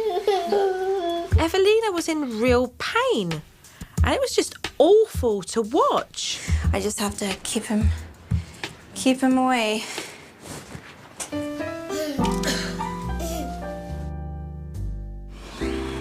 Settle down. Stop. Ready to go to bed? No. Please.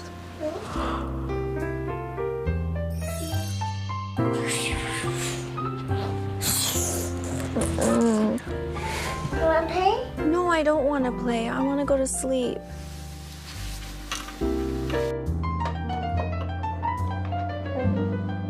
Yeah. Everyone's sleeping now. It's Adam's turn to go to sleep, okay? Yes. Evelina, good night. I'm going to let you get some rest. Okay. Okay. Thank you. Good night, Adam. It's 11:15, and Adam has now decided that he wants to go to bed, so everybody can go to bed now. What a palaver. I just can't wait to get into this house tomorrow and change everything. When I first meet a family, I go in and watch the dynamics between the children and the parents. After yet another big tantrum, it was time for me to sit down with the Gorbea family. Evelina and Robert, I've seen more than enough, so let's sit down and have a talk, okay? I'm really, really nervous. Of course, she's there to be judgmental, and I'm not used to that. Robert and Evelina, I know that you love your kids. Yeah, that's clear as day for me, and I can see that. And that heart shows very clearly. But I'm here to talk about the things that need to change. Adam controlling this house has to stop. You guys have lost control. Where is the authority in this house? Adam screams, he kicks, he is aggressive. Why have you not dealt with the aggression, Evelina? Why do you allow your son to pull your hair, mark your neck, and treat you the way he treats you? I don't know what to do. Inside, I'm screaming and crying, but I'm probably just as attached to him as he is to me. You treat him like a baby, and he behaves like a baby. But he's not a baby. Yeah. He's 2 years old. I know.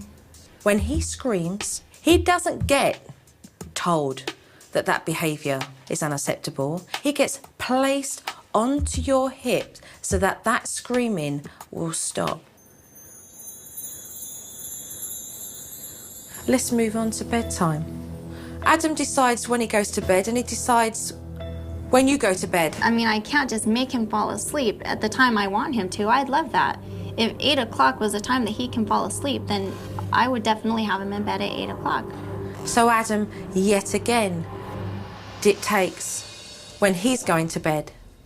And you go to put him in his crib, and he doesn't want to be in his crib. I mean, he's slept with me almost every single night.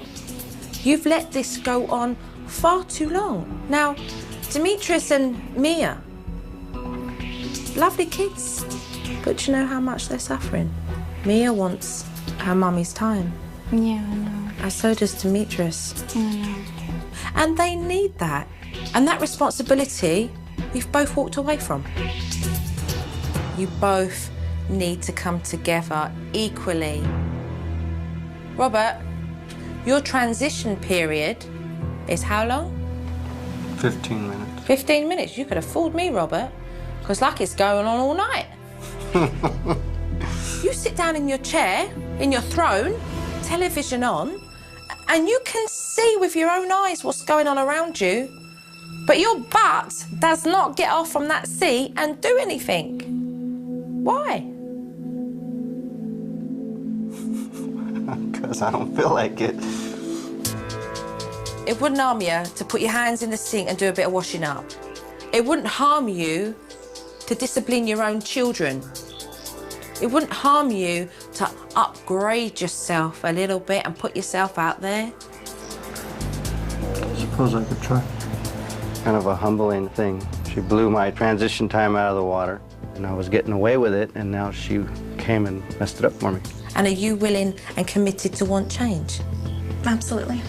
I'm ready. Yeah? Great. Okay then. When Joe was telling me about how Adam is not my little baby, that almost made me cry. To separate myself from that is just really hard for me to do. Hi guys, come around me. I've got something to show you all. Day one of teaching, I went into the house and gave the Gorbea family a new routine. The family schedule. Right. Mum desperately needs help, and Dad needs to get more involved with this family. Dad, we're doing chore time over the weekend from 11 to 12:30, okay? And then between 1 and 3, Dad, I would like you to take all 3 children out. Does that sound good? Mum, break time in that period. That means no chores. It's you time, okay? I need Robert to realize how important his help is and how it can bring us together as well. Although I don't know what I'm going to do with myself for 2 hours without my kids. I don't know what that's like. We'll see how well we can apply that. Oh, we're going to do this, we're going to do this. We're going to do this and change things here. Every time Adam screams and shouts, Evelina picks him up. And that's only teaching Adam that if he screams and shouts, he gets his own way. Give him the choice. You can either sit in your chair and eat your sandwich, or you can go and play. I'm introducing a special technique called the off-the-hip technique to detach a clingy child from his mother. Adam, look at me, look at me. You can sit in your high chair and eat your sandwich, or you can go and play. Which one do you want to do? When your child is putting their hands up to want to be picked up, you come down to your child's level, you use eye contact, and in a very calm voice, you ask your child to stop screaming. Come over here, Evelina. Tell him to stop crying and to stop screaming. Crying. Stop crying. Stop crying. Evelina, when he starts clinging on to you, don't feel that you got hold on to it. Let him go. Give him that space. Let him go. The reason why he kicks and screams and he holds on to you is because you latch on too. And he will do what he's doing now, which is sobbing, okay? Don't pick him up. Don't pick him up. Go down to his level and say to him, what do you want? Stop crying. I cannot hear you. What do you want? What do you want? Adam, get him off. This is the bigger picture. You're now teaching him that if he wants to talk to you and he wants to cuddle you, then he's to stop screaming to do that. Adam was totally shocked at Mum's behaviour. Walk away. When it comes up to you again, you go back down, okay? You go back down. After 45 minutes, Adam started to calm down. Look at Mommy, look at me. Peanut butter. And peanut butter, yes. You want a peanut butter sandwich? Yeah. Ask me for one, no crying. Right, let him say that for a minute. Don't laugh, it's not funny. I'm just almost crying. I can't handle his face. It's heartbreaking. Like somebody just got my heart and just mashed it up and kind of threw it out. I was about to give up. Mommy wants to give you hugs and kisses, okay? But not when you're screaming. Not when you're crying. Okay? That's it. No more crying. No more crying. I don't like seeing him like that. It just breaks my heart. I was shocked that it actually worked. Adam needs to be weaned off of his mother, but Evelina needs to be weaned off of Adam too. It was just best described as a kid going through an exorcism. And it worked. I was lost for words like I am now. Wow.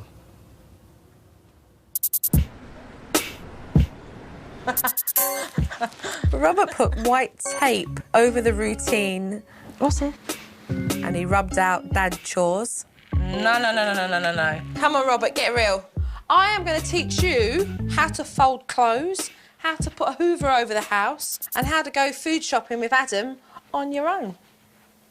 I think she punished me as a result and sent me to a supermarket. Might need to get some detergent.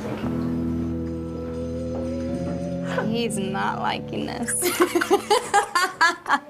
I've gone to the supermarket, don't get me wrong, but never with Adam. A mum shouldn't be responsible for Adam the whole time. I love you, bye-bye.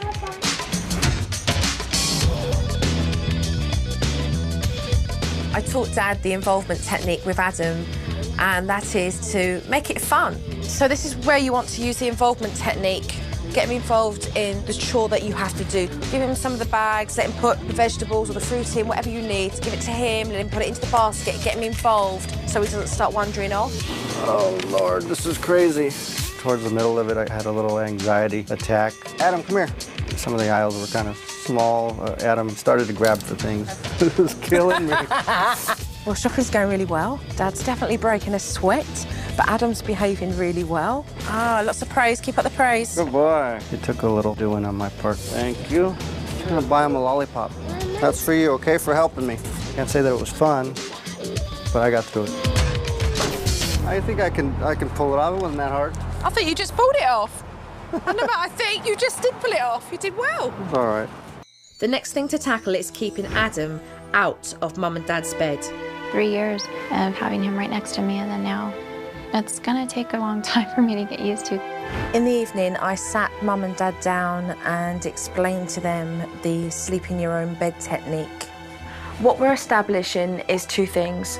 One, that Adam feels comfortable in his own crib, and the second is that if he comes out, that he goes straight back into his crib, because that's where he sleeps.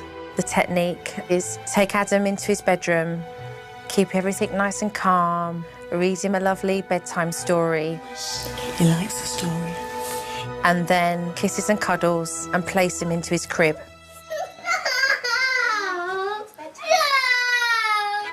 Instead of walking out of the room, move a short distance away from the crib. Come away and sit down.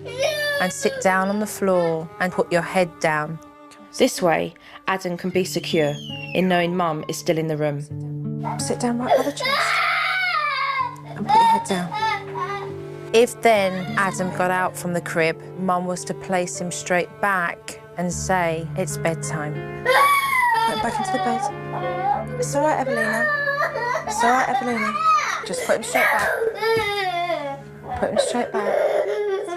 Put him straight back up, straight into bed down. If he gets out of the bed again, say nothing, but place him straight back into the crib. Head down, you're doing it good. You're doing good. After a while, I just began to cry. How can I listen to my baby cry for me and not do anything about it? Head down. Head down. I told Evelina that no matter what, you have to keep putting him back into bed, no matter how many times it takes. It was very draining to have to get up and put him back, get up and put him back. But emotionally, it hurt 100 times worse. He started to throw himself on Mum, pull her hair, pinched her neck. It was physically hurting Evelina. No pulling Mommy's hair. I believe it took a little over an hour before he finally wore himself out.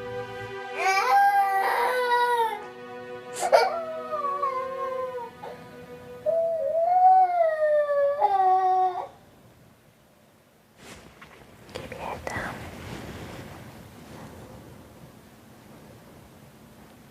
When Joe and I left the room, Joe was excited. She was happy for me. I didn't feel good about myself. You have showed amazing strength, and you should be proud of that. Tomorrow I'll probably feel a little bit more excited about it, but right now I'm just in pieces.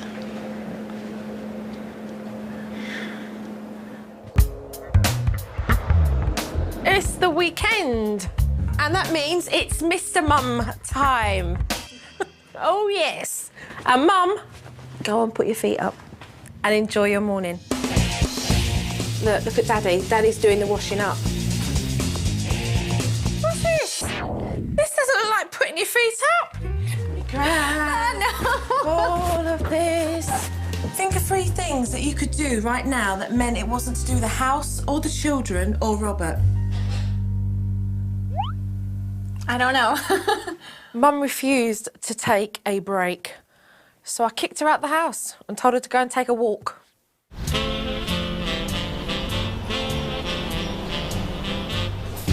Want to help Mia? Yeah. All right, good. I'll ask her mom if she wants to help. Mom's right here.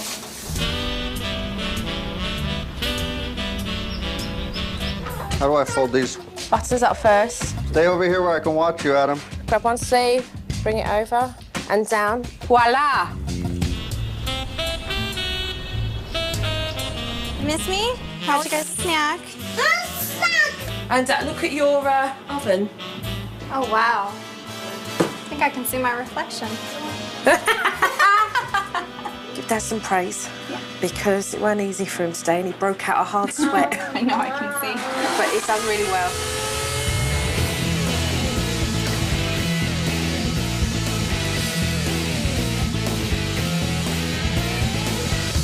Before Joe got here, I knew what I was doing, what little I was doing, but I was getting away with it, and it looks like now I'm not.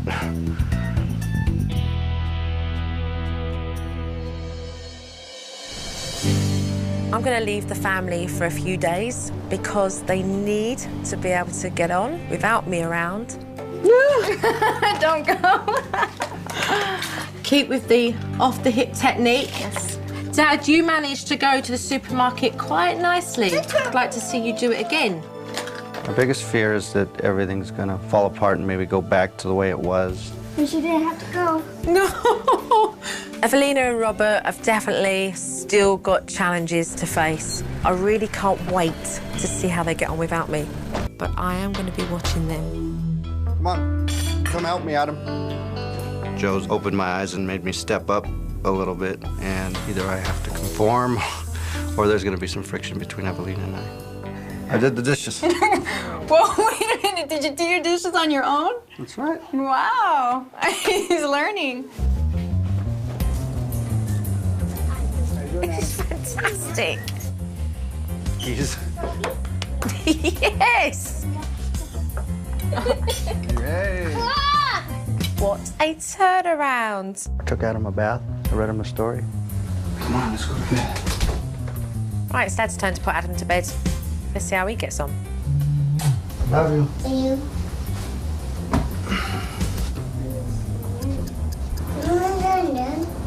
Bedtime. Sat there for about 7 minutes. Decided after 10 minutes of sleep, I actually feel good.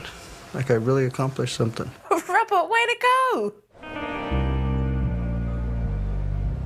No. Come on, Mama has to get ready for work. Come on, Mum, deal with that clinginess. Get him off of you. Come on, Evelina, create some space. Come on, Mama doesn't have time to fight with you. It was very, very hard, just because I tend to give in to Adam when I respond to him. Hey, hey. Use the off-the-hip technique. Come down to Adam's level. Emotionally, it's been difficult. I didn't know it would be this hard. When Adam's trying to cling to me, I'm wondering why it's so hard for me. Adam, stop. To break the cycle. Go down. To his level. That's right, Robert. Come down to his level. He wants dinner and dinner's not ready. Tell him it's on its way. Oh, I can make him something. Oh boy, we're gonna have to work on this. Adam, it's bedtime. Lucas. I read it. Okay, Mum's putting Adam to bed. You know these. Bye, Adam. See you tomorrow. No, this is where Mommy sits. No pinching. Why are you talking to him? Just nuts, okay?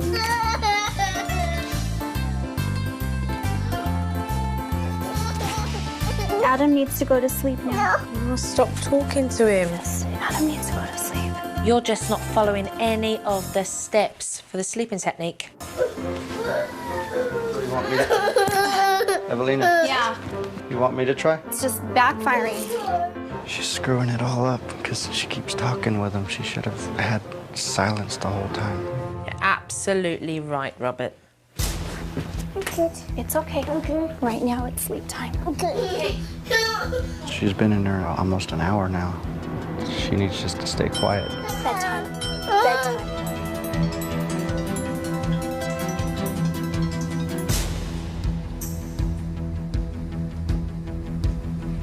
This is crazy.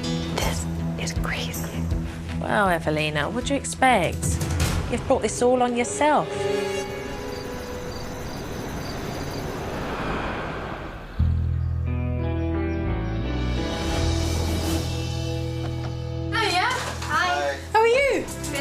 Good, very well, thank you. I really love bringing in the DVD. I've been having a look at some footage and I would like to show you it because it shows the parents exactly where they've gone wrong. Let's take a look at this footage whilst I've been away.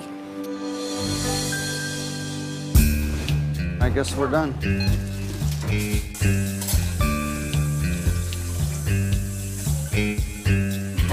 Woohoo! Mr. Mum, look at this! Getting Adam involved, give me 5. Fantastic. Love it. I'm gonna put your wipes away, move. Adam, come on. Mama doesn't have time to fight with you. You're going back to square one. You've got him clinging because what he wants to do is stay hugged to you like a little koala bear. Yeah. Okay, remember the off-the-hip technique. Go down, level, eye contact, talking to him, create space, come back up again, remove him from the situation. This is all part of the process of separating from Adam, Adam separating to you. Okay.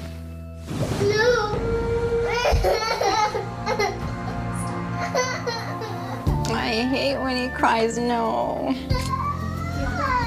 What is happening? I was just taking my time with it. Why? Because it's just still so hard. You're still struggling with your own emotional needs. 'Cause I am. To separate yourself from Adam. What you're actually doing is undermining the technique of the sleep routine. It's no talking, no eye contact, and put him straight back to bed. We are moving forward. So I'm going to be here today to carry on and give you support. So are we ready for more hard work? Absolutely. Great, okay. So let's get to it. I think Evelina's had a bit of a hard time letting go of Adam. She has a whole lot of work to do. What we've learned so far has been challenging and difficult for me. It's really up to me to really want things to change. On my return day with a family, I like to help them correct the mistakes and then to build on the success I've seen. In the afternoon, Adam became very clingy with Mum, so I felt that it was necessary to go through the off-the-hip technique again with her.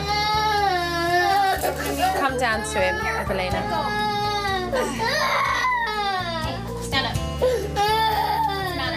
Mum is still struggling with trying to get Adam off of her. Use your voice, Evelina. No, do not pull Mummy's hair. It hurts. I don't understand why it's so hard for me. I really don't. It's something so simple. And it's just something... Here, Adam, you stay there. Why is it so hard for me? Go straight into the hip technique with him. Come down. Lower your tone. Tell him where you're going. You want a hug? You want a hug? Yeah. Stop crying. Stop crying. Look at me. Do not pull my hair. Okay, tell him he can follow you if he wants to. Keep talking to him. Come on, you can come with me. Come on. I could see that Evelina was really struggling with using an authoritative voice when she was trying to discipline Adam. Adam, stop. So I took her aside and we started to work on improving her voice control. Clear your throat. I want you to turn around in a low voice, authoritative, and go, no, stop that. No, stop that. I mean that. I mean that. This is your warning. This is your warning. No. No. Great. Okay, project the voice. No. No. Whoa. No. Great. No. Good. No. Good. Yes. That's it. Don't make me do it again. Evelina has really come a long way. She's started to catch on. She's calmer now and much more patient. Okay, stop crying. You ready to get in your big boy chair so you can eat? You want to eat? Come on, let's go. Let's go in your big boy chair so you can eat. Keep talking. Mommy can get plates. Come on, Mama's gonna get you over here in the... I have more confidence in myself, and now I'm understanding how necessary it is that I create a space between Adam and myself. Let go of Mommy. Good job. Since Adam is no longer getting all the attention, Demetrius and Mia are now getting to spend more quality time with their parents. Now I can spend more time with my older kids. Demetrius and Mia deserve that attention from us. It's really nice because I'm spending time with my mom and dad. Thank you. This is Adam's home. Mm-hmm. I'm beginning to get my mom back from the mom hogger. I think things are already showing change and improvement. Where's the mouse? Robert had successfully done the first stage of the sleep in your own bed technique, so now it was time for him to move on to the second stage. The only difference is your child is now comfortable and secure in their crib, so you can now separate yourself from your child and go in to a separate room. If Adam comes out of his crib, you take him back into his bedroom and walk back out again. Every time Adam comes out of his bedroom, let you repeat the procedure. Little Adam came out of his room. Dad put him back. We sat there, Adam came out, and Dad put him back. Robert has really got a hold of this sleep technique.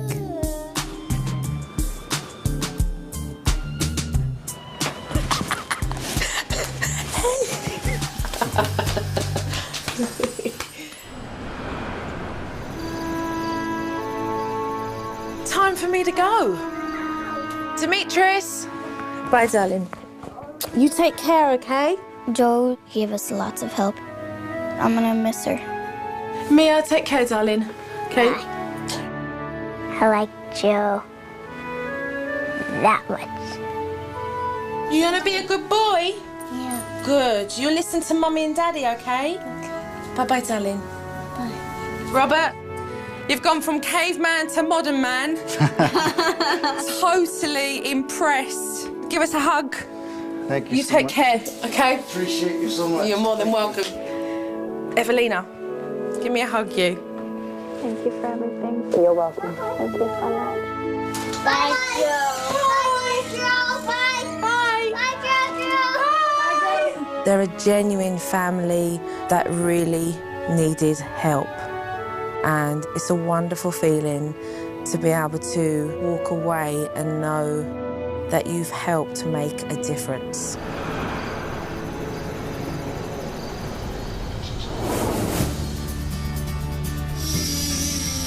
It's amazing just how mild-mannered Adam is now compared to before Joe got here.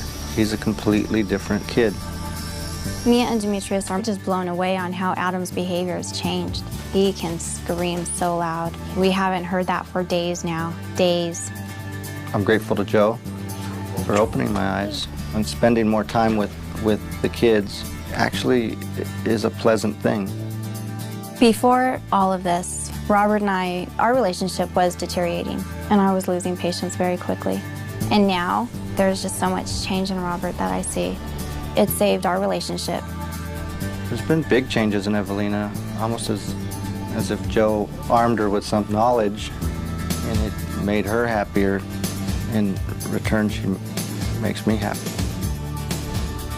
My family has changed tremendously.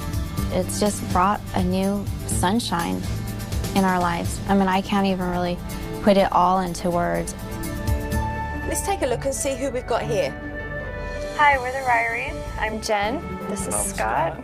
Scott and I met on my first and only blind date. And that's when I fell in love with her and knew at that point we'd be together forever. And we have 4 children. Our daughter, Celia, is 9. Halden is 7. We've also got a 3-year-old, Blake, Brody, and Brody, our 1-year-old. I'm in investment sales, and I leave early in the morning about 4:30, and I'm home about 2:30. How's it going? While Scott's working, I stay home and look after the kids. This happens pretty much every day. Blake's the biggest problem we have right now. Blake! Oh my goodness. Blake! Whoa! Blake tends to run off all the time. It scares the life out of me. That little boy's just run into the street. I'm truly afraid for his safety. Blake! But I don't think it's a problem. He's just being a kid. Blake! It's a huge trial to take Blake out in public, especially with 4 children. Blake, stay here. Mealtimes at our house are a disaster. Stop. That's funny. Come finish eating. All of them are up running around.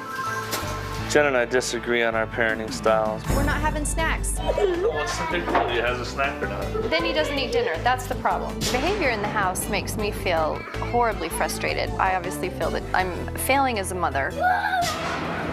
Supernanny, I've hit a brick wall. I don't know what to do. I'm at a loss. Please, please, we need your help. Guys, you really do need my help. I'm on my way.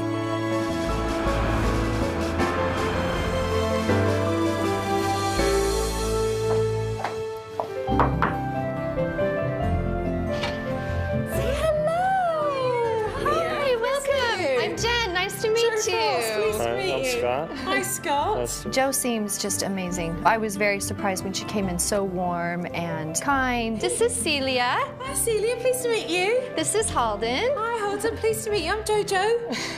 And this is Brody. Hi, Brody. Let's shake Jojo's hand. Say hello. When I first met Jo, I was a bit apprehensive, but hopefully she'll be able to help the things we need help with. And this behind here, who's hiding? That's Blake. Hi, Blake. Are you going to shake my hand and say hello? It's Jojo. Okay, come on in. Yay. All right. So whilst we're here, I know that you've got issues that need to be addressed. Yes. And I'm going to help you resolve those. But for now, what I want you to do is just carry on as normal. I'm going to be a fly on the wall and just observe and take mental notes, okay? Wonderful. All right, great. brilliant. Thank you. This morning, Mum was getting the kids ready for school and she was helping them get dressed. Okay, where did Blake go? Did you see him? Come here, let's go find Blake. Blake! Blake! Do you know where Blake is? My first thought was, oh my God, he's gone outside the door. He's gone across the road. A car might hit him. Blake! He's where?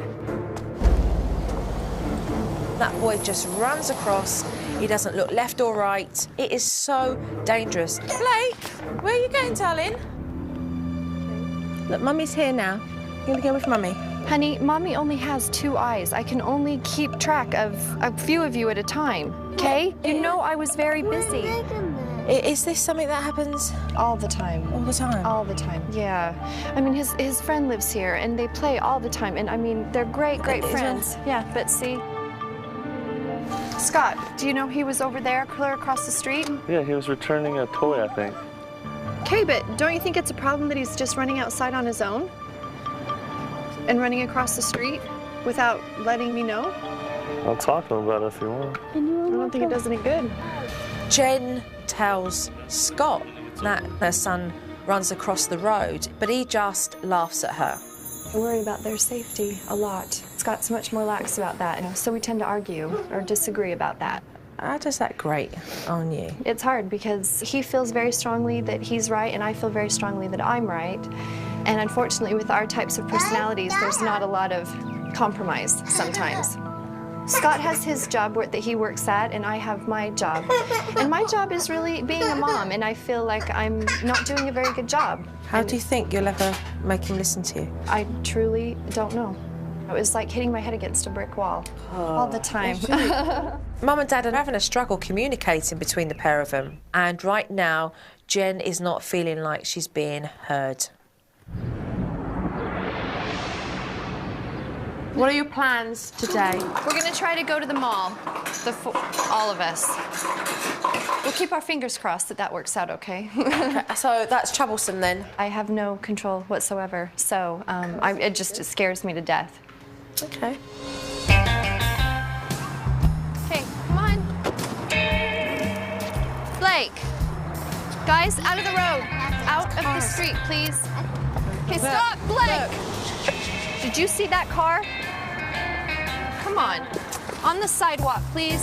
Blake, what's wrong? As soon as we arrived at the mall, Blake was just running off in every direction. He went into every shop. He didn't want to listen. Blake, this way.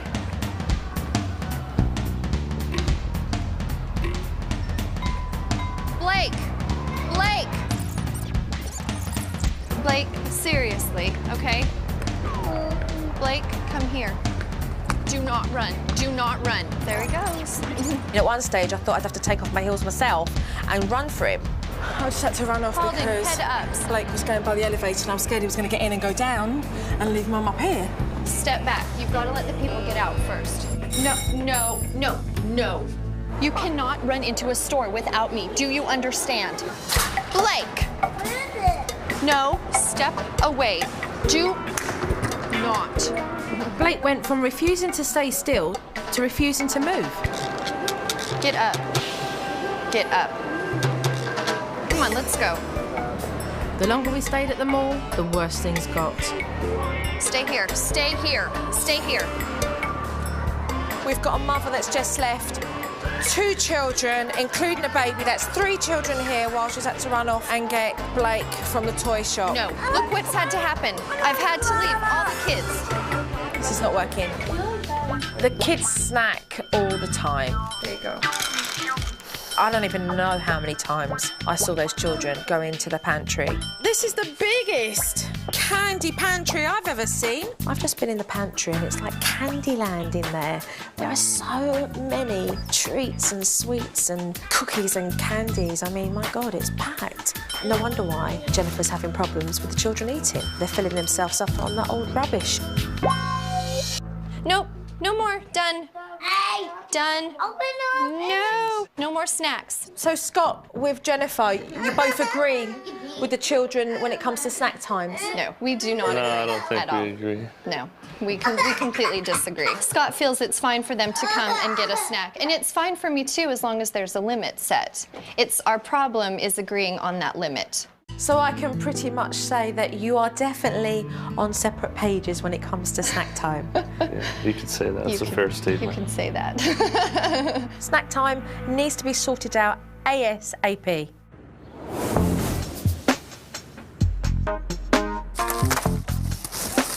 As soon as they sat down at lunchtime, the children were up, out of their seats. One was getting a drink, the other one didn't want their food. Stay here, yes.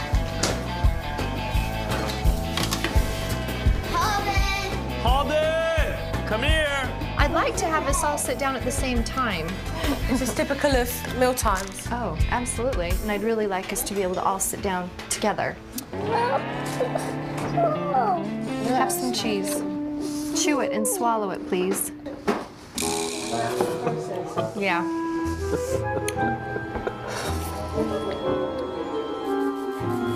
Blake decided that he didn't want to eat his food, so he started to get up from the table and spit everything into the trash can.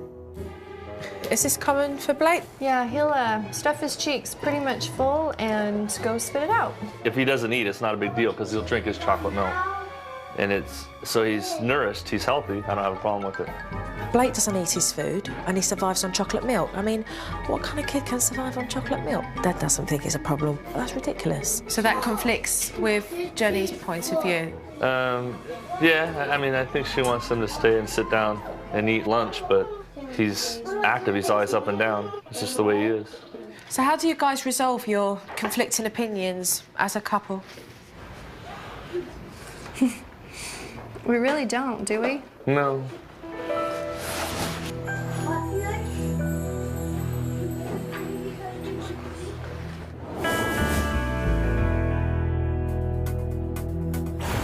When I first meet a family, I watch how the family dynamics work. The Ririe family had issues that needed addressing.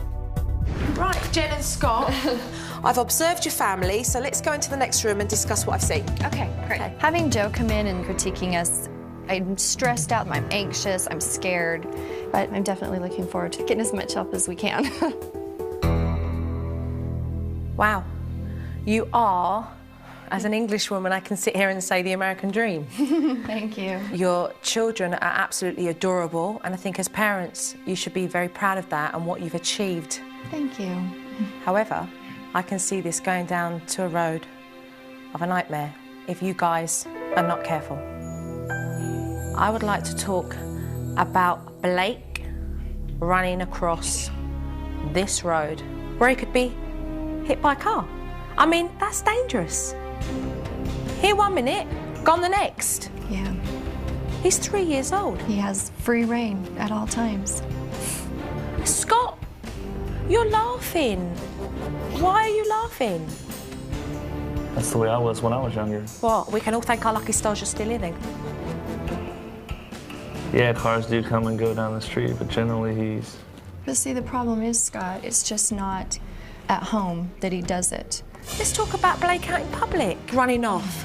Why has it become a situation where you think it's very important, but Scott, you're relaxed about it? And that to me is shocking. It's shocking that you both as parents are not doing enough to make sure that your child is protected from harm's way. And that's not something to be laughed at, it's really not.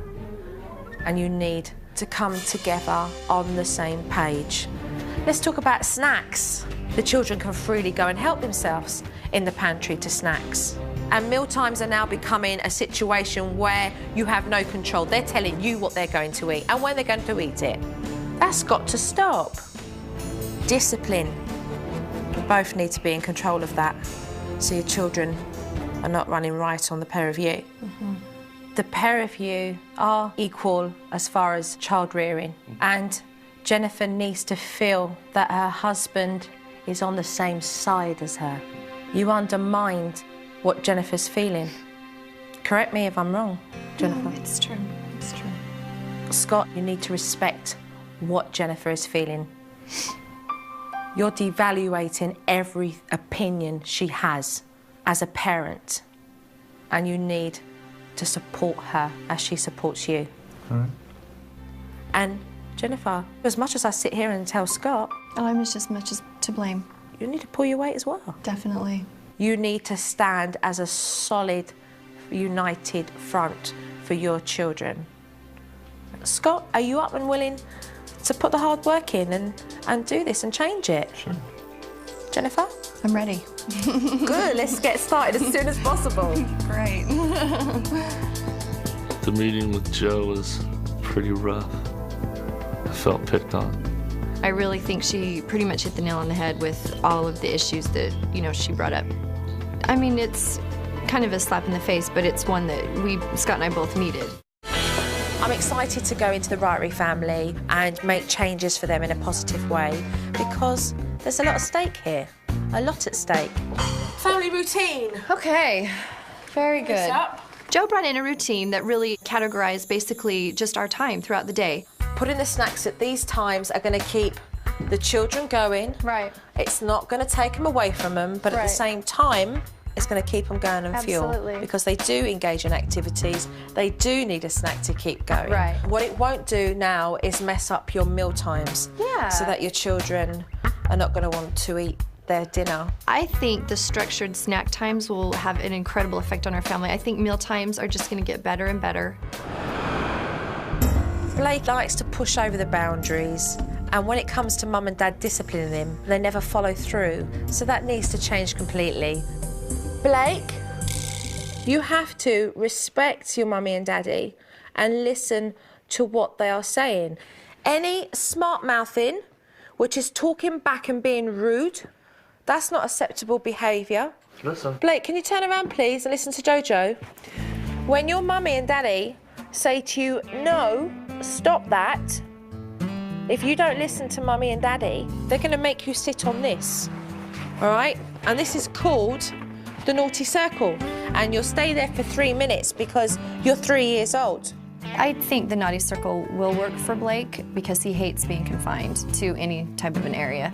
I'm now going to show you guys the naughty room. Since the naughty circle is inappropriate for Celia and Horden, I've introduced the naughty room. And that's where they will go if they behave unacceptably. This is the naughty room, huh? Don't want to be in here, right? Yeah. No.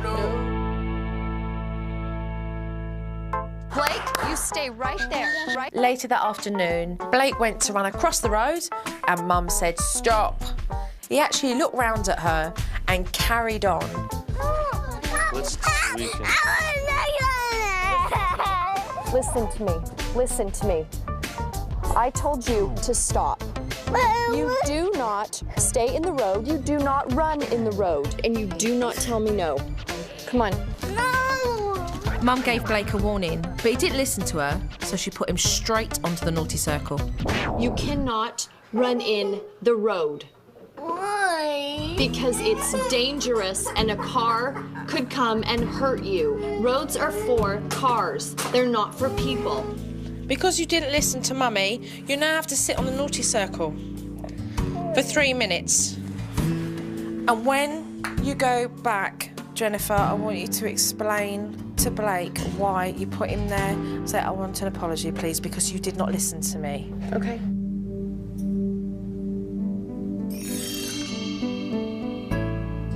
Okay, Blake. You had to come on the naughty circle because you didn't listen to Mommy, right? No. Blake, look at me. I want an apology. I want you to tell me you're sorry for not listening to me. Said he's sorry. Up you get from the circle. Hugs and kisses. Up. Come on. Thank you. Kisses. Hold no grudges. Let's move on to the next thing. Okay. The next step is vital that locks go on the doors to prevent him from running out. Blake, look, we got here. Okay, this is a lock. This is a lock that's going to go on this door. Okay? When you want to go across and play with your friends, you have to ask Mummy and Daddy first because it's dangerous outside. When you see this sign, stop, okay? Big sign. And every time you come to this door, you'll see that sign. Stop.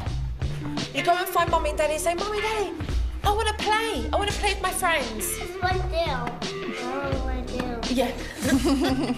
Definitely the stop will at least give Blake the connection he needs that, oh, I see this sign, that means I have to go ask Mom and Dad. And then obviously the locks being there will prevent him from leaving the house. I think it should have been done a long time ago. I think this will be very effective.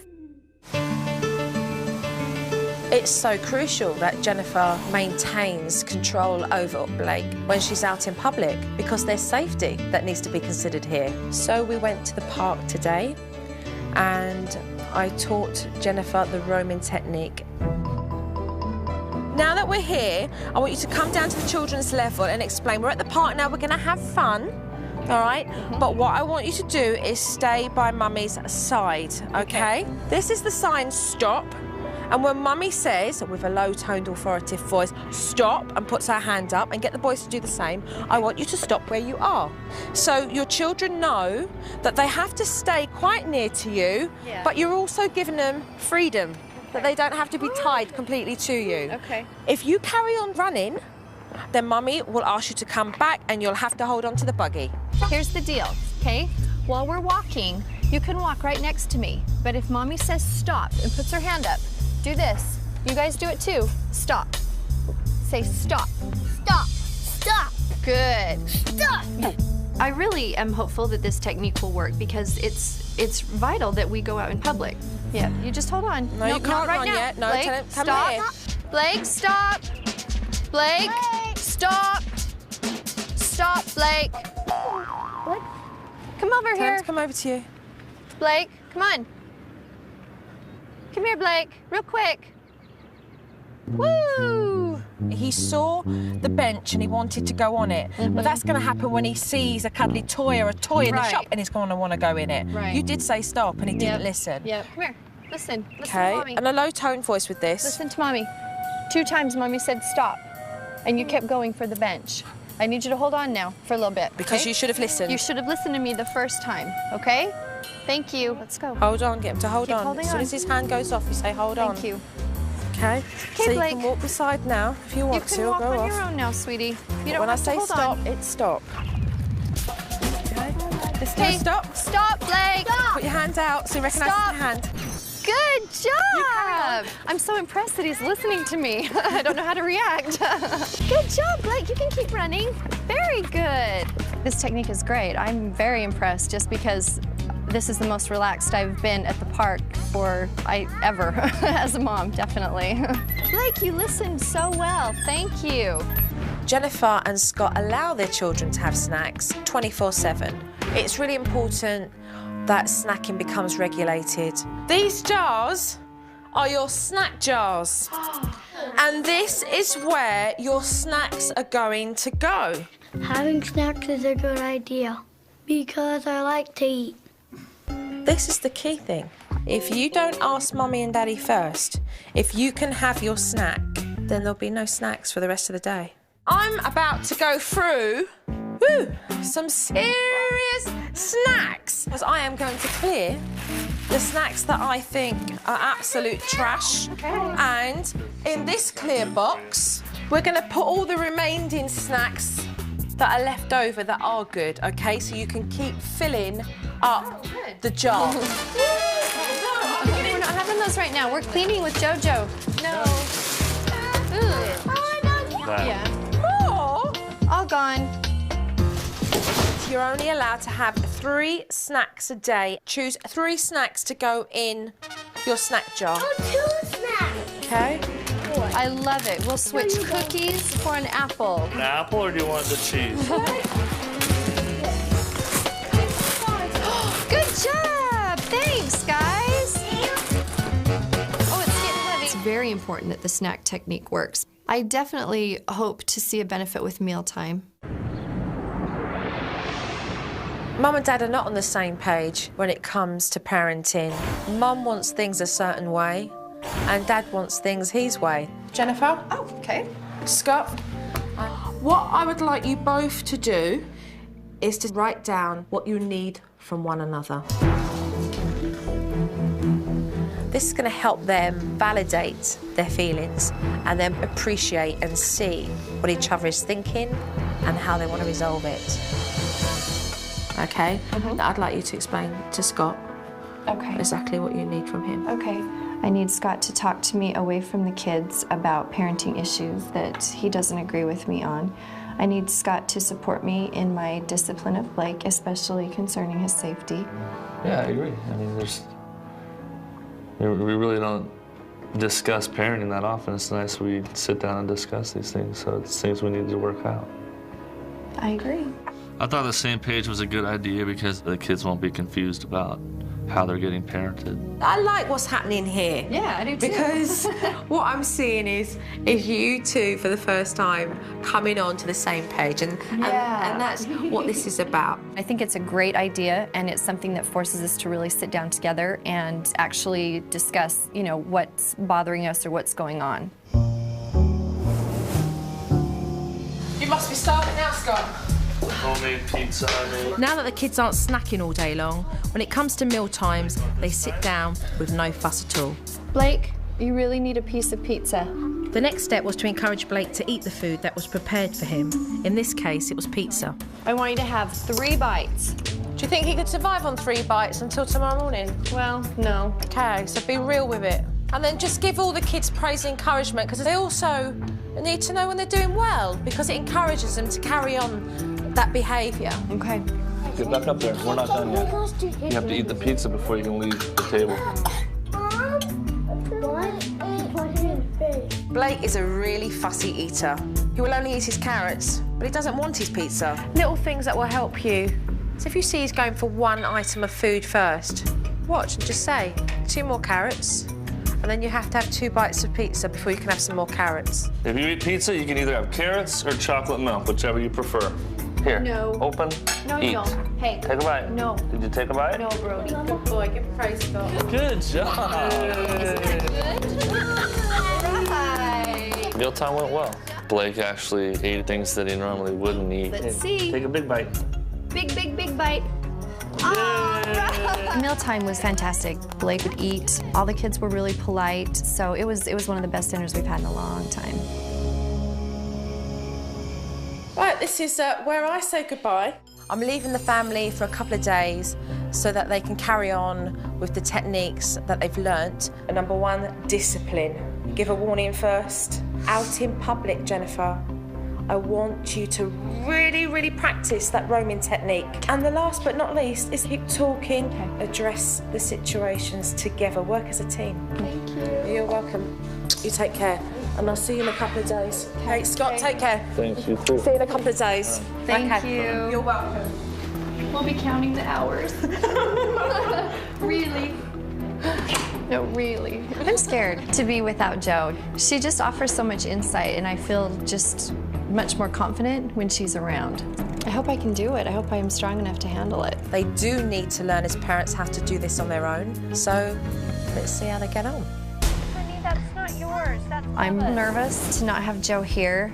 She does tend to give me a little confidence boost when she's around. This isn't to go around your neck. That's not safe. No. You tell me no one more time and you're gonna go on the naughty circle. Do you understand me? Come on, let's go.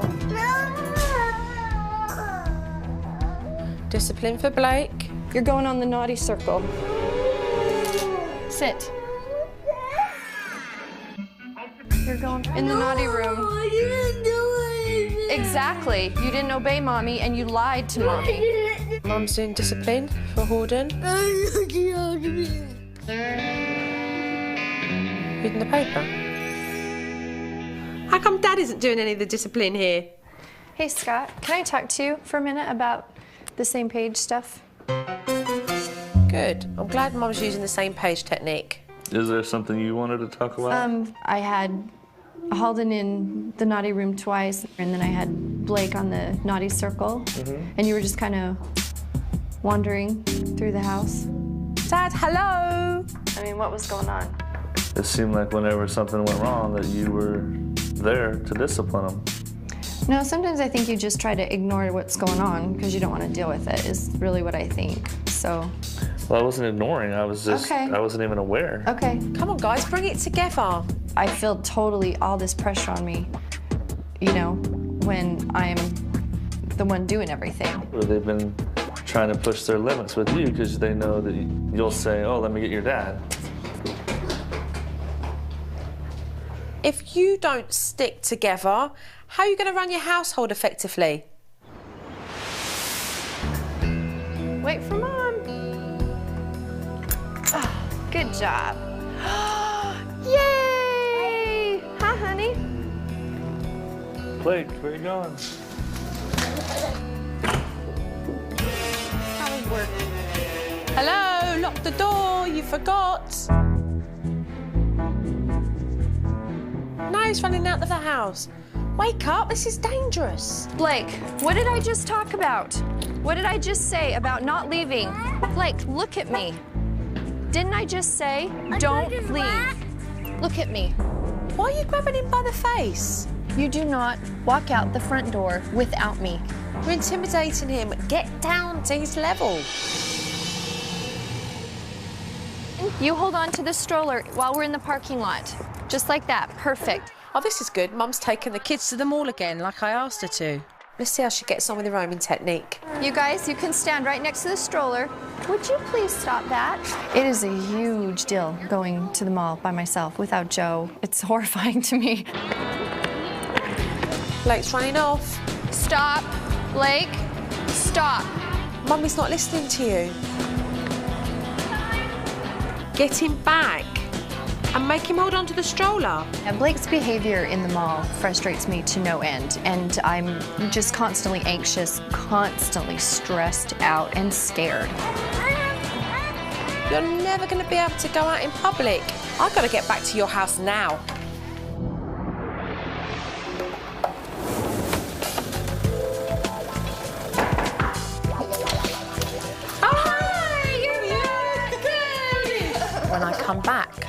I show them footage of themselves whilst I've not been there.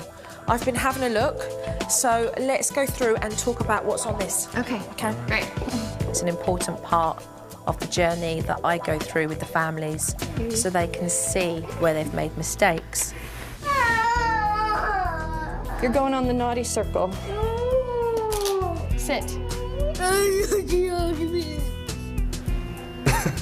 Talk to me! That is so you. That's not how it was. What's happening with the same page? I was really frustrated. Scott was just kind of wandering through the house, totally oblivious to what was going on with the children and the discipline. Let's not get lazy here, Scott. Make sure you do that as well. Then you won't have a wife who thinks that she's taken on all the responsibility in the house. Both pull together and pull your weight in. That's not how it was. Yeah, it is exactly how it was. Yeah, it is. How was work? Blake, what did I just talk about? Didn't I just say, don't leave?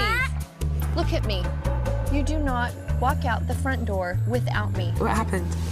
Did you tell me? Totally spaced it. Just shut the door and walked away. Didn't follow through. You are lucky, the pair of you, that your little boy didn't run out. Donny Spillot. Yeah. And on top of that, the poor little fella gets his sheets squashed like a hamster. Come down to their level, because then they're looking up like this, and then you're saying, you're not looking at me, and then you grab. You guys, you can stand right next to the stroller. Blake, stop. If I say stop and you go beyond that, then we have to pull the reins back in again. And you're going to have to hold on to the handles of the stroller. The roaming technique, you can go off or you can stay by the side. But when I say stop, then you must stop. Short and simple. If you do anything less, you're going to lose control of the situation. Today, what I'm going to do is I'm going to stick around and watch you guys, and I'm going to help you both reinforce all those techniques that need tweaking. I was really surprised at how many times we messed up. Because I really thought things were going so much better. I felt that it was very important that I reinforce the roaming technique. Today I went with Jennifer and all 4 children, and off we went to the mall for another test run. I'm still a bit insecure, I guess, about my parenting skills, so I'm still not 100% confident, but it's getting better, definitely. Right, get Blake and tell him to hold on, because you hadn't said he could go. Mommy didn't say you could leave. Come on. You're stronger than him. Put his hand up and on the railing. Okay, lift him up. Stand up. Stand up. Hand. Let's go. Right, let's go. Let's go. Come on. Okay, excellent, excellent. Blake, sit down. Mommy's gonna go get cookies. I want you guys to sit here and don't leave that chair while I'm gone. Blake's doing much better. You're more direct, Jennifer. Yeah. And your tone of voice is different now. When you drop your tone of voice, he knows you're being serious. Yeah. This is amazing.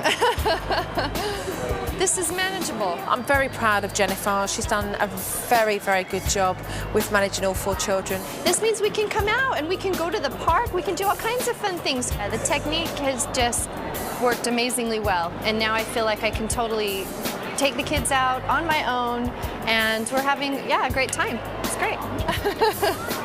Give me 5. Yeah! If Scott and Jennifer don't come together on the same page, then they'll find themselves back to square one again.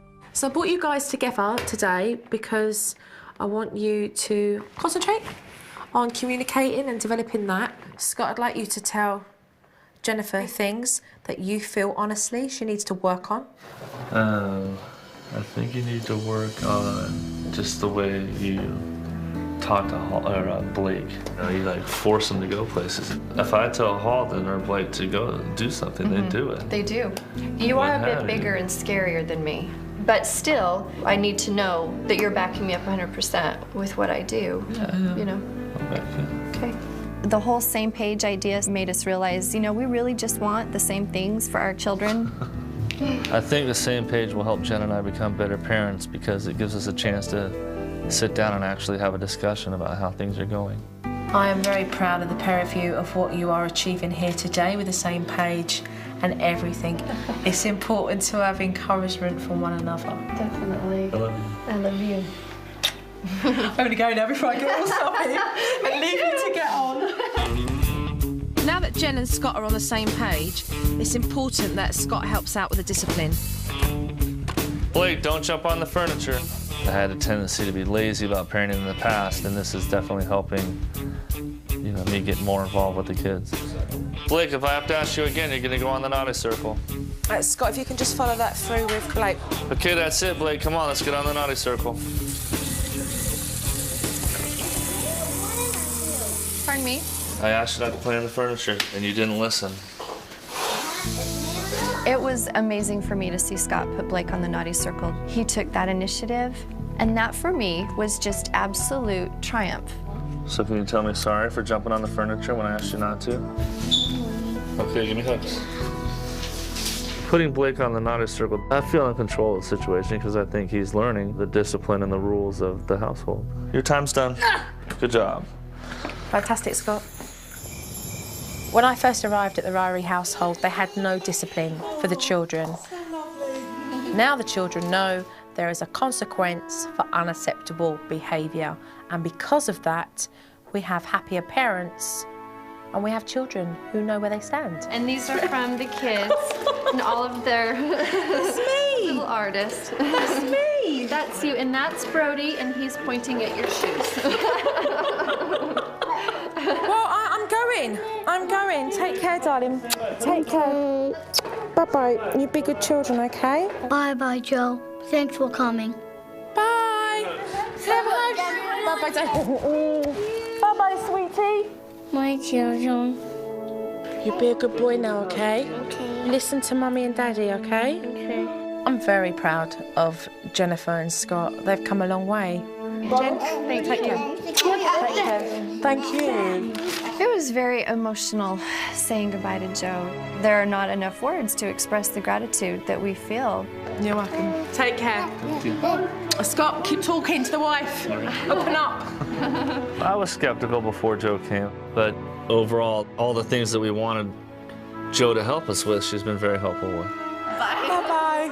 Thank you, Joe. Take care. Bye. Bye. In comparison to what it was like in the beginning, there's been major milestones that have happened here, and they deserve it.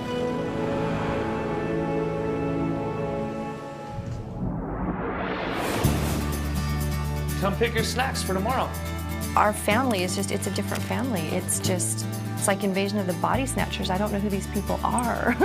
It's wonderful. And what else? Blake's behavior has improved tenfold. Looks good. He's definitely starting to listen to me, which is just monumental. You can't even imagine. Good job. The kids eat their meals rather than the snacks throughout the day.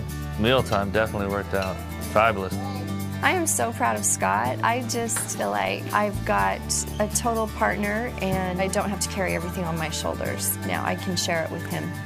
I do think this experience has made us better parents. I think when we're on the same page and working together, the kids see that and they see that Jen and I are on one side. This has affected us so much more than I ever thought it would. One of the first times that I had met with Joe, she said, you know, wow, you're really living the American dream. But after this experience, you know, Joe gave us our life back, and that's our American dream. And she did. I mean, she gave us our family back.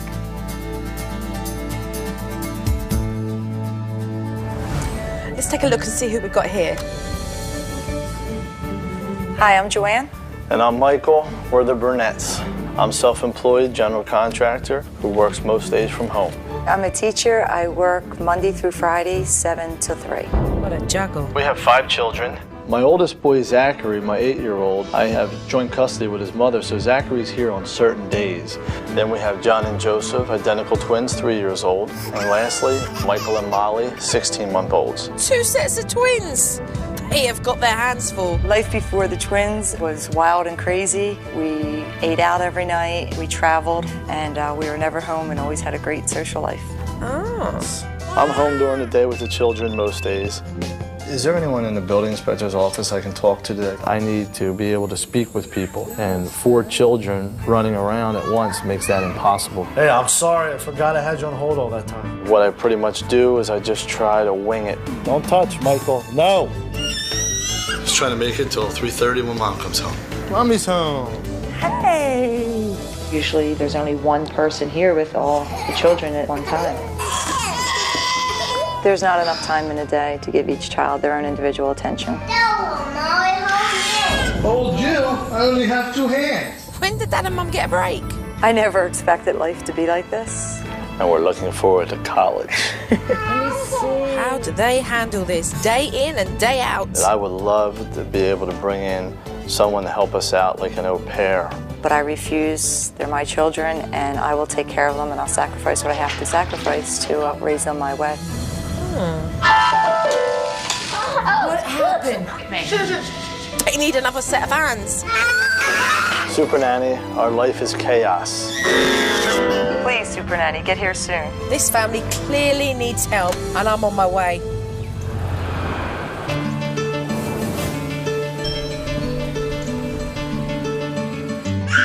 Ah, the doorbell. Hello. Hello. How are you? Fine, thank you. Yeah, pleased to meet you, Joe Frost. Nice to meet you, Joe Frost. Michael Burnett. What's your name? This is Molly. Hi, Molly. Hello, Molly. Say hello. Sweeties. My first impression of Joe when she walked through the front door was I thought she was very cute, very English, and I had a great first impression from her. Who have we got here? This is John. Hi, John. Pleased to meet you. I'm going to shake Jojo's hand. Pleased to meet you, John. And who's this over here? That is John's twin brother, Joseph. Hi, Joseph. Hello. This over here is Michael. Aww. Say hello, Michael. Hello. Hiya. And it's breakfast time. Breakfast time. Okay. Yes. Well, today I'm here just to watch you and all your children. Okay. Okay, so I'm going to step back and just carry on as normal as you would during your day, okay? So I can take mental notes and observe you guys. Okay. All right? You want peanut butter, John? Yeah. Okay. What time do the children wake up, Michael, in the morning? They wake up usually between 9 and 10. And is this normal time for the children to have breakfast? Normal time. Around 11 o'clock? Yep. They eat breakfast between 10 and 11 normally. When I came in, it was gone 10 o'clock and the children were having breakfast. And I thought that was quite peculiar that the children were eating breakfast so late in the morning. Do you want to see where the little one's going? Be careful with the peanut butter.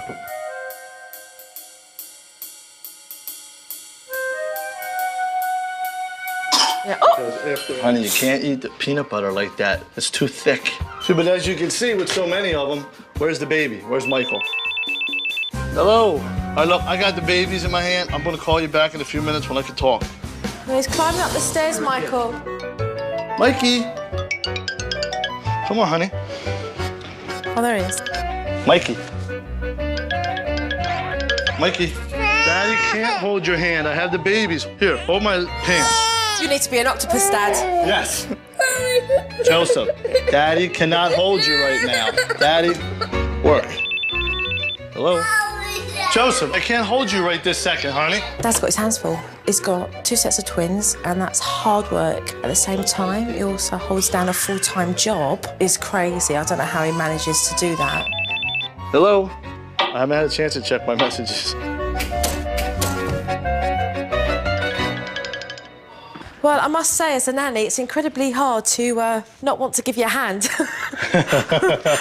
In the morning, it's chaotic. I don't know that there's any solution other than, hey, get help. You know what I mean? Michael's got more than enough on his plate. He's trying to manage his children and maintain his business. It's putting an enormous amount of pressure on Michael. I've talked to my wife about an au pair, sent away for the information. I wanted to do the au pair, and my wife felt that she likes her privacy. I think Joanne's being very unrealistic. So what happens now, Michael? It's 12 o'clock. Yeah, I'm gonna put Michael and Molly in now for a nap. Daddy. Kids have just woke up. They've not even played yet. It's back to sleep again. My goal is I need to make it through till 3:30 till help arrives. What's your buyer? What are they putting in there, a church?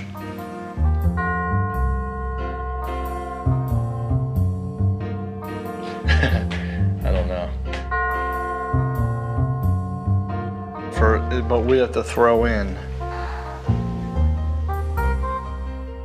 I cannot believe that Dad puts Molly and Michael down for a 3-hour nap when they've only been up for 2 hours. It's ridiculous. It's obvious he does it because it's convenient for him and his work schedule. Which one you want, Lion King or Snow White? Snow White? Okay. It didn't take long for me to realise that Michael didn't have any structure in his day because he just kind of babysat the kids, really, watched them. Well, thank our lucky stars for Snow White. Children need stimulating in the morning. They were like just kind of hanging out in the house and they look bored. Guys! Who's that?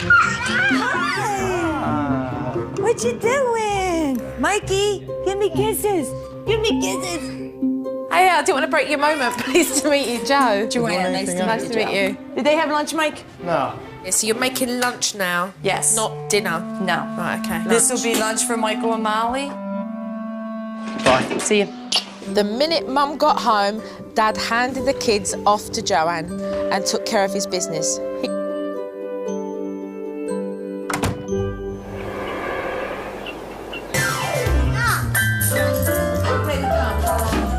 So a lot is happening right now than what it was when Dad was looking after the kids. There's no balance in this house. In the morning, they're all sleepy, there's no stimulation, and then in the afternoon, they're like live wires. And everything comes after 3:30 when Mum gets home.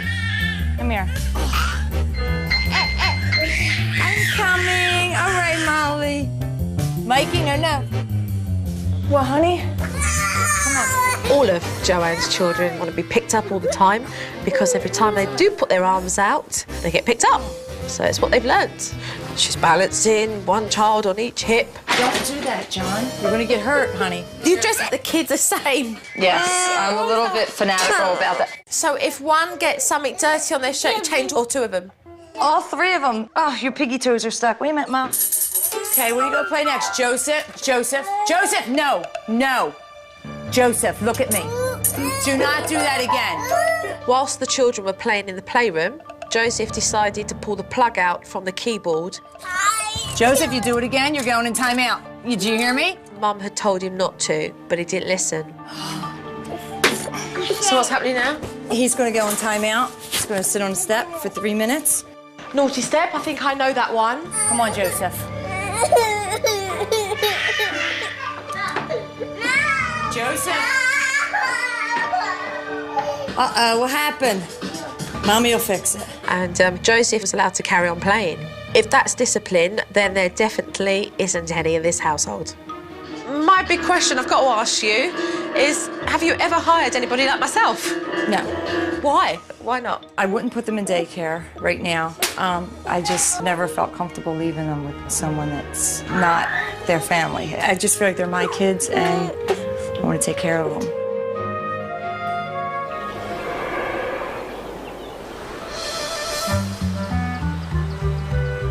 So what time do you guys get to eat tonight? We just discussed that. We said once we get the kids to bed, we'll order something. Yeah. And I'll pick it up or we'll have something delivered. I thought you said you wanted me to eat it. What? Eat it. From the minute Joanne walked in the door from work, I never saw the woman take a break. So the kids love their baths. They do.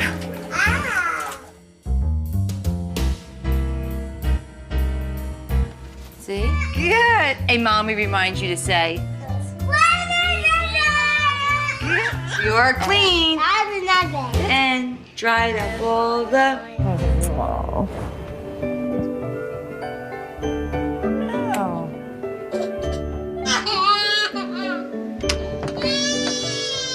Right, so Mum, is this when the housework begins? This is it. All the kids are in bed. This is when I start cleaning up the mess that was made today.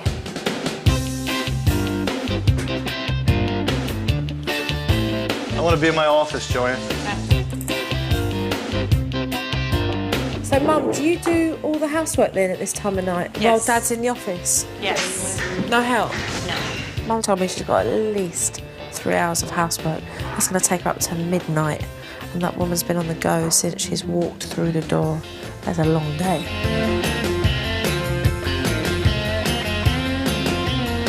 Joanne, I'll see you bright and early tomorrow morning. All right. All right. Don't work too hard. You'll never get to bed at this rate. No. Bring me a woman who's happy doing house chores at 9:30 at night for 3 hours, because I'd really love to meet him, because I know I wouldn't be happy.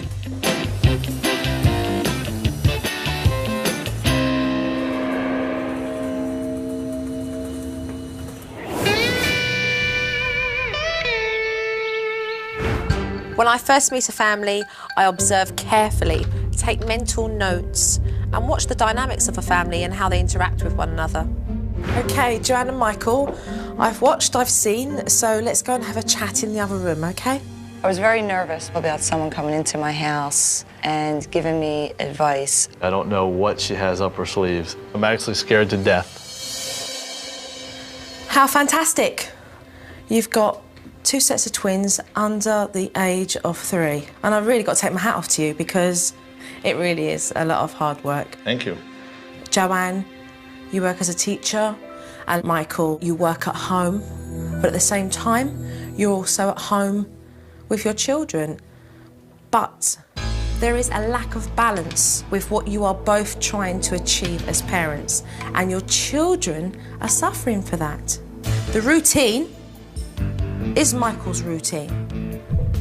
You have a schedule that works for you, so that you can pick up the phone, deal with work, and make sure that you look after the children. Correct.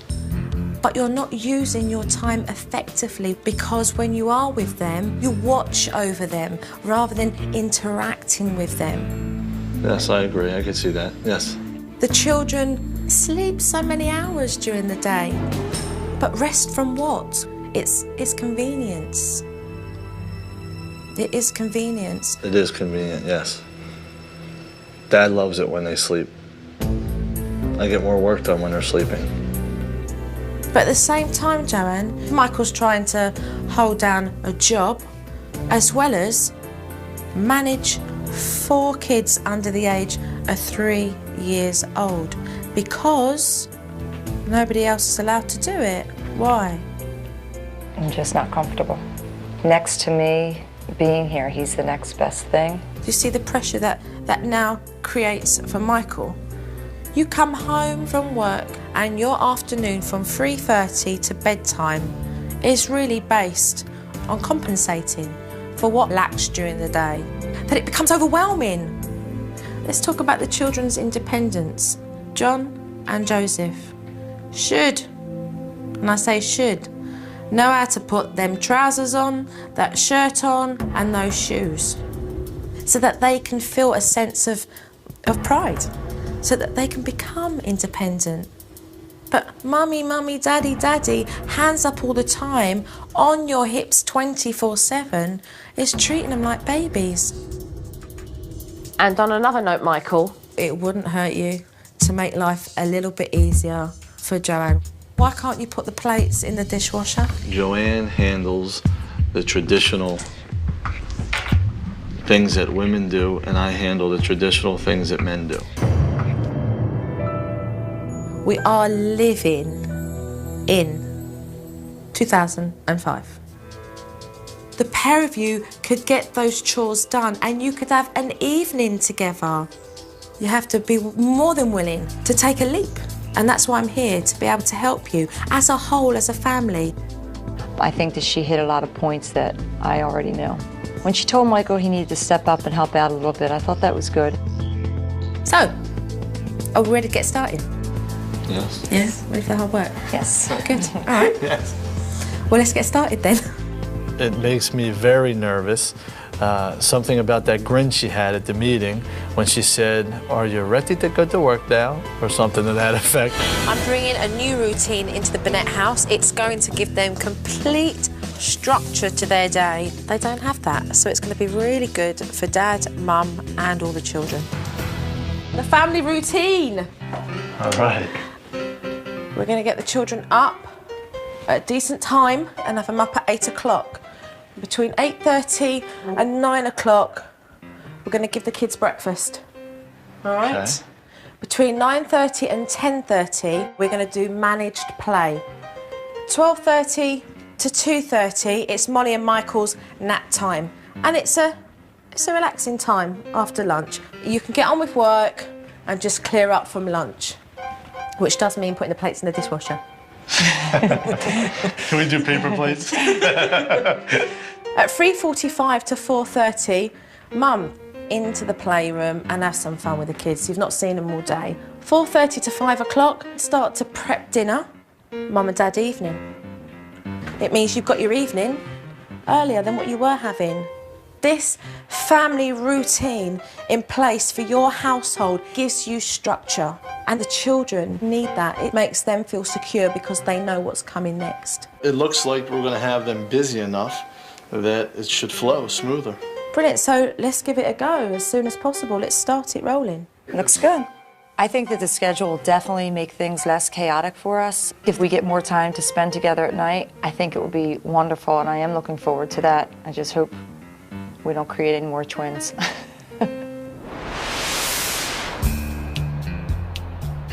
Joanne can't possibly get what she needs to get done during the day when she's got 2 children stuck either side of her.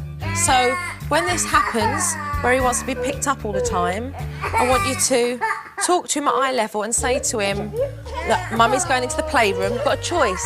You have Mummy's hand, or you can come in on your own. What he's doing is hoping that if he cries long enough, you'll give in and just pick him up. Joseph, listen to me. Listen. Mommy's going into the toy room. You can walk in, holding Mommy's hand. You can walk in by yourself. What do you want to do? Okay, so then put him to the side. So put him to the side, and then take Molly, and we're going to the playroom. And then take Molly by the hand. Move him out the way. You want to hold Mommy's hand?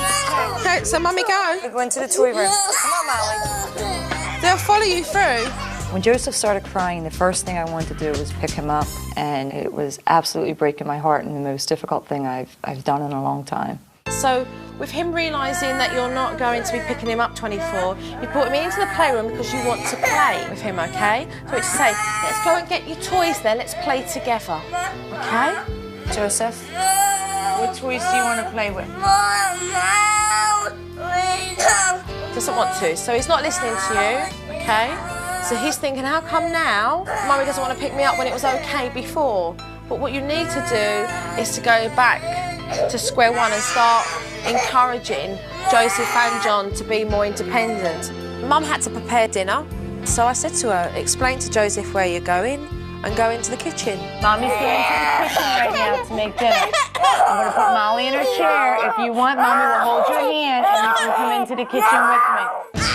I was explaining to Joanne that whilst Joseph was having a temper tantrum, that she was just to ignore him and get on with what she needed to achieve, and that was to feed her other children, because it was dinner time. Some peaches.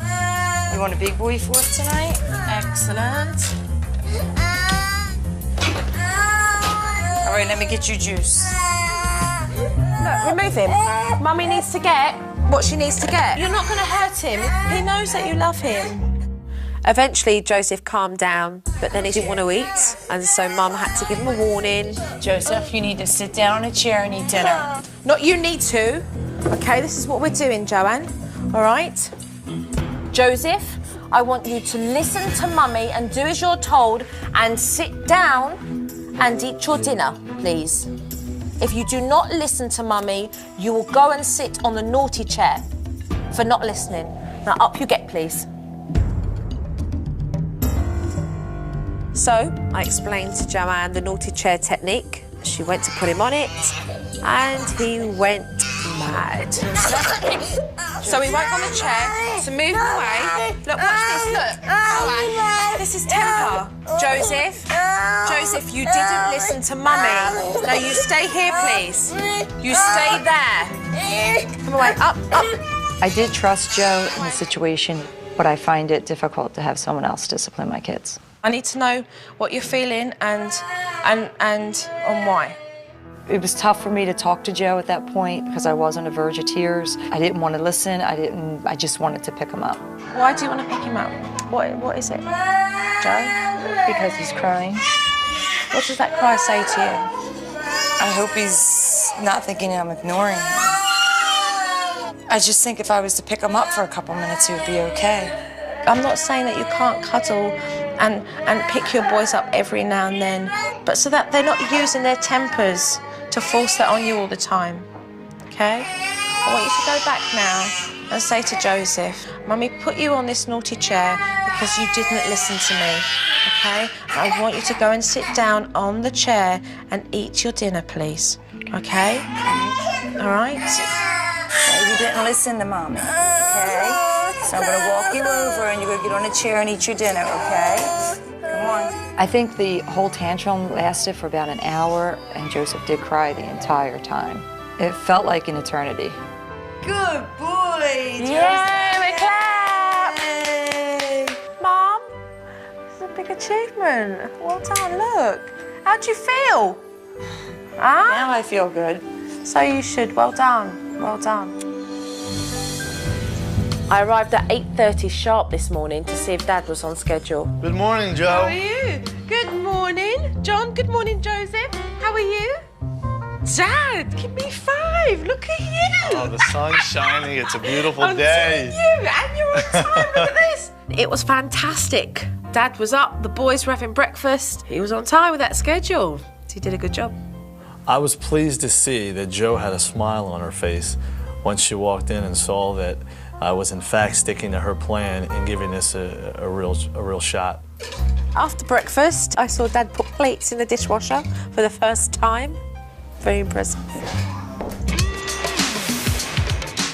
First thing I wanted to work on with Dad this morning was the big boy technique. And that was to allow Joseph and John to do things for themselves. Okay, so what I want you to do is... Come on over here, Joseph. Bring the boys over. This is the big boy technique. And it's like, right, we're going to have some fun with Daddy and we're going to play in a minute. But what we need to do first is get ourselves dressed. So he told the boys they were going to get themselves dressed. You can do it. Yeah, you can do it.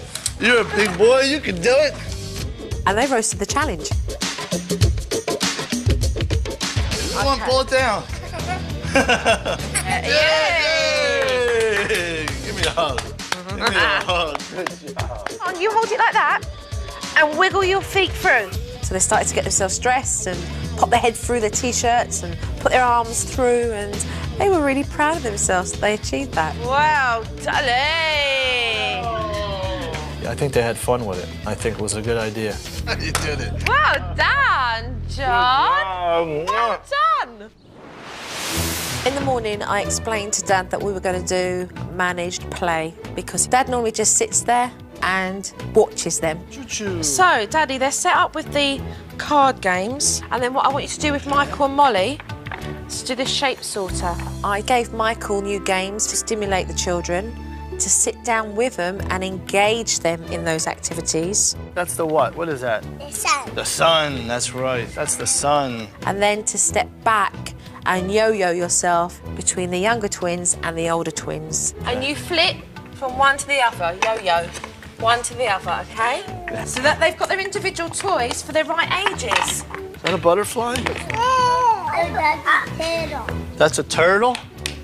Michael, you're managing the 4 kids fantastic, okay? You're stimulating all of them, and at the same time, they're playing with different activities.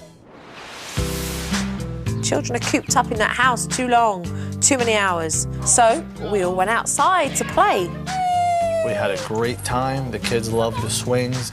They got to climb, run around, play. My plan is to continue with the outside playtime. The kids need the fresh air. I agree with Joe. Oh, no. Whoa. That is fast. Any faster, you're going to do loops.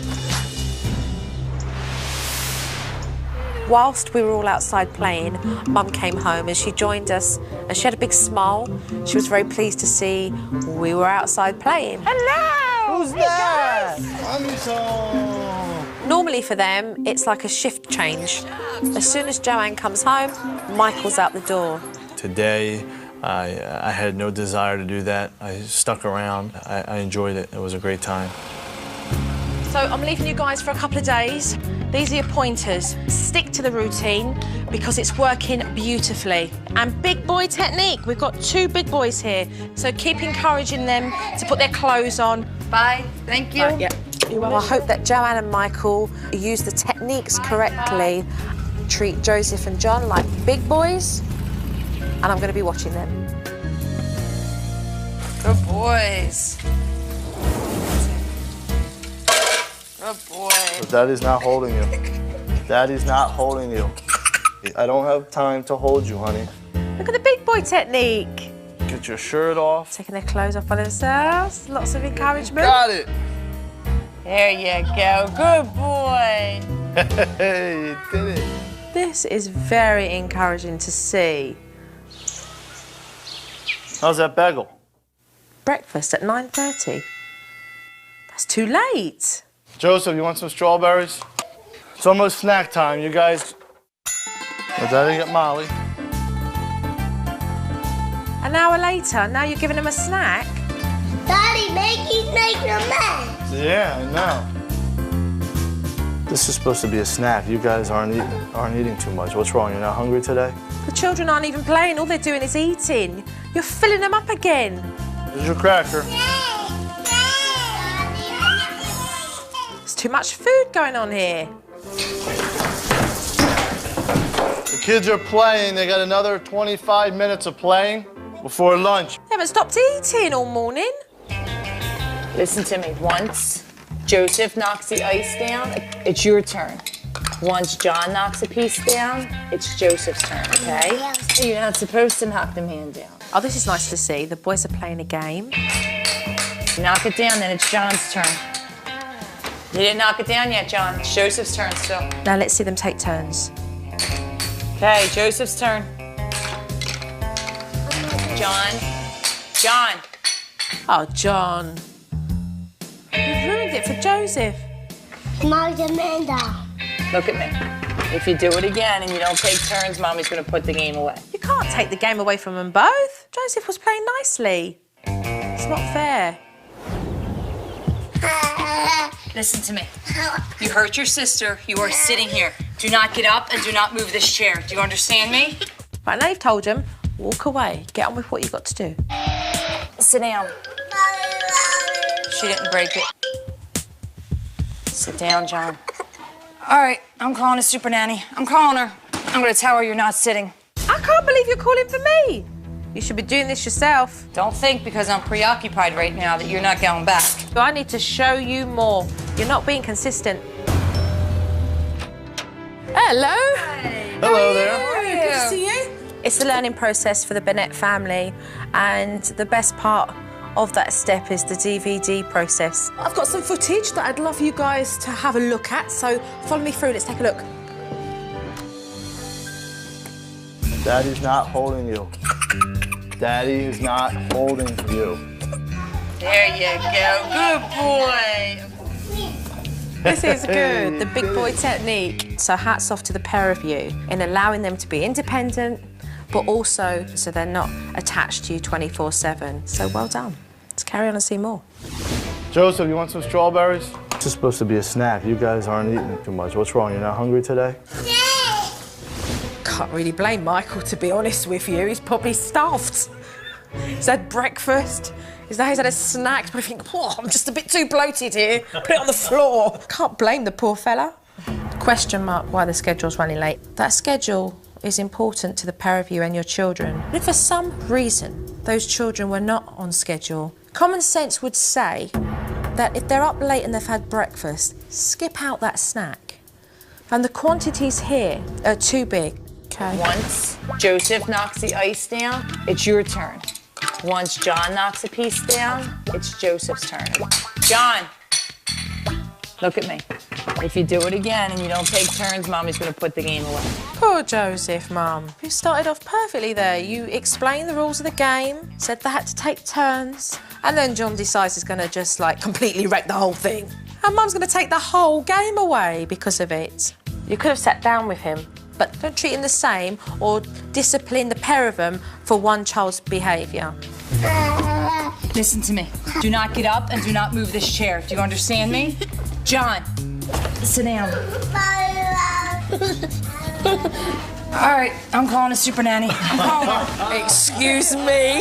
Excuse me. You're never going to get your son to sit on that chair. Don't pass the buck. Here again, Joanne, a little bit of anxiety there about him getting off and you having to place him back on again.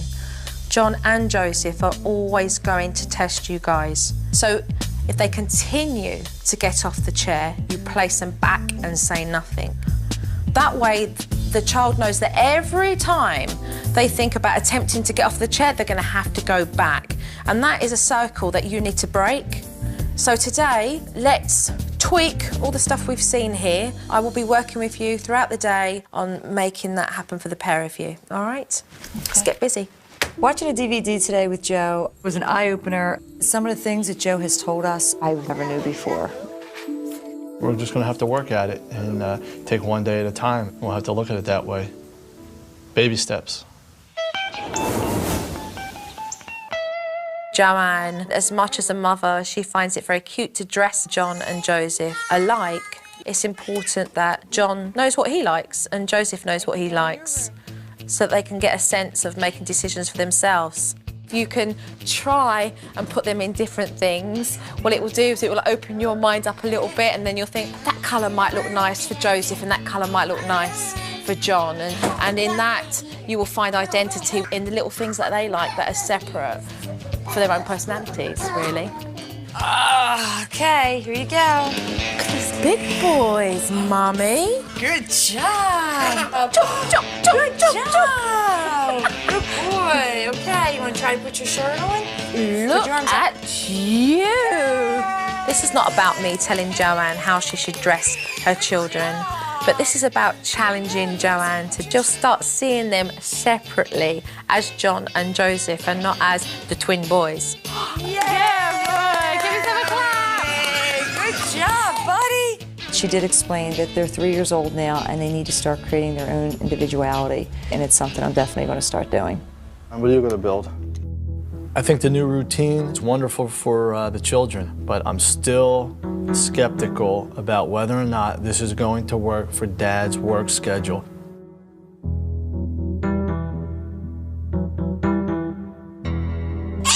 Hey, I want to know how many calls I've got that are missed. The kids will be going up to their sleep soon, so I think you should put your phone on.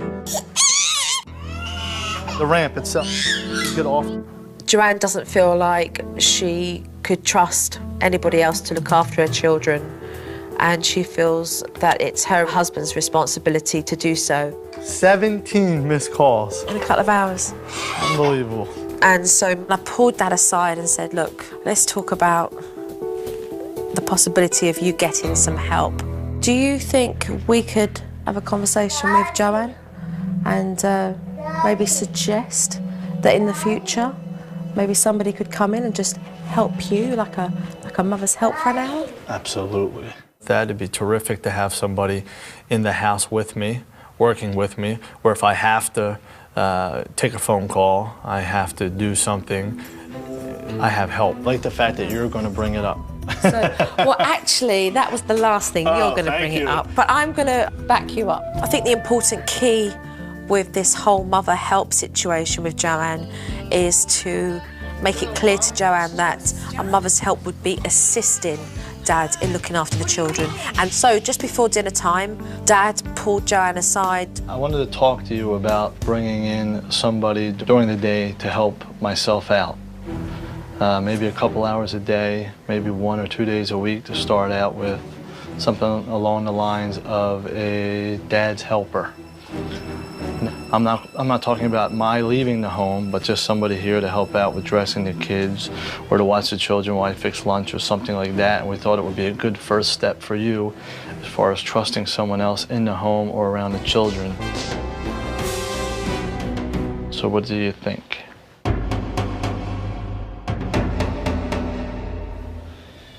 I'll try it. That was easy. Joanne was very receptive. She shocked me. Your wife just said, I'll try it. Yeah, open your eyes and give your wife a big hug. Okay. I mean, she has just come seriously far. I definitely realized that he's also working from home, and to have someone here to help him will be helpful for all of us. Right now, it's play, okay, with the kids. We'll have some silly daddy time. Now that Joanna's agreed to get Dad the help they need, I went over and managed play with Dad again. So he really enjoys the creative playtime he has with the kids.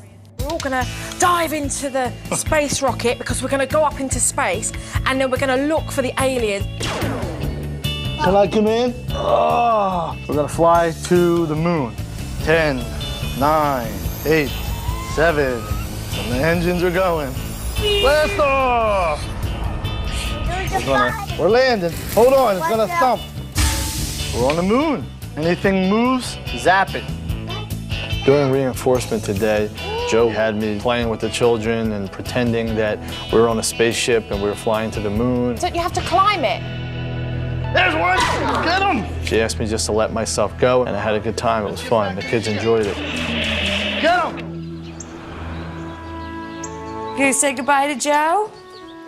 Jojo's going home now. When I first met the Burnett family, the house was very hectic and very chaotic. Bye-bye. Take care. Can I have a hug? Bye-bye. Ooh! Bye-bye, darling. Bye-bye, darling.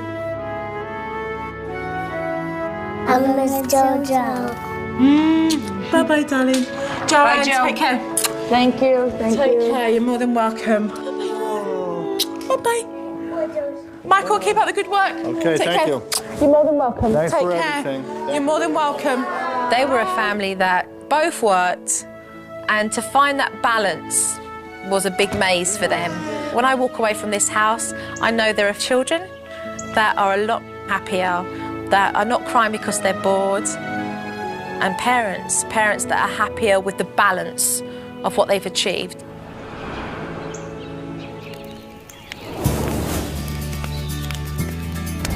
The specific changes I've noticed in John and Joseph is less clinginess, less whining. They're not looking to be held every day, all day. Now I think that we're going to be able to deal with the discipline, the chaos, the baths, like everything throughout our entire day. I think we're going to be able to deal with it more. They have a nice nap. The most significant thing that I have gotten is my wife has actually let her guard down a little bit. She's willing to allow an outsider to come into the house and help us out. And I'll be able to get my work done during the day. I think the kids are truly happier. Hey, for Joseph. Joe is genuine. Joe is the real deal. That Joe cared about my family. I know with the routine and the schedule, it makes it easier for me, a little less to do at the end of the day. I work as an insurance agent. My wife, she's a stay-at-home mom. We have two boys. Corey is 7. Chase is 3. Chase, did you do that? Yeah. Why did you do that? Basically, we traveled a lot before the children. Our life was great. We both had our careers. We didn't realize that once we had children, we had to give up almost 100% of us. All right, sit down. Don't put your hands on me. Don't hit Mommy. Wait till your father gets home. You're going to be in trouble. You're going to be punished. Who's in charge? Mum, Dad, or the kids? Corey is our first child. He has a very stubborn personality. Open the door, Mommy. Well, I'm gonna go the garage way. Come on, Corey. Ah, this is crazy. Go away, go away. Chase is learning by the example of Corey. No, I said yes. Our children kick us, Go away. Chris, he just kicked me in the ribs. curse at us, Get away from me, you animal. throw things at us. Don't do that. And just totally disrespect us. If they don't get their way, then they act out with anger. Don't pinch me! I hate you, Mommy. Look at this behaviour. When I discipline the children, Colleen will come in and interfere. Hey, stop. I can't. Excuse me, Colleen, please. Just hug him. I did hug him. What are you talking about? so hard with Yeah, I know. We don't agree on parenting techniques. We don't even know what a parenting Right. technique is. We don't have nothing. Ow, don't bite me. What are you biting me for? Get away from me, or I'm gonna kill you. I would love for my children to respect me. Don't. Ouch! Yeah, Supernanny, we need your help. Our whole family's falling apart. This has got to stop right now. I'm on my way.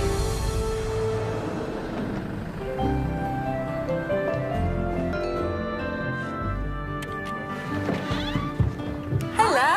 Hello. How are you? Good. I'm Chris. Pleased to meet you, Nice Chris. to meet Joe. My first impression of the Supernanny when she arrives, I felt relieved. Because I've been waiting a long time for her to come and help us. Hi, I'm Colleen. Hi, Colleen. Pleased to meet you. Welcome to our home. This is Chase. Hi, He's 3. Chase. Pleased to meet you. Joe seems to be a very warm person and very interested in our family. What's your name? Hi, Corey. Pleased to meet you. Well, I'm here to observe and watch the dynamics of your family, so feel free to carry on as if I'm not here, and I'm going to watch you throughout your day. Okay, great. We're very happy you're here. Great. All right, Corey and Chase, I got your food, guys. I want you to sit up. When I first walked into the house, the parents were doing breakfast.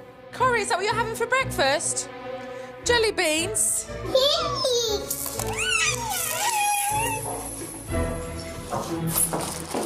No, Chase, that's not very nice. Guys, you know you're not supposed to have candy before breakfast. Give me the gum. Give me the gum. Here. Chew it up and then spit it out of my hand. Yeah, thank you.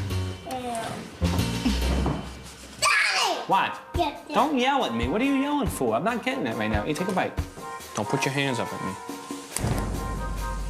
Here. Don't hit me. Did I miss a baby? There's the baby. Chase, these are yours. I think it's ridiculous that Chase has a bottle. He's 3 years old. He's a big boy. He's not a baby. All right, have a good day. You too. Bye.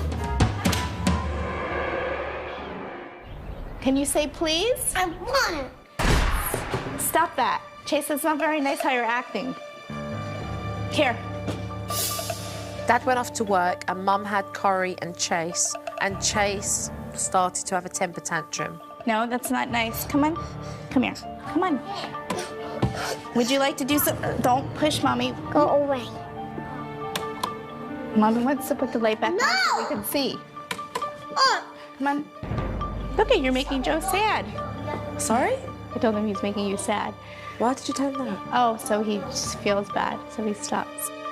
I was a bit shocked that Colleen involved me when she was trying to discipline Chase. I just thought, why are you doing that? Do you want me to read you a book? Away. Don't pinch at me, come on. Colleen's day with the children is completely unstructured.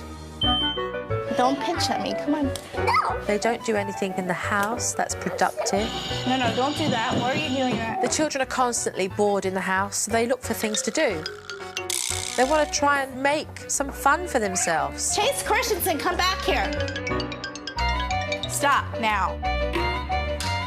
Corey, you shouldn't stand on there, hon. You'll get hurt. The fun they're making is mischief. Corey, I'm not playing games with you right now. And whilst the cat's away, the mice continue to play. Corey was so bored around mid-morning that he ran out of the house to go and get one of his friends to play with. Corey, come back in the house, please. Chase. Oh, Chase has locked us out now. So wait, you being serious? We're really locked outside? Yes. So how are we going to get in? Chase, can you please open the door? This is crazy. I'm laughing. I can't believe I'm actually stuck outside your home. Chase had locked us out and we couldn't do anything. And there was Mum at the window begging Chase to open up the door. I mean, just ridiculous. Chase, if you're a good boy, Mommy will give you candy. Mum needed to get back into the house, so she started to bribe Chase. Eventually it worked. Okay, thank you. And he's decided to let us in. What? That wasn't very nice of you. Left poor Joe outside. Chase's behaviour is absolutely ridiculous. After he lets us back in, it got worse. Don't pinch at me. Is that the kind of behaviour you get from Chase? From Chase pinching, yes. Corey will also pinch me once in a while if he gets angry at me, but I won't let him do something. But, No! No, that's not nice to do to Mommy. Come on. Mommy wants you to stop. I want you to calm down. Calm down.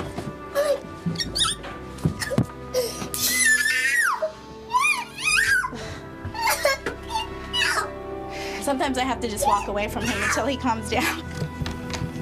every time I go towards him, he starts acting out more.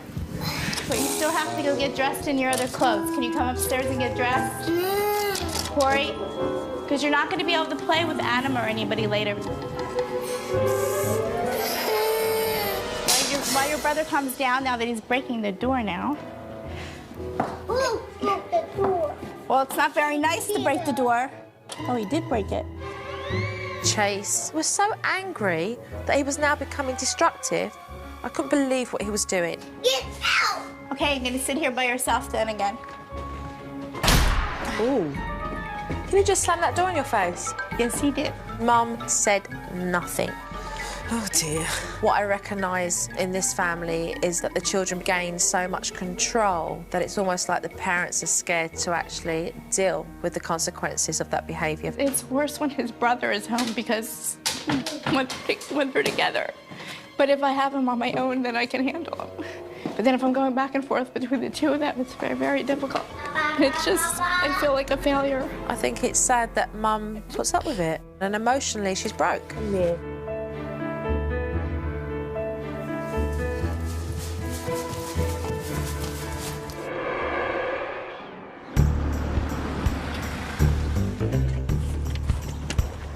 Hello. Hey, hon. How are you? Good. Hi, Chris. Good. Hello, hello. It's been a crazy day.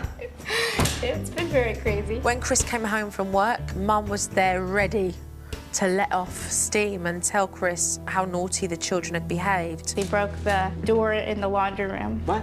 He broke the door in the laundry room to try to peek out. Is it? What do you mean? Let's go see it. It's broken. Broke the door? How did he break the door? What did you do to him? Nothing. I didn't do anything. I let him cry in there until he calmed down because he was kicking me and everything. You put him in a room?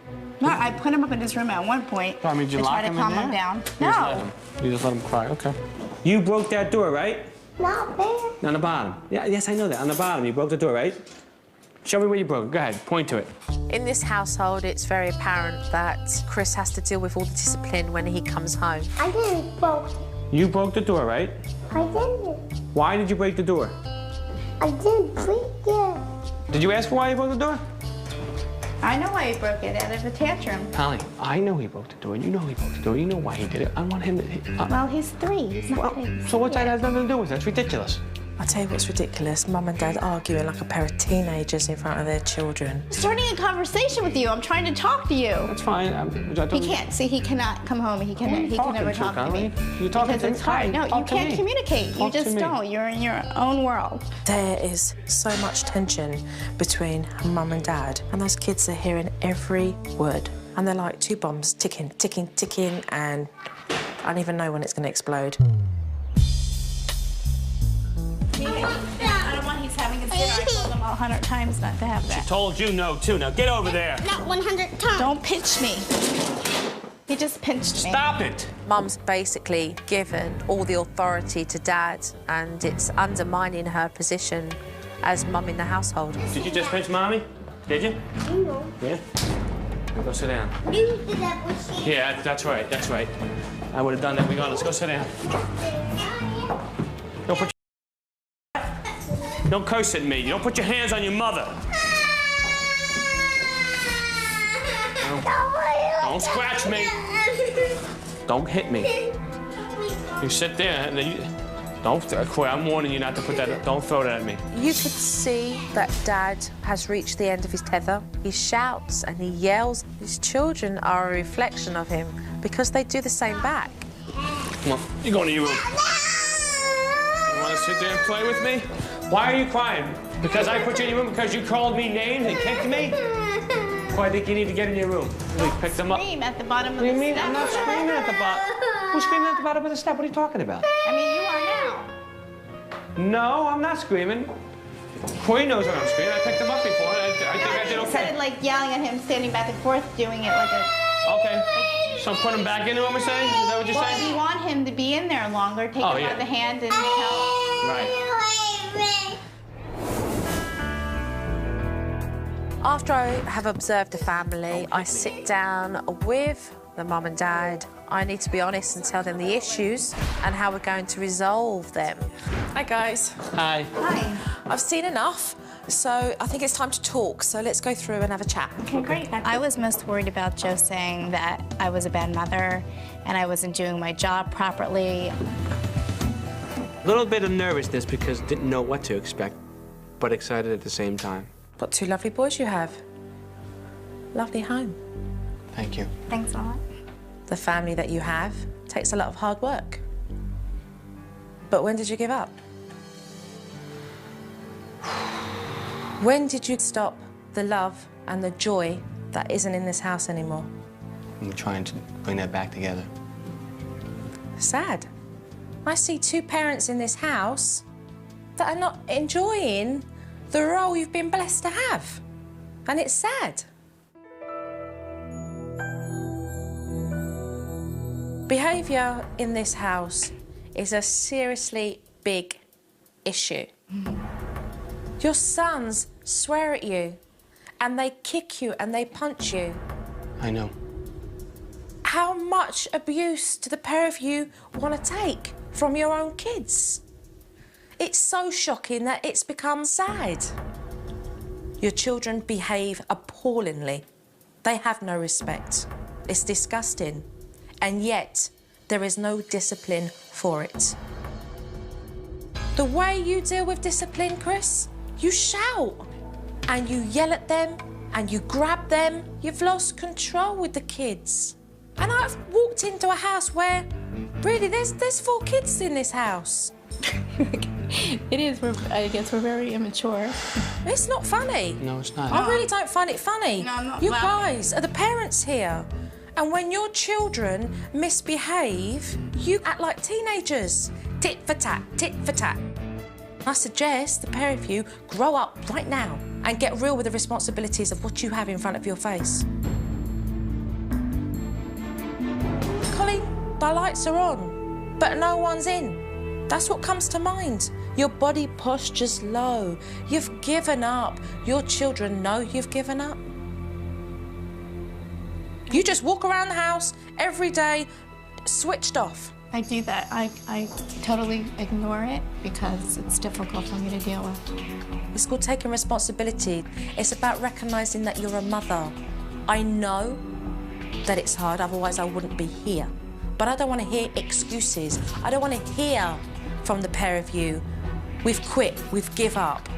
Because you can't. You've got 2 young children, and the price that the pair of you are going to pay as parents, trust me, is going to be steep. If you don't get a grip on this, you guys have got to be 100% dedicated and committed to one another and to your children. Because your kids are a reflection on yourselves. It was difficult for me to hear, you're not a child anymore, start acting like a parent. Nobody wants to hear the truth, so I would have to say it was very sad to hear what she had to say. Okay, let's get started with some work. Yeah. On the first day of teaching, I give the family a routine. For the Christiansens, I've given them a parent schedule so that there is structure to their day. This is what you guys need in this house, okay? When Joe brought in the parent schedule, I felt a sense of relief because I was like, wow, this is really great. Now I have a schedule for my family. At 7:30, the kids are to get up, washed and dressed, and then take Corrie to school. Okay. Between 9 and 10, Mum, this is going to be your playtime with Chase. I want you to have Mummy and me time. Okay. At 4 p.m, Mum and me time with Corrie. You need to give him your time as well. And then at 5 o'clock, he can sit down and do his homework at the table. And at 6 p.m, I want you to sit down and have dinner. And let's give lots of affirmation and praise about what each person did during the day and how wonderful it was. How do you feel about that? Very excited. I love it. This is great. This is a great thing that we need. I was actually a smile from ear to ear. This household desperately needed discipline. The children were always pushing the limits. So I gave Mum and Dad the cool-down area, which was 2 beanbags, where the children would go if they misbehaved. No swearing, no hitting, no kicking or biting, okay? When your children have a temper tantrum, they will go to the cool-down area. After I've introduced the discipline technique, I'll wait around for a moment to happen where I can help the parents enforce the technique. Didn't have to wait long. No, I'm not eating. Chase, look at Daddy. I'm gonna give you one warning. Daddy's gonna put you in the cool down area if you don't calm down and eat your food, okay? Just eat your food and then you can go out and play. You sit down here for 3 minutes and you think about what you did. Because you didn't listen to Daddy. Come down to his level Chase. and talk to him. Come down. Chase. A low authoritative voice. Chase, the reason Daddy's putting you here is because you didn't listen to me and eat your food. Okay? Walk away. Say nothing and just put him back onto the beanbag. No, I want to go.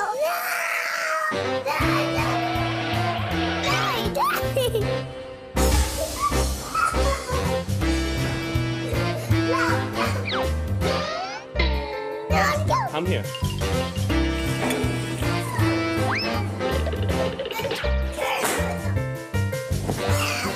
How are you feeling? Good? Oh, yeah. Good. You're doing good. It'll take some time, I know. Yeah, but you're doing so well. I'm doing good.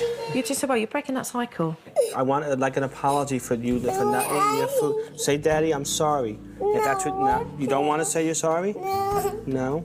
Then I'm gonna have this let you in the cool down. Stay there for a few more minutes, okay? No. Does he understand that not eating his lunch was a bad behavior? What is it that you're feeling right now? No, nothing. I just feel bad that he's upset. That's it. But you shouldn't. That screaming, what's your child doing? Acting out for attention. As a mother, you know your children and you know what Chase is doing. That is a good thing because you recognise it, okay? So grab it, take it and go, as a mum, I know exactly what my child's doing. As a mom, I know exactly what my child's doing. Exactly, and that's what we want. We want that positive attitude. In a minute, when you go over to him, okay, and say to him, I want an apology for your behaviour, okay? I want you to say you're sorry. Last time, I need you to say you're sorry. Okay. Fair enough. Okay, we're working on this here. Okay. That was good, you starting there. But you need to lower your voice when you say that, okay? Look at him, put your arms out. Say you want to say sorry. Say he said sorry. he was sorry. Give Daddy a hug and tell me you're sorry. Sorry. Thank you. Give him hugs. Give me a hug. Come here. And kisses.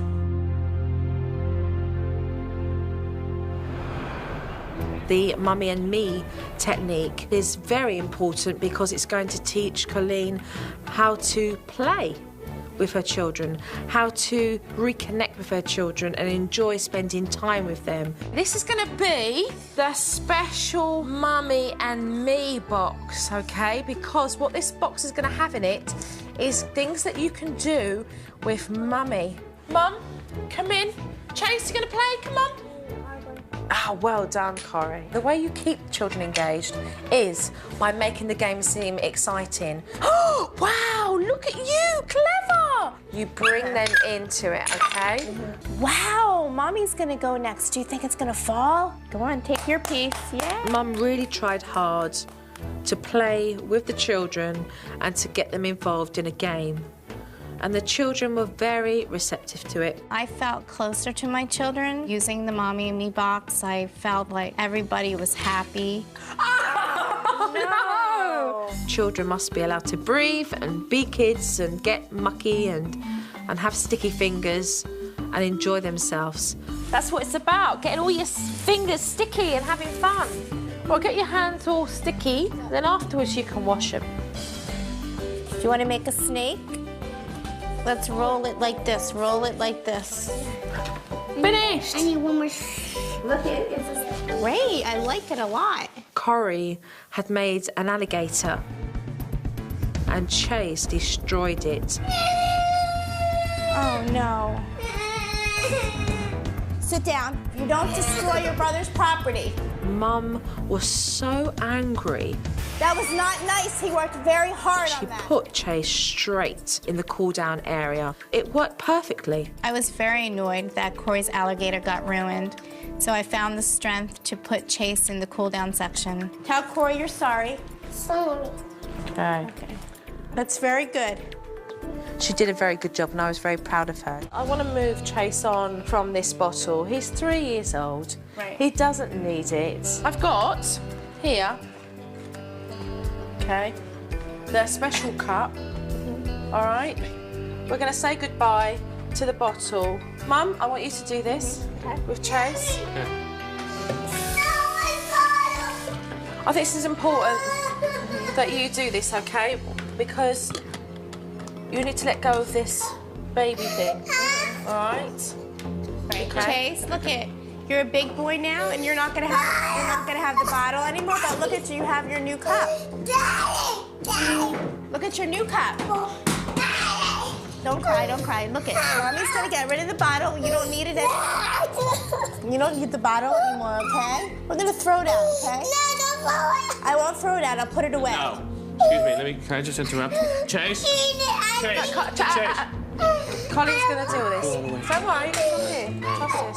And Mommy's gonna take the bottle and put it away because you're a big boy now. And we're gonna give you a big boy cup. I want to keep my bottle. So because he's now screaming for it, he's got you scared of that. He's got you feeling sorry for him. I feel sorry for him, right? So Chase has learnt to have a temper tantrum to get what he wants. We're going to get rid of the bottle now because you're a big boy, okay? Only babies have bottles and you're not Mummy's baby. Chase, look it. This is your big boy cup because you're big. Look how nice it is. You're not a baby anymore. Mommy's gonna take the bottle and we're gonna get rid of it, okay? Your mommy's gonna take it. Mommy's gonna look, Mommy's gonna throw it in the garbage.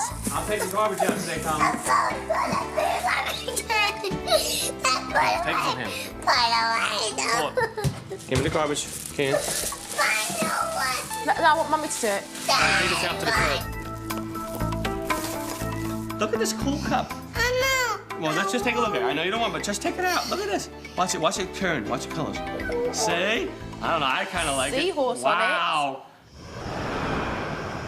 I'm going to leave you guys for a couple of days to implement all the techniques that you've learnt.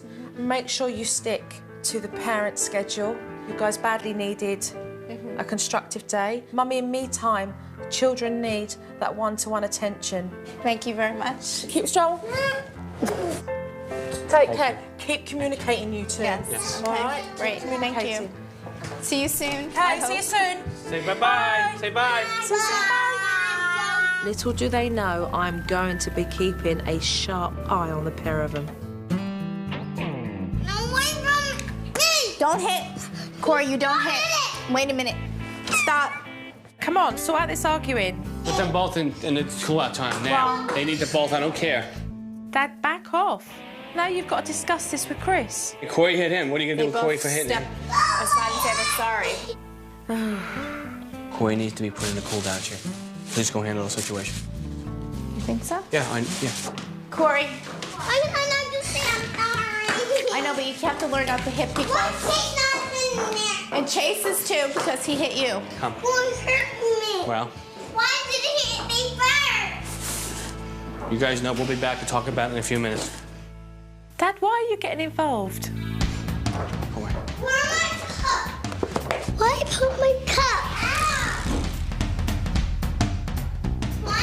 This is ridiculous. Colleen, you should have been doing this. Corey, you do not hit anyone in this house. If you have a problem with anybody in this house, Corey, you come to Mommy or Daddy. Mum, you're taking a back seat in this. Just smack Mom anytime for homework. Since you spend a lot of mommy and time during the day when Daddy's at work, you want to have Daddy time and play a game? He read the chart. You heard the mayor. It's a weekend, so you can Daddy will spend some incorporate time it. with you because Daddy's not here. We're all going to play together, okay? Okay, so you're all together. This is good. Okay, you guys can play this game, and I'm going to pass on this one, so you can have some Daddy time with them. You got a pass on it? No. There'll be no passing in this house. Colleen, what's happened? You're meant to be engaging the children. You can spend some time with us. I'm going to go in for about 10 minutes, and I'll be right back. Do you mind? No, you stay here, Mother. Exactly. Corey wants you to stay with him. Don't go. Corey, we're not playing duck, duck, goose, okay? I'll be back. Oh, come on, Mum. Where's your enthusiasm? Oh, so much for Mummy and me time, then. Get away from me.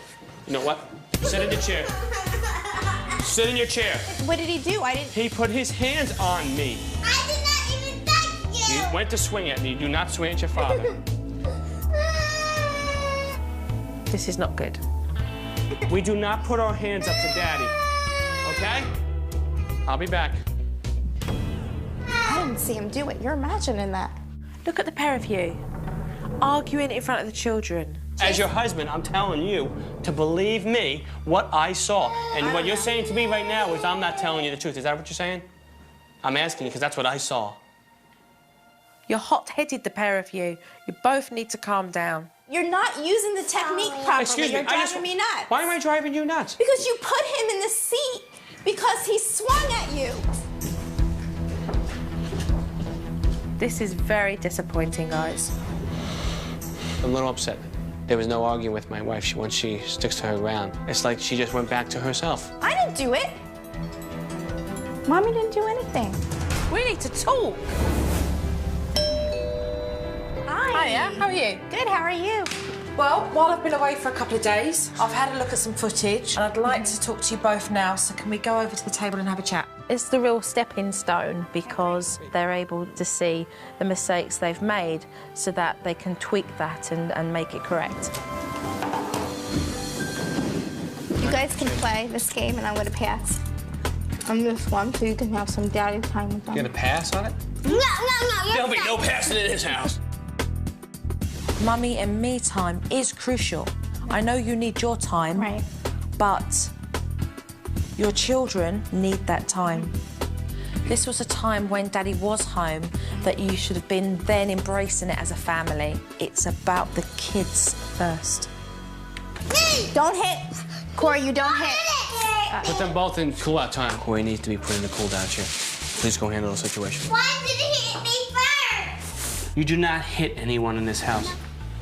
Right, Dad, stop taking over there and stop intervening. Let Mum deal with the discipline. You know you can do it. Have him sit up and listen to you. Okay. All right? Get away from me. You know what? Sit in your chair. Sit in your chair. We do not put our hands up to Daddy. You're not using the technique properly. Excuse me, You're driving me nuts. Why am I driving you nuts? Because you put him in the seat. Grow up, the pair of you. Grow up. Start communicating. Start listening to one another. Start respecting what the other one has to say. Because when you start to argue, you both lose your cool, you get angry with one another, and your kids listen to everything, and then they get dragged into everything. It's not fair on them. Still a lot of work to do, and in general, we need to be able to focus on how the pair of you deal with your children together, okay? And we'll see how today goes. Sounds good. Okay, sounds great. All right. What I thought was awful on the DVD was just the arguing between my husband and I. It was a little shocking. I said, wow, we need to stop this. When we were watching the DVD with Joe, I felt we still have some issues that me and Colleen need to handle. So when someone's sitting there telling me this is what you need to do, I'm gonna do it. The communication zone technique is what I introduced for Chris and Colleen to start them talking again. So I gave them each a box to write down their thoughts and suggested they go to their room where they could talk away from the kids. Because it's desperately needed for Mum and Dad, they both need to really say what they mean to one another. We're supposed to exchange boxes. One for you, one for me. Okay. Here, I'll go first. Okay. It says, I think we should discuss the techniques. When I discipline the children, they always say, I don't think you did this right, or I didn't think you did that right. So instead of you coming to me and saying, Chris, you did it wrong in front of the kids or something like that. What I'm asking you to do is talk to me later about it because I just don't want to talk in front of the children. Right. Okay, my turn. I think you use the cool down section too often. I think you have to only use the cool down section when it's really, really needed. Because if you use it like 10 times in a row, then it's not going to be effective when we really need to use it. He's not going to carry if he's sitting there anymore. I don't agree with that. I think if a child doesn't listen to you now, what makes you think he's going to listen to you when he gets older? We need to communicate. I mean, that's something that we've been missing. And I think this is what's going to make us happier. I think we work on it together. Once we work together as a team and we improve our communication with one another. Good job, honey. There's going to be a huge change in our children's behavior. Colleen and Chris still aren't on the same page when it comes to implementing discipline. So it's important that they come together and work through what they felt the unacceptable behaviour is. Now the pair of you have got discipline in place. But what the pair of you do need to do is to discuss your household rules and write it down on the board. No yelling. Oh, yeah, I agree. No hitting and pinching. Eat your food at the table. I agree, that's a good one. Great. How about no talking back? No cursing. Ask permission to leave the house. Right. For the first time, they were communicating as parents how they wanted their children to be brought up. Practice good manners, be courteous. Mommy, Daddy may think of something in the future that we might have missed, but let's take it from that point on, you know? Does that sound good? It sounds good. I think the household rules is going to make a huge improvement. I'm glad she came out with that because we needed that. All right, fair. When Chris and I were doing the rules, I felt for the first time we were working together as a team and making decisions for our children. And I think that was the missing piece of the puzzle. Today it was important to do more work on mummy and me time because I wanted to show Colleen if she gives a little bit of her heart and time to those kids, what she'll get back. Mommy's going to play a game. You guys want to play monkey in the middle? Get the ball, Chase. So come on, Chase, get the ball. Go, Chase, get it. Hey. Oh, no, Mommy can't get it. Get it. OK, so, Mum, when Chase goes to grab that ball, run as if you're going to grab it. So you make him go because he'll want to grab it before you. Ah! Mum, quick. You got it. Mum, we don't care how we look, what we're doing. We're having fun, OK? Mum needs to loosen up and get with the action and enjoy her company. Mum, take your shoes off. Are these? Take your shoes off, yeah? Off. Inhibition's gone. Ready?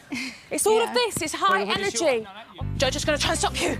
Ready? Got to get more positive to Corrie. Quick! Oh! Quick! Ah, all right, I want you to do the same. Just keep it high energy. I wanted Mum to let all her inhibitions down. I wanted her to be silly Mum and just get wrapped up with having fun and enjoying the children. So just lighten up. Get it. Let's keep it up. Let's be silly, Mummy.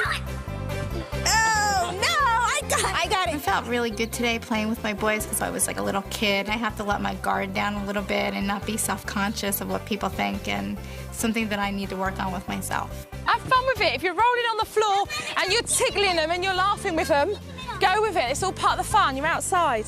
I liked it today when Colleen was playing with the kids and Joe helped get Colleen involved. And to be honest, I made me very happy to see that. Look at Corey's gonna be the monkey in the middle now. Look. You're doing a good job. Start the mommy. Yay! The response from the children was absolutely beautiful. So I hope that Mum continues to just carry on with the kids like that. Come on, guys. We're gonna get Mommy. Come on, everybody, let's go get Mommy. Woohoo! You gonna come and say goodbye to me? Let's go say goodbye. Yeah, come to the door. Come on. When I first walked into the Christiansens' home, it was full of a lot of negativity. The energy was very low. Give hugs. Now, the children have structure and they have a routine that's made them more secure. Have a cuddle, please. Can I have a cuddle? I do. Can I take care? So much for everything you've done. You're more than welcome. Chris, take care, yeah? Take care of yourself. God bless. Be strong, keep talking. Bye-bye. Bye-bye. Chris and Colleen have now come together and decided what behaviour is going to be unacceptable in their household. And that's very important for them both.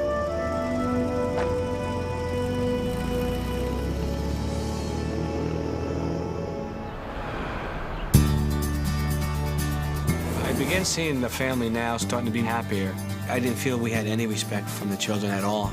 Now I think we've earned the respect. We're parents now. I see a big change in Chase. He's listening and he's doing what we tell him to do. Nada. No, here's your glass of milk. If I had realized it was that easy to get rid of Chase's bottle, I would have used a technique 2 years ago. I like Joey, you helps me. Corey's very happy. Before, Corey used to walk around all sad and bored. But now we have things to do. We have a structure. He loves the chart very much, and he loves order. Through this whole process, I've learned that giving them love and showing them happiness by just playing a simple game with them is fine. And the important things of life is just having fun. I'm able to concentrate and focus more on my children, and they are showing actually more affection to me because of this. Corey, big hug. Our family was in total chaos before Joe came, and I just see smiles on my children's faces, and it's great. The impact that Joe has had on our family has been a big 360 degrees. Our family used to be so stressed out, always yelling. Our family's happy now.